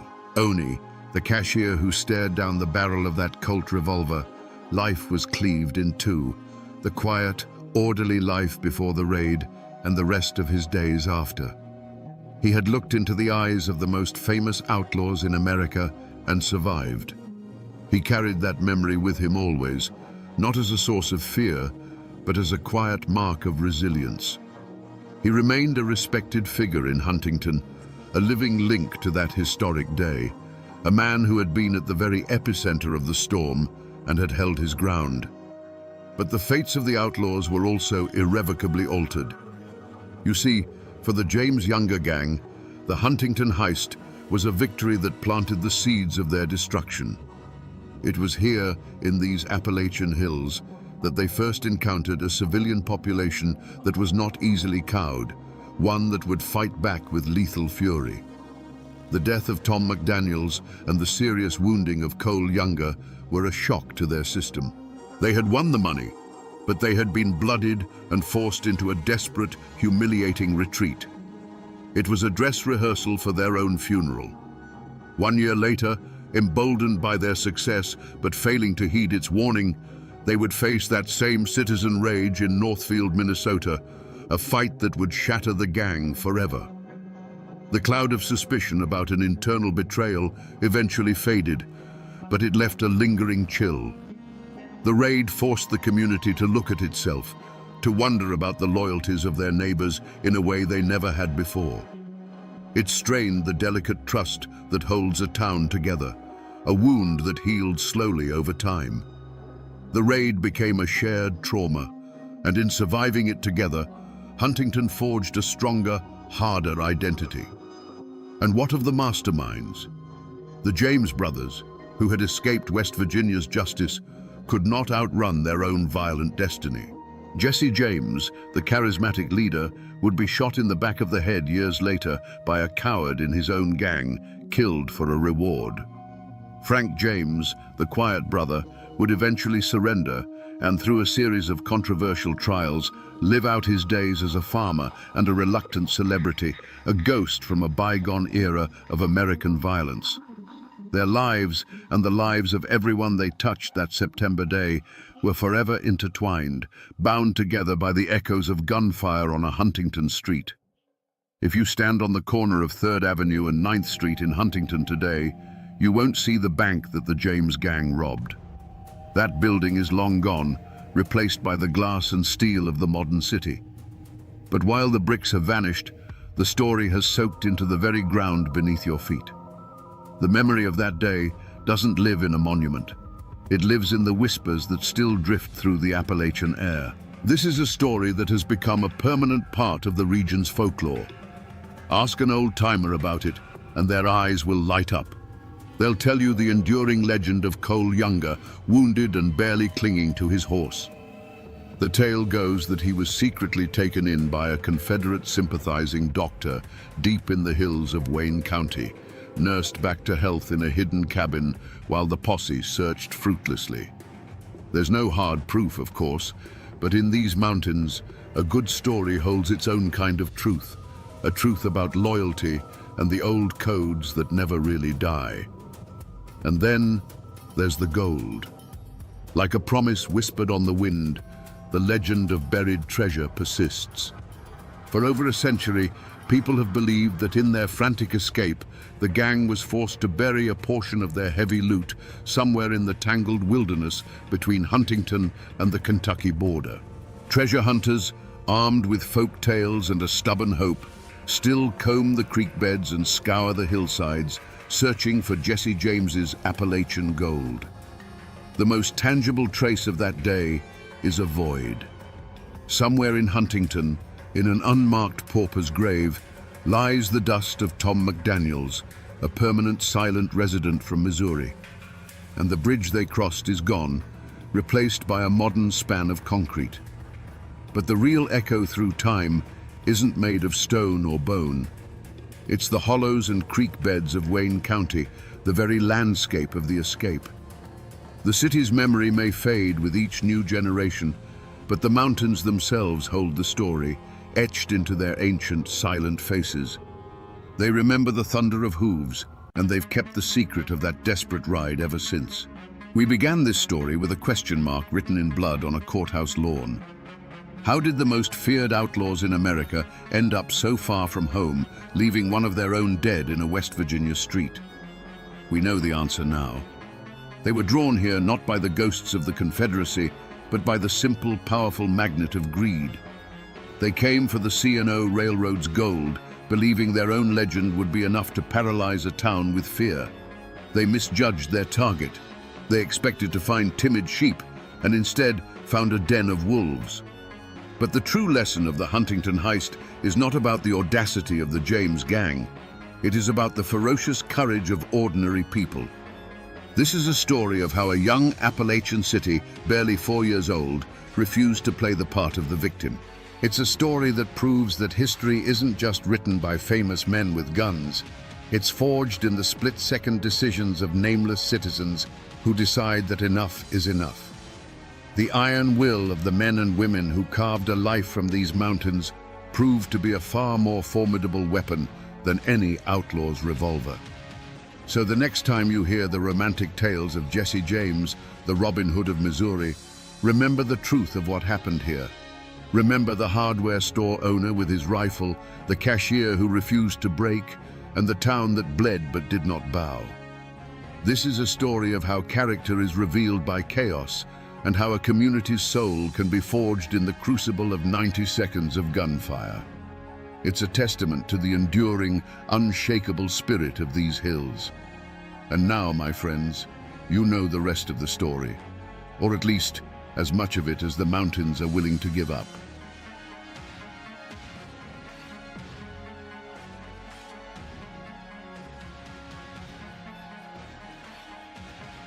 The newspapers called it the Fratterville mine disaster. A tragic number etched in history. 216 men and boys gone in an instant. But numbers are cold, and they can't tell you the real story. They can't describe what it's like to sit in absolute darkness, hundreds of feet underground, listening to the air run out as you write a final letter to your wife. They can't make you feel the horror of a father holding his dying son on his lap. They say it was an accident. But the true story of Frateville isn't about the explosion that shook the earth. It's about what happened after, in the suffocating silence. Today, we're not just telling a story. We're going to listen to the voices of the dead, reading the last words they scratched onto paper from inside their own tomb. Imagine Frateville, Tennessee, on the morning of May 19th, 1902.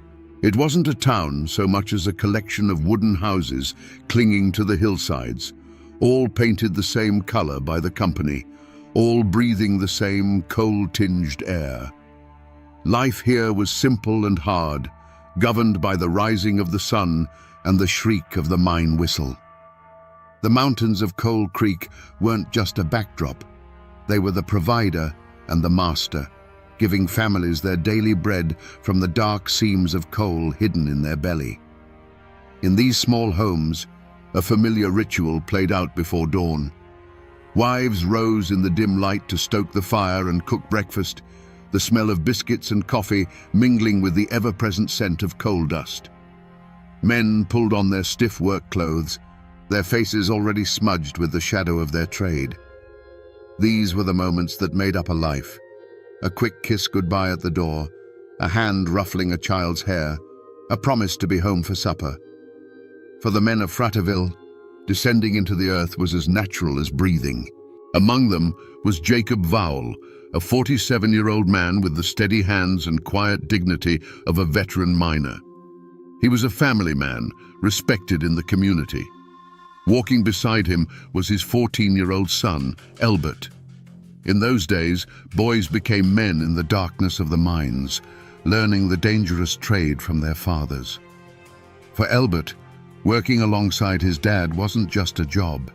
It was a rite of passage, a step into the world of men. They were part of a brotherhood of 216 souls that morning. Husbands, fathers, brothers, and sons, some boys no older than Elbert. They walked together toward the gaping mouth of the mine, their lunch pails clanking, their carbide lamps not yet lit. The air was cool, the sky was beginning to lighten, and the world above ground was waking up to a beautiful spring day. There was no sense of doom, no premonition of what was to come. It was just another Monday. They stepped onto the man trip, the string of open cars that would carry them down the sloping shaft into the heart of the mountain. The journey into the darkness was a daily routine, the familiar rumble of the wheels a mundane soundtrack to their lives. They joked and talked, their voices echoing briefly before being swallowed by the immense, earthy silence of the deep. But the mountain they trusted was holding a secret. Deep within the labyrinthine tunnels, a pocket of methane gas, odorless and invisible, was seeping from the coal seam. It was a time bomb, silently counting down. Every foot the men traveled deeper into the earth brought them closer to the moment when their ordinary world would be torn apart by a roar from hell itself. Deep inside the earth, the men worked in the flickering glow of their carbide lamps. The air was thick with the smell of damp soil and coal. The only sounds were the rhythmic scrape of shovels against rock and the metallic ring of pickaxes striking the black seam. And then, in one of the far-flung tunnels, it happened. A miner's open flame, the very tool that let him see in the dark, touched a pocket of invisible methane gas. In that single fatal instant, the air itself caught fire. The explosion wasn't just a sound. It was a physical force, a giant fist that punched through the mine's narrow arteries. It ignited the fine, suspended coal dust, creating a secondary, even more powerful blast that ripped through the tunnels at the speed of sound. A wave of fire and pressure shot outwards, snuffing out lamps and lives without distinction. For the men caught in its path, there was no time to scream. The world simply ceased to exist. On the surface, at 7:20 in the morning, the ground trembled as if a beast had woken from a long slumber. A deep, guttural roar erupted from the mouth of the mine, a sound that rattled windows and shook the very souls of the people in Frateville. It was followed by a geyser of black smoke, splintered timbers, and mangled machinery that shot hundreds of feet into the sky. The mine, the town's source of life, was now breathing fire and death. Within moments, the routine of the morning was shattered by screams. Wives and children, their faces masks of terror, ran toward the mine entrance. But what they found was a vision from hell. The wooden structures of the tipple were engulfed in flames, and a thick, choking smoke billowed from the shaft, blocking any hope of entry. The force of the blast had not only sealed the entrance, it had destroyed the mine's massive ventilation fan. The lungs of the mountain had been ripped out. Deep inside, in the furthest reaches of the mine where the blast hadn't reached, a few dozen men were thrown to the ground. Their lamps were extinguished, plunging them into a darkness more profound than any they had ever known. The air thrummed, and then an unearthly silence fell. They were alive, but they were cut off. The air they were breathing was now a finite resource, a dwindling supply in a sealed stone coffin. The clock on their survival had begun to tick. In the absolute blackness, the survivors gathered. The thunder of the explosion had faded, replaced by a silence so deep it felt like a physical weight. The air, once merely damp and earthy, now carried a new taste, sharp and metallic. It was the taste of afterdamp, the poisonous cocktail of gases left behind by the blast. They knew what it meant. There would be no rescue. Death wasn't coming for them with fire and fury. It was seeping toward them, silent and invisible. In this moment, faced with the end, Jacob Vowell became their anchor. He didn't preach hope where there was none. Instead, he offered them a final defiant purpose. He told any man with a pencil and a scrap of paper to write. Write to their wives, their children, their mothers. Write the words they would never get to say. In the suffocating darkness of their tomb, these men, whose hands were calloused from swinging a pickaxe, began the delicate work of writing their last goodbyes. Imagine the scene. A handful of dying carbide lamps cast a ghostly flickering glow, creating dancing shadows on the coal-black walls. The only sounds were the ragged coughing of men fighting for each breath and the soft, steady scratch of pencil lead on paper. Men leaned against the cold rock, trying to steady their hands, pouring a lifetime of love onto a few precious inches of paper. They weren't writing about death. They were writing about life, about the families waiting for them under a sun they would never see again. Jacob Vowell wrote to his Sarah, his words a simple, heartbreaking testament. Tell my little boys to be good boys and to trust in the Lord. He was a father to the very end. Beside him, his 14-year-old son Elbert, his strength failing, lay his head in his father's lap. In the dimming light, Jacob watched his son's breathing grow shallow, watched him drift into a sleep from which he would not wake. Then, with a hand that must have trembled, Jacob Vowell made one last entry in the margins of his letter. He didn't describe the horror. He wrote a sentence of pure, devastating fact. My boy Elbert has gone to sleep. He has been dead for a few minutes. It was a final act of a father recording his son's peaceful passage, a final whisper of love in a world that had turned to black. One by one, the lamps sputtered and died, plunging the chamber into a darkness that was total. The scratching of pencils ceased.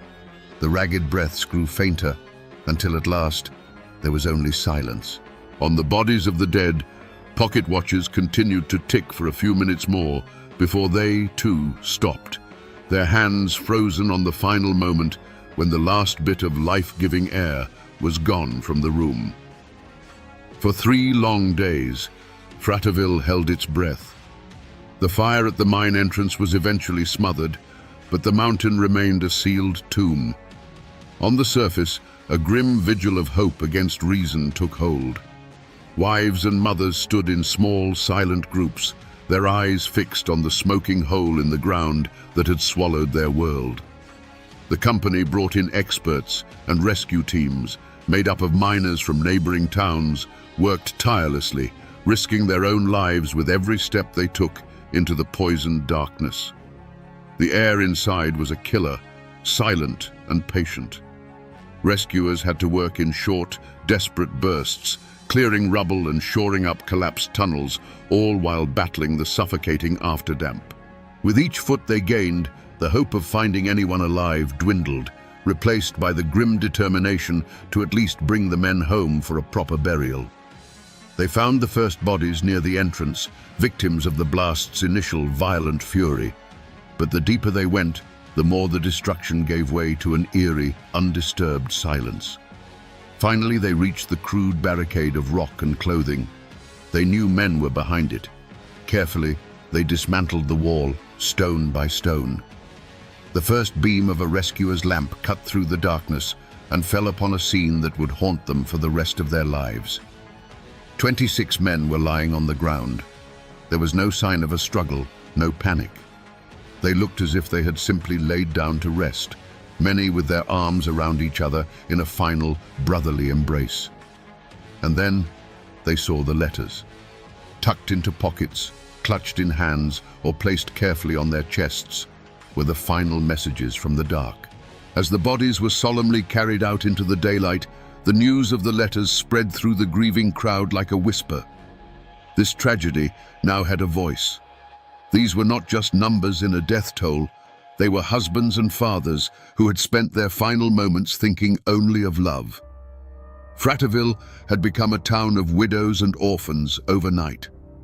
They say there weren't enough coffins in the county, and they had to be shipped in by the trainload, a final, heartbreaking measure of the town's immeasurable loss. There was no villain in a black hat to put on trial. There was only a company, a mountain, and 216 fresh graves. But the law demanded an answer, so a coroner's inquest was convened. It wasn't a grand trial in a stone courthouse. It was a proceeding held in the shadow of the disaster, a formal attempt to write the final chapter in the official record. For the widows of Fratterville, it was a desperate, flickering hope for accountability. For the Coal Creek Coal Company, it was a matter of containing the damage. Company officials and their lawyers spoke in measured tones.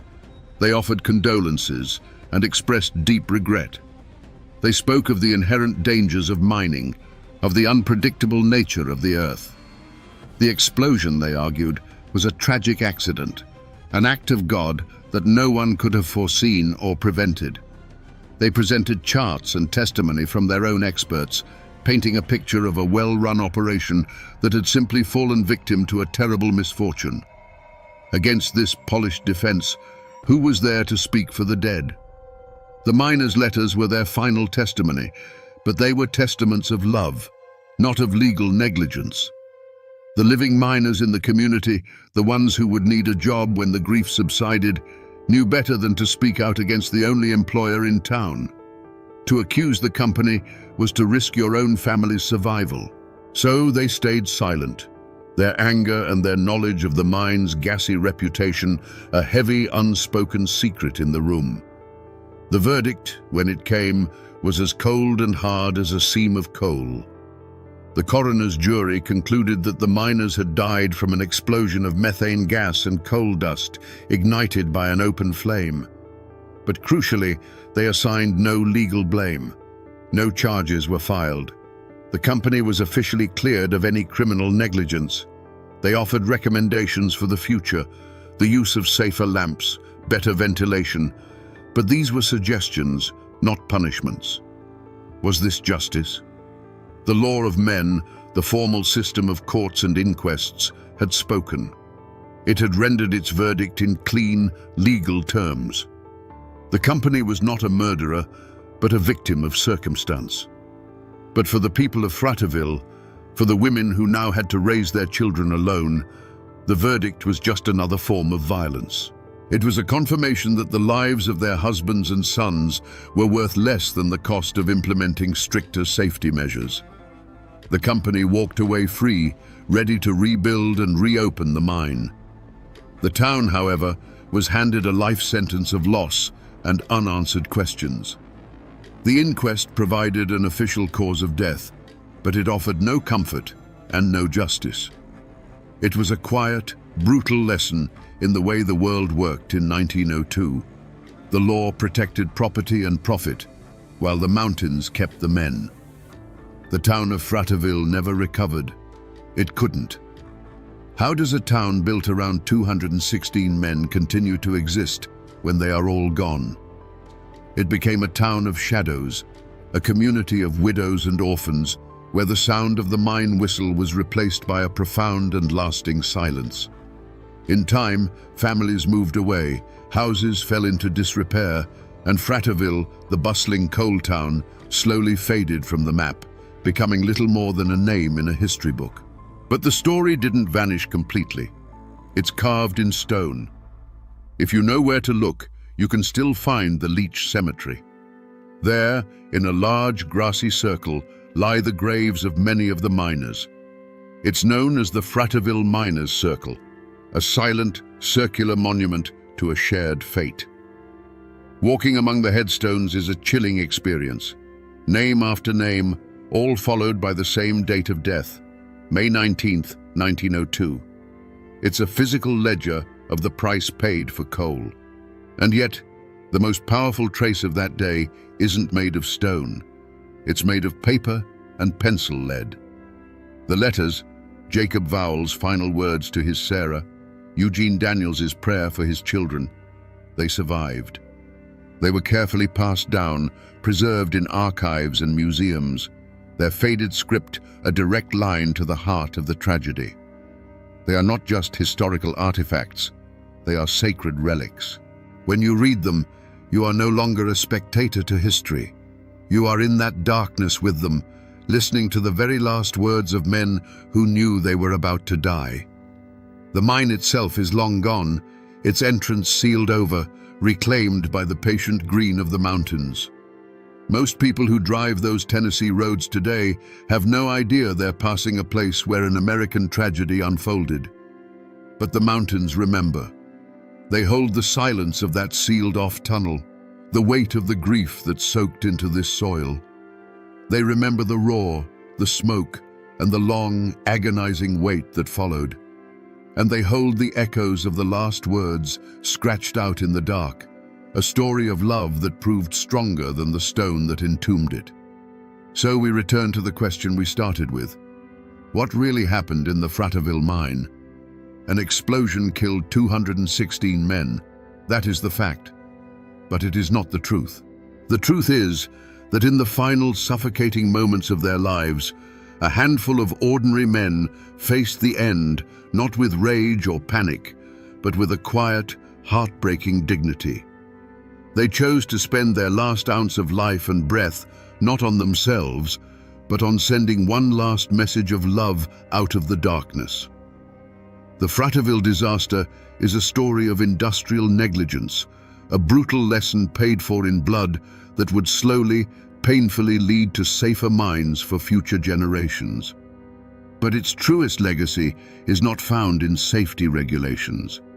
It's a lesson in what matters at the very end of everything. It teaches us that the human spirit, when stripped of all else, will reach for connection, for family, for love. In the blackest pit, these men found a light inside themselves and sent it outward. Their bodies were buried in the Tennessee earth over a century ago, their town swallowed by time. But their final words, scratched onto scraps of paper, have traveled through the years to find us. The mountain took their lives, but it could not silence their love. It couldn't bury their story.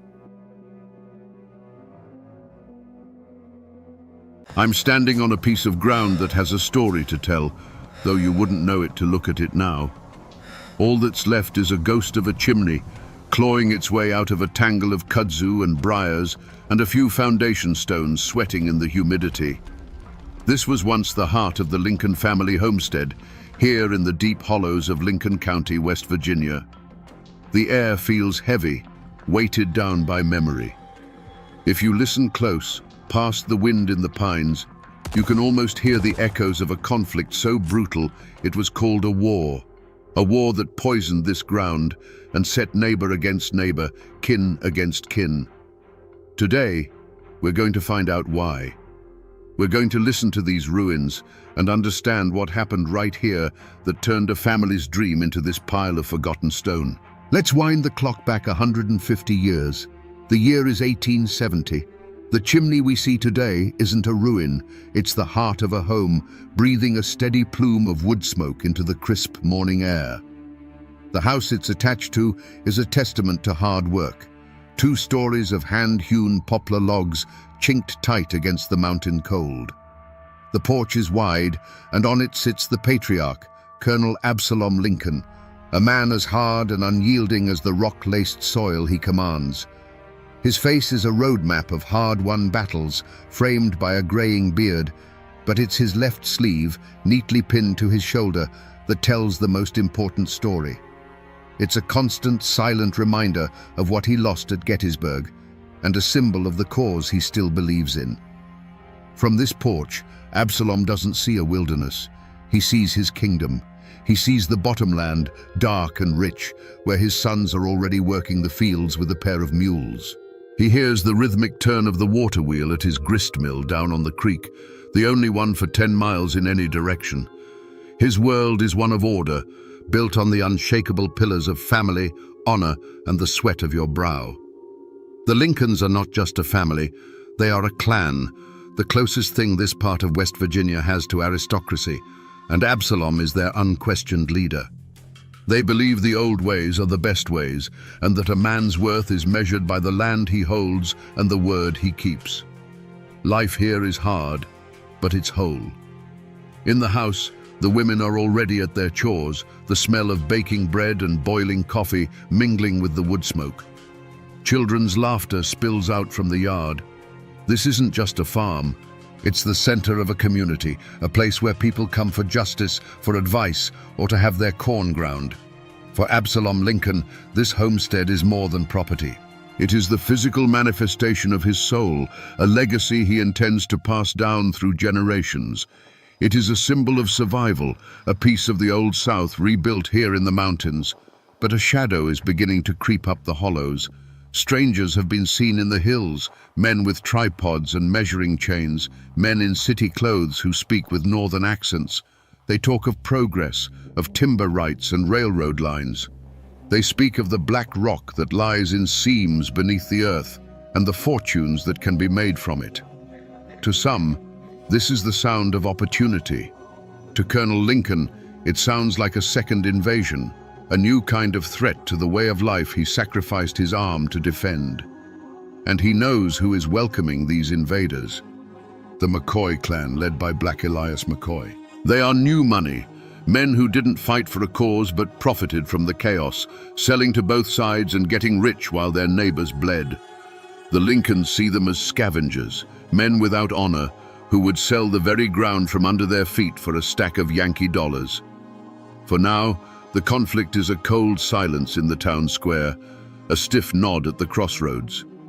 But on his porch, Absalom Lincoln watches the sun rise over his land, and he knows a storm is coming. He can feel it in the ache of his missing arm. To understand how a family's pride curdles into a generation of hate, you have to look beyond the soil and stone. You have to follow the paper trail, as thin and fragile as it may be. I've spent weeks doing just that, digging through dusty boxes in the archives, and I found something. This is what I believe is the first drop of poison. It's a page from the Lincoln County Ledger, dated November 6, 1872. The paper is brittle, the color of old tobacco, and it smells of time itself. Most of it is what you'd expect: crop prices, an ad for a liver tonic, a notice about a church social. But tucked away in a small column on the back page is a single dry paragraph that announces the results of the county election. It officially declares that Jedediah McCoy, brother of Black Elias, had been elected sheriff of Lincoln County. On the surface, this is just democracy at work. But you have to understand, in a place like this, the sheriff's badge was the keys to the kingdom. He controlled everything: who got arrested, whose land got seized for back taxes, and whose brand of justice was enforced. For as long as anyone could remember, the man wearing that badge had been a Lincoln, or a man loyal to the Lincolns. This small, forgotten news clipping wasn't just reporting a political upset, it was documenting a coup.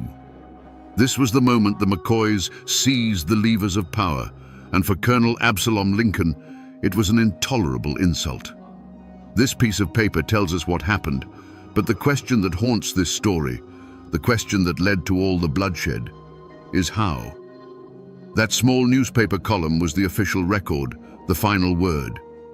But the story of how Jedediah McCoy's name got printed there was written not in ink, but in sweat, whiskey, and the cold glint of northern silver dollars.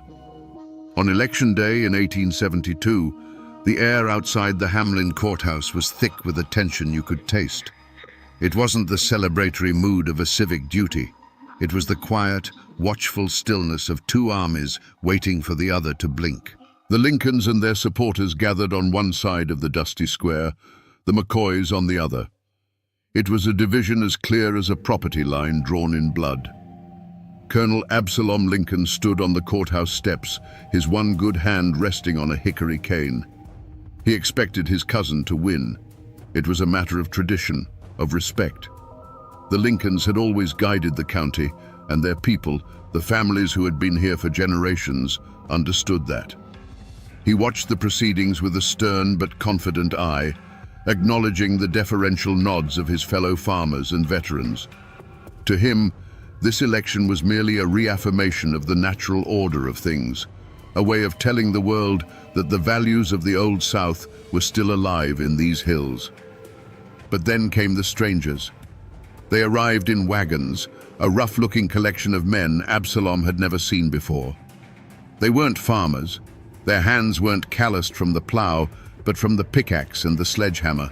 They were the survey crews and clearing gangs hired by the railroad interests that Black Elias McCoy had been courting.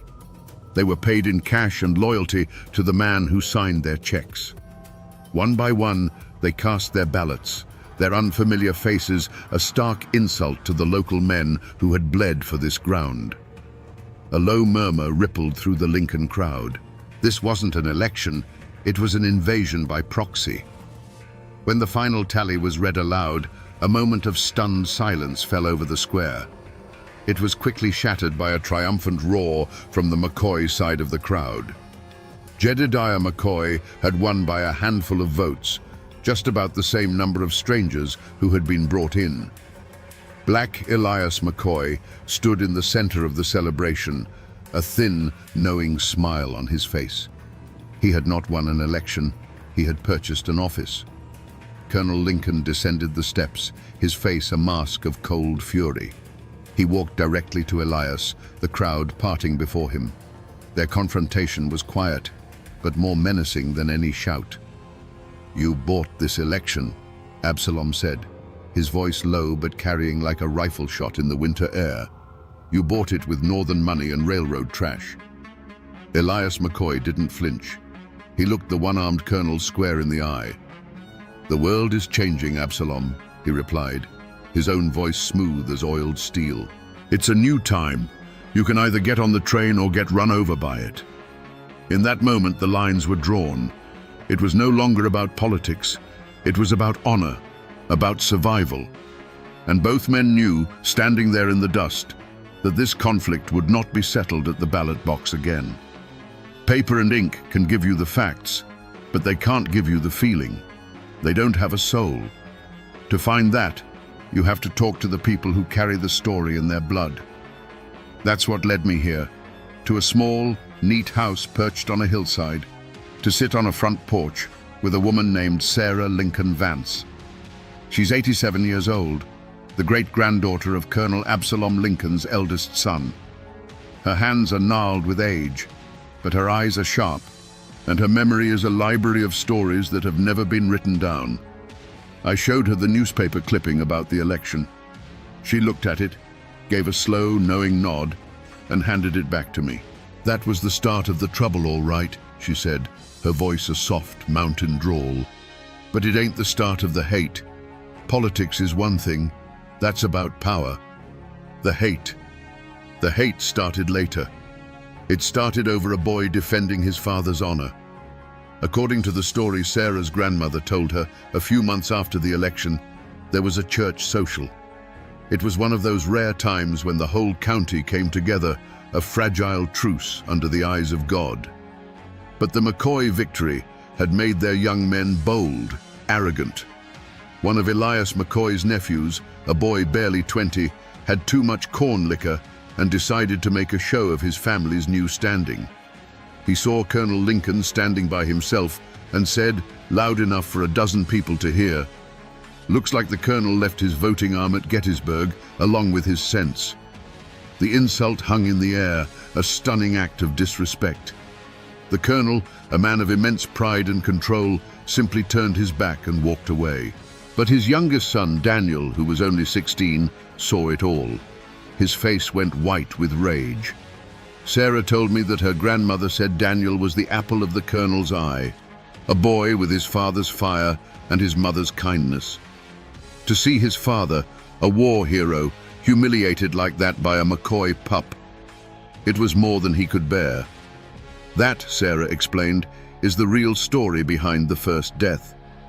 The official record, the one whispered in the courthouse, was that Daniel Lincoln got into a dispute with that same McCoy boy over a property line a few days later. But the Lincoln family has always known the truth. Daniel didn't go to that hollow to argue over a few feet of dirt. He went there to demand an apology for his father. The property line was just the place where a boy's pride finally caught up with him. The election gave the McCoys the power, but it was that cruel joke that provided the spark. And that spark was about to ignite the whole damn county. The insult at the church social was a hot coal in Daniel Lincoln's gut. For days, it smoldered. He was only 16, but he had his father's unbending pride. He saw the way the other men looked at the colonel now with a hint of pity. He heard the whispers, and he saw the shame in his father's eyes, a look that cut the boy deeper than any knife. While the older men of the family spoke in hushed tones of political strategy and legal challenges, Daniel was consumed by a simpler, more primal code. An insult to his father's honor was an insult to the entire Lincoln name, and it had to be answered. He wasn't thinking of war or consequences. He was thinking like a son. He found Caleb McCoy, the boy who'd made the joke, working a stand of timber in a narrow hollow where their property lines blurred.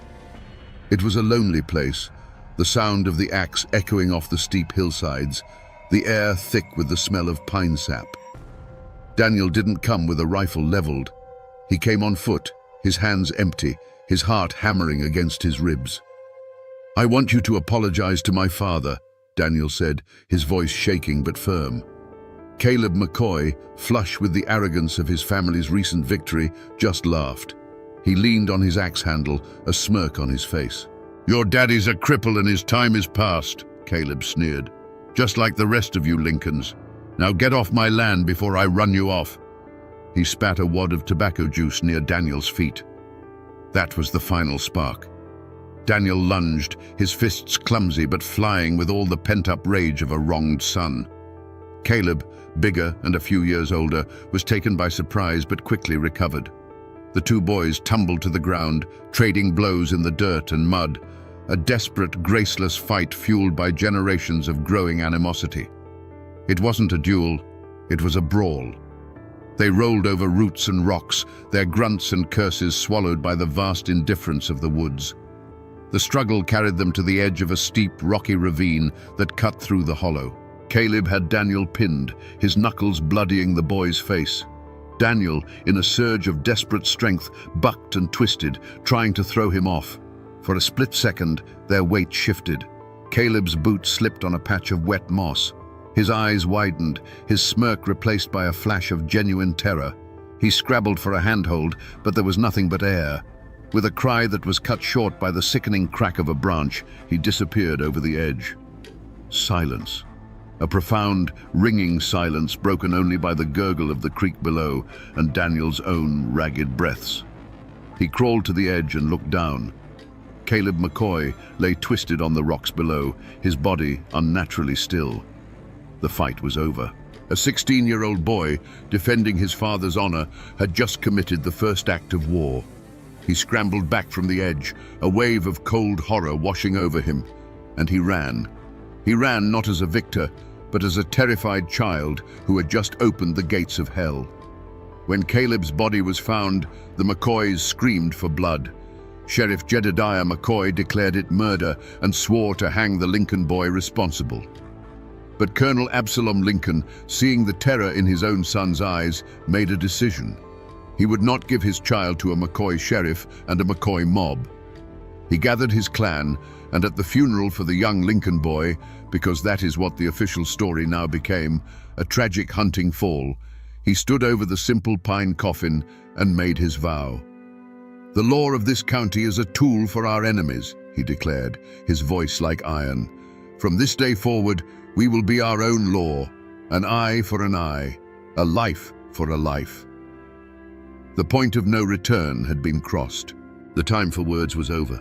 After a death like that, vengeance doesn't wait long in these mountains. It just waits for the right time and the right place. That place is here. I'm standing beside the Guyandotte River at a sharp, angry turn in the road that locals have called Devil's Elbow for as long as anyone can remember. Today, it's peaceful. The water rushes over the rocks and the sun filters down through a thick canopy of leaves. It's a beautiful, forgotten corner of the county. But if you know where to look, the scars are still here. This wide gravel shoulder I'm standing on isn't the original road. The old wagon trace ran closer to the water, right along the base of this sheer rock wall. And up there, about 50 feet above me, is a high wooded ridge that looks down on this entire bend. It's a perfect natural ambush point, a kill box designed by God himself.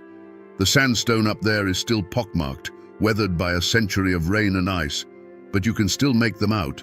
Dark little circles against the grey rock, each one a silent testament to the chaos that was unleashed right where I'm standing. This is where the Lincolns delivered their answer to the death of young Daniel. It wasn't a back-alley knife fight.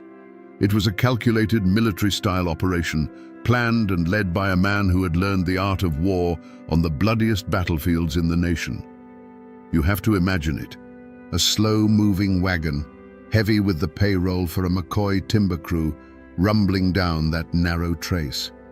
The men inside, feeling safe, probably not even thinking of trouble.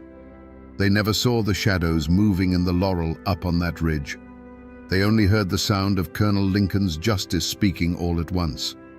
The McCoy payroll wagon creaked its way along the river trace, moving at the slow, steady pace of the mules that pulled it. Inside, 3 McCoy kinsmen were relaxed, their rifles leaning against the wagon bed. The money, a heavy lockbox full of silver dollars, was a comforting weight between them. It was a warm afternoon in 1875. The air was sweet, and the only sounds were the jingle of the harness, the rumble of the wheels, and the endless rush of the Guyandotte. As they rounded Devil's Elbow, the high rock wall threw the road into deep shadow, offering a brief respite from the sun. It was the last moment of peace any of them would ever know. The first shot was not a warning. It was a declaration. A single sharp crack echoed from the ridge above, and the lead mule went down as if struck by lightning, its collapse throwing the entire wagon into a groaning, tangled halt. Before the McCoy men could even register what had happened, the ridge exploded in a volley of synchronized fire. It was not the scattered shooting of a brawl, it was the disciplined, concentrated fire of soldiers. The sound was a physical blow, a deafening wall of noise that hammered the wagon from above. The wooden sideboards of the wagon splintered instantly, peppered with a dozen heavy-caliber impacts. The air filled with the smell of gunpowder and hot lead. The man holding the reins was thrown backward from his seat, the leather straps falling from his hands. A second man, who had been scrambling for his rifle, suddenly slumped forward over the lockbox, his own weapon clattering, unfired, to the floorboards. The third and final man managed to raise his pistol and fire a single wild shot toward the trees before he too was silenced, collapsing in a heap beside his comrades. Then, as suddenly as it began, an absolute silence fell over the bend in the road. It was a heavy, profound quiet, broken only by the panicked breathing of the remaining mule and the ceaseless murmur of the river. From the dense laurel on the ridge, a line of figures emerged, moving with quiet purpose down the steep incline. They were led by Colonel Absalom Lincoln. His face was grim, his eyes cold and methodical. He was not a man consumed by rage. He was a commander inspecting a battlefield after a successful engagement.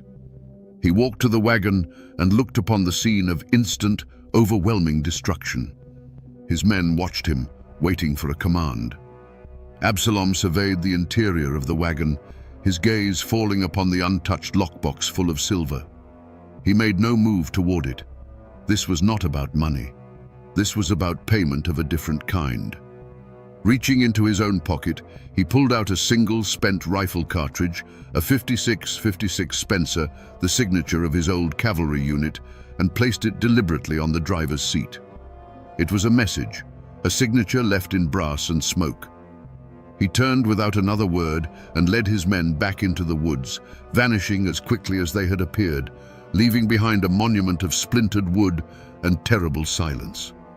The war had begun in earnest. After the smoke clears and the bodies are carried away, the machinery of the law, however rusty and biased, has to turn. And this is what it produces. This is the official coroner's inquest, filed in the Lincoln County Courthouse just 2 days after the ambush at Devil's Elbow. The handwriting is a spidery, formal script on paper that has gone thin and brown with age, but the words themselves are cold, hard, and clipped. They are the official story, the version of events that was meant to be preserved for history. I'll read you the key passage. It says, "The deceased, identified as Silas McCoy, John R. McCoy, and Peter Vance, did come to their deaths by means of multiple gunshot wounds. Evidence suggests the attack was carried out from the high ridge overlooking the road. The company payroll box, containing approximately $200, was found undisturbed. The perpetrators are, at this time, unknown. Perpetrators unknown. In a county this small, where every family knows every other family's business, that phrase is a lie. A necessary, legal lie, perhaps, but a lie nonetheless.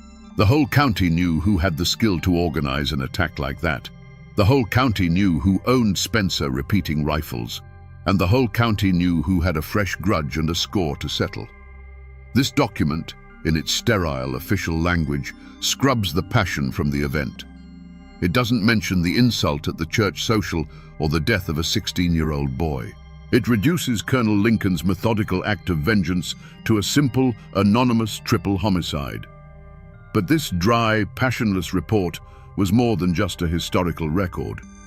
For Sheriff Jedediah McCoy, it was a weapon.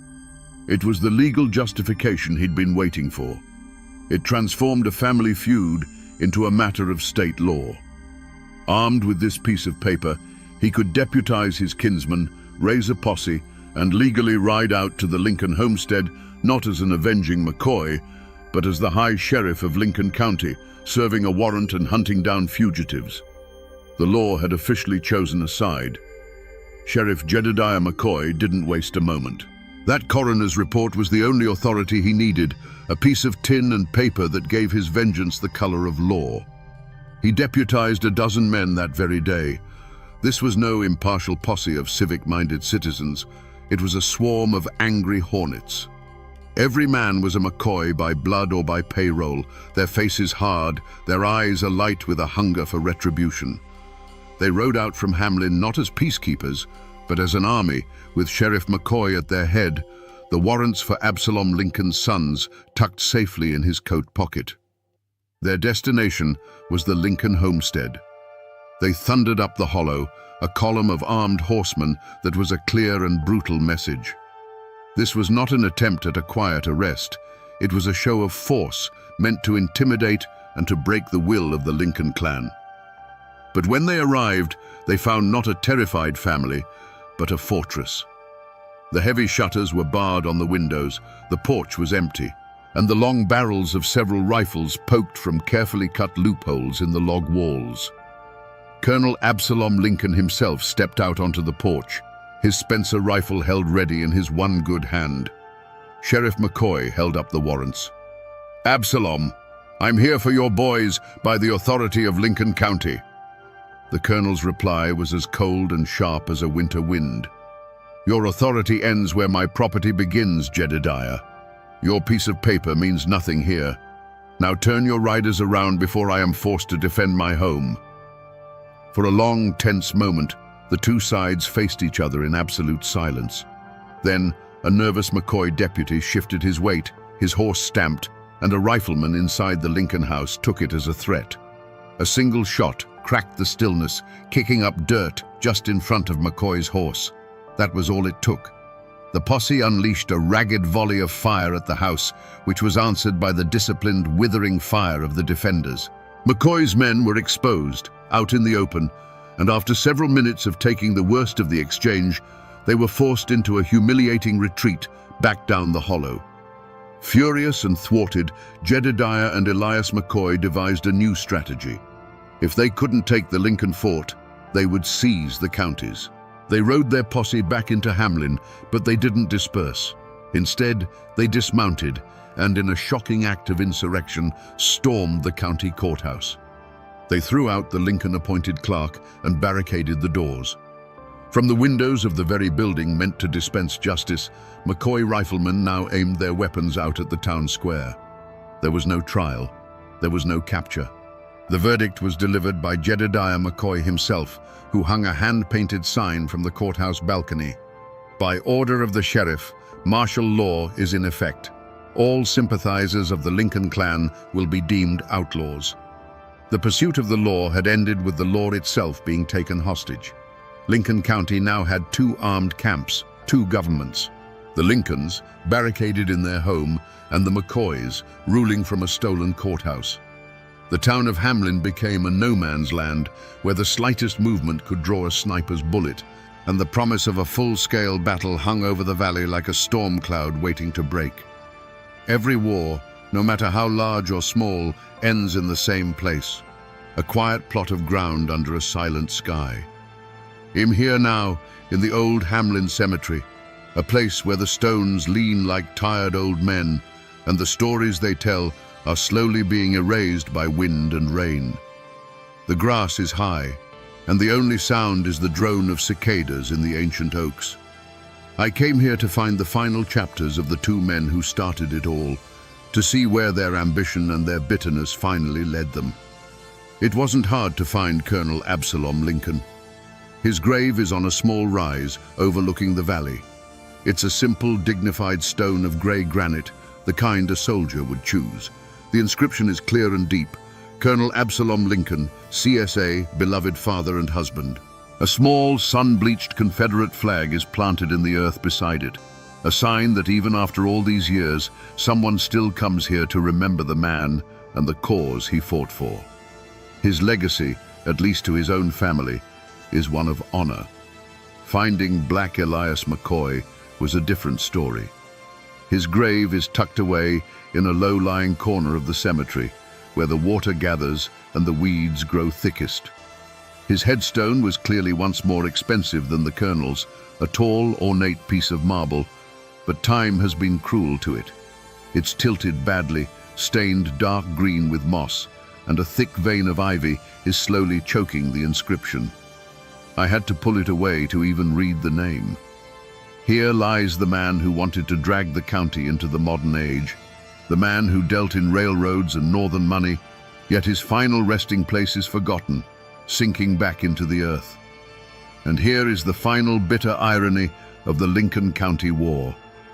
They lie just 100 yards apart now. The proud colonel and the ambitious McCoy, enemies who set the hills on fire with their hatred, are now silent neighbors for eternity. They fought for control of a whole county, for timber rights and political power, and in the end, this is all they hold: a 6-foot plot of dirt. Their war of sieges and snipers didn't last forever. It had to end. And standing here between their graves, the question becomes unavoidable. What was the final act that brought these two powerful men to this quiet, humble end? The journey from the courthouse siege to those two lonely graves was not a short one. It was a slow, grinding descent into a hell of their own making. The standoff was eventually broken by a traveling circuit judge, a brave man named Theron Parsons, who rode into Hamlin flanked by federal marshals. He brokered a fragile truce, a peace as thin as January ice, forcing the McCoys to relinquish the courthouse and the Lincolns to lay down their arms under the threat of state intervention. For a few tense months, an uneasy quiet settled over the county, but the hate was still there, simmering just beneath the surface. That fragile peace was shattered by a single rifle shot in the summer of 1878. Judge Parsons, seen as sympathetic to the Lincolns, was sitting on the porch of his boarding house when a bullet from the shadows found him. The assassination was a message. There was no room for impartial law in Lincoln County. The truce was over. The act was so brazen, so final, that it pushed both sides past the point of no return. The rules of engagement, if there ever were any, were burned along with the judge's body on the funeral pyre. The conflict then devolved into a new, more ruinous kind of warfare: economic destruction. One moonless night, McCoy riders swept through the Lincoln holdings, their torches finding the grist mill and the barns full of the year's harvest. The orange glow against the night sky was visible for miles, a signal that the McCoys were no longer just trying to win, but to erase the Lincolns from the land entirely. The retaliation was swift and terrible. The Lincolns, led by Absalom's remaining sons, no longer targeted barns. They targeted homes, setting fire to the McCoy homesteads and driving women and children out into the cold. It was a war of total annihilation, where the goal was to leave the enemy with nothing but ashes. This was the war that finally broke both clans. Black Elias McCoy, for all his cunning, found his fortune turning to ash in his hands. He had spent everything on hired guns, legal fees and bribes, and with his timber operations constantly under threat, his northern business partners abandoned him. He died a few years later, not from a bullet, but a broken man, his dreams of a McCoy dynasty ruined, leaving little behind but debts and a legacy of hate. Colonel Absalom Lincoln met a more direct, but no less tragic, end. In the spring of 1880, believing the worst of the fighting was over, he was out plowing his field, trying to bring life back to the soil that had soaked up so much blood. The man who had survived Gettysburg, who had fortified his home against a sheriff's army, was shot in the back by an unknown assassin from the tree line. He died with his hand on the plow. With the patriarchs of both families gone, the war simply ran out of fuel. The long shadow it cast, however, would stretch for generations, a darkness that fell not just on the families who fought, but on the very soul of the county itself.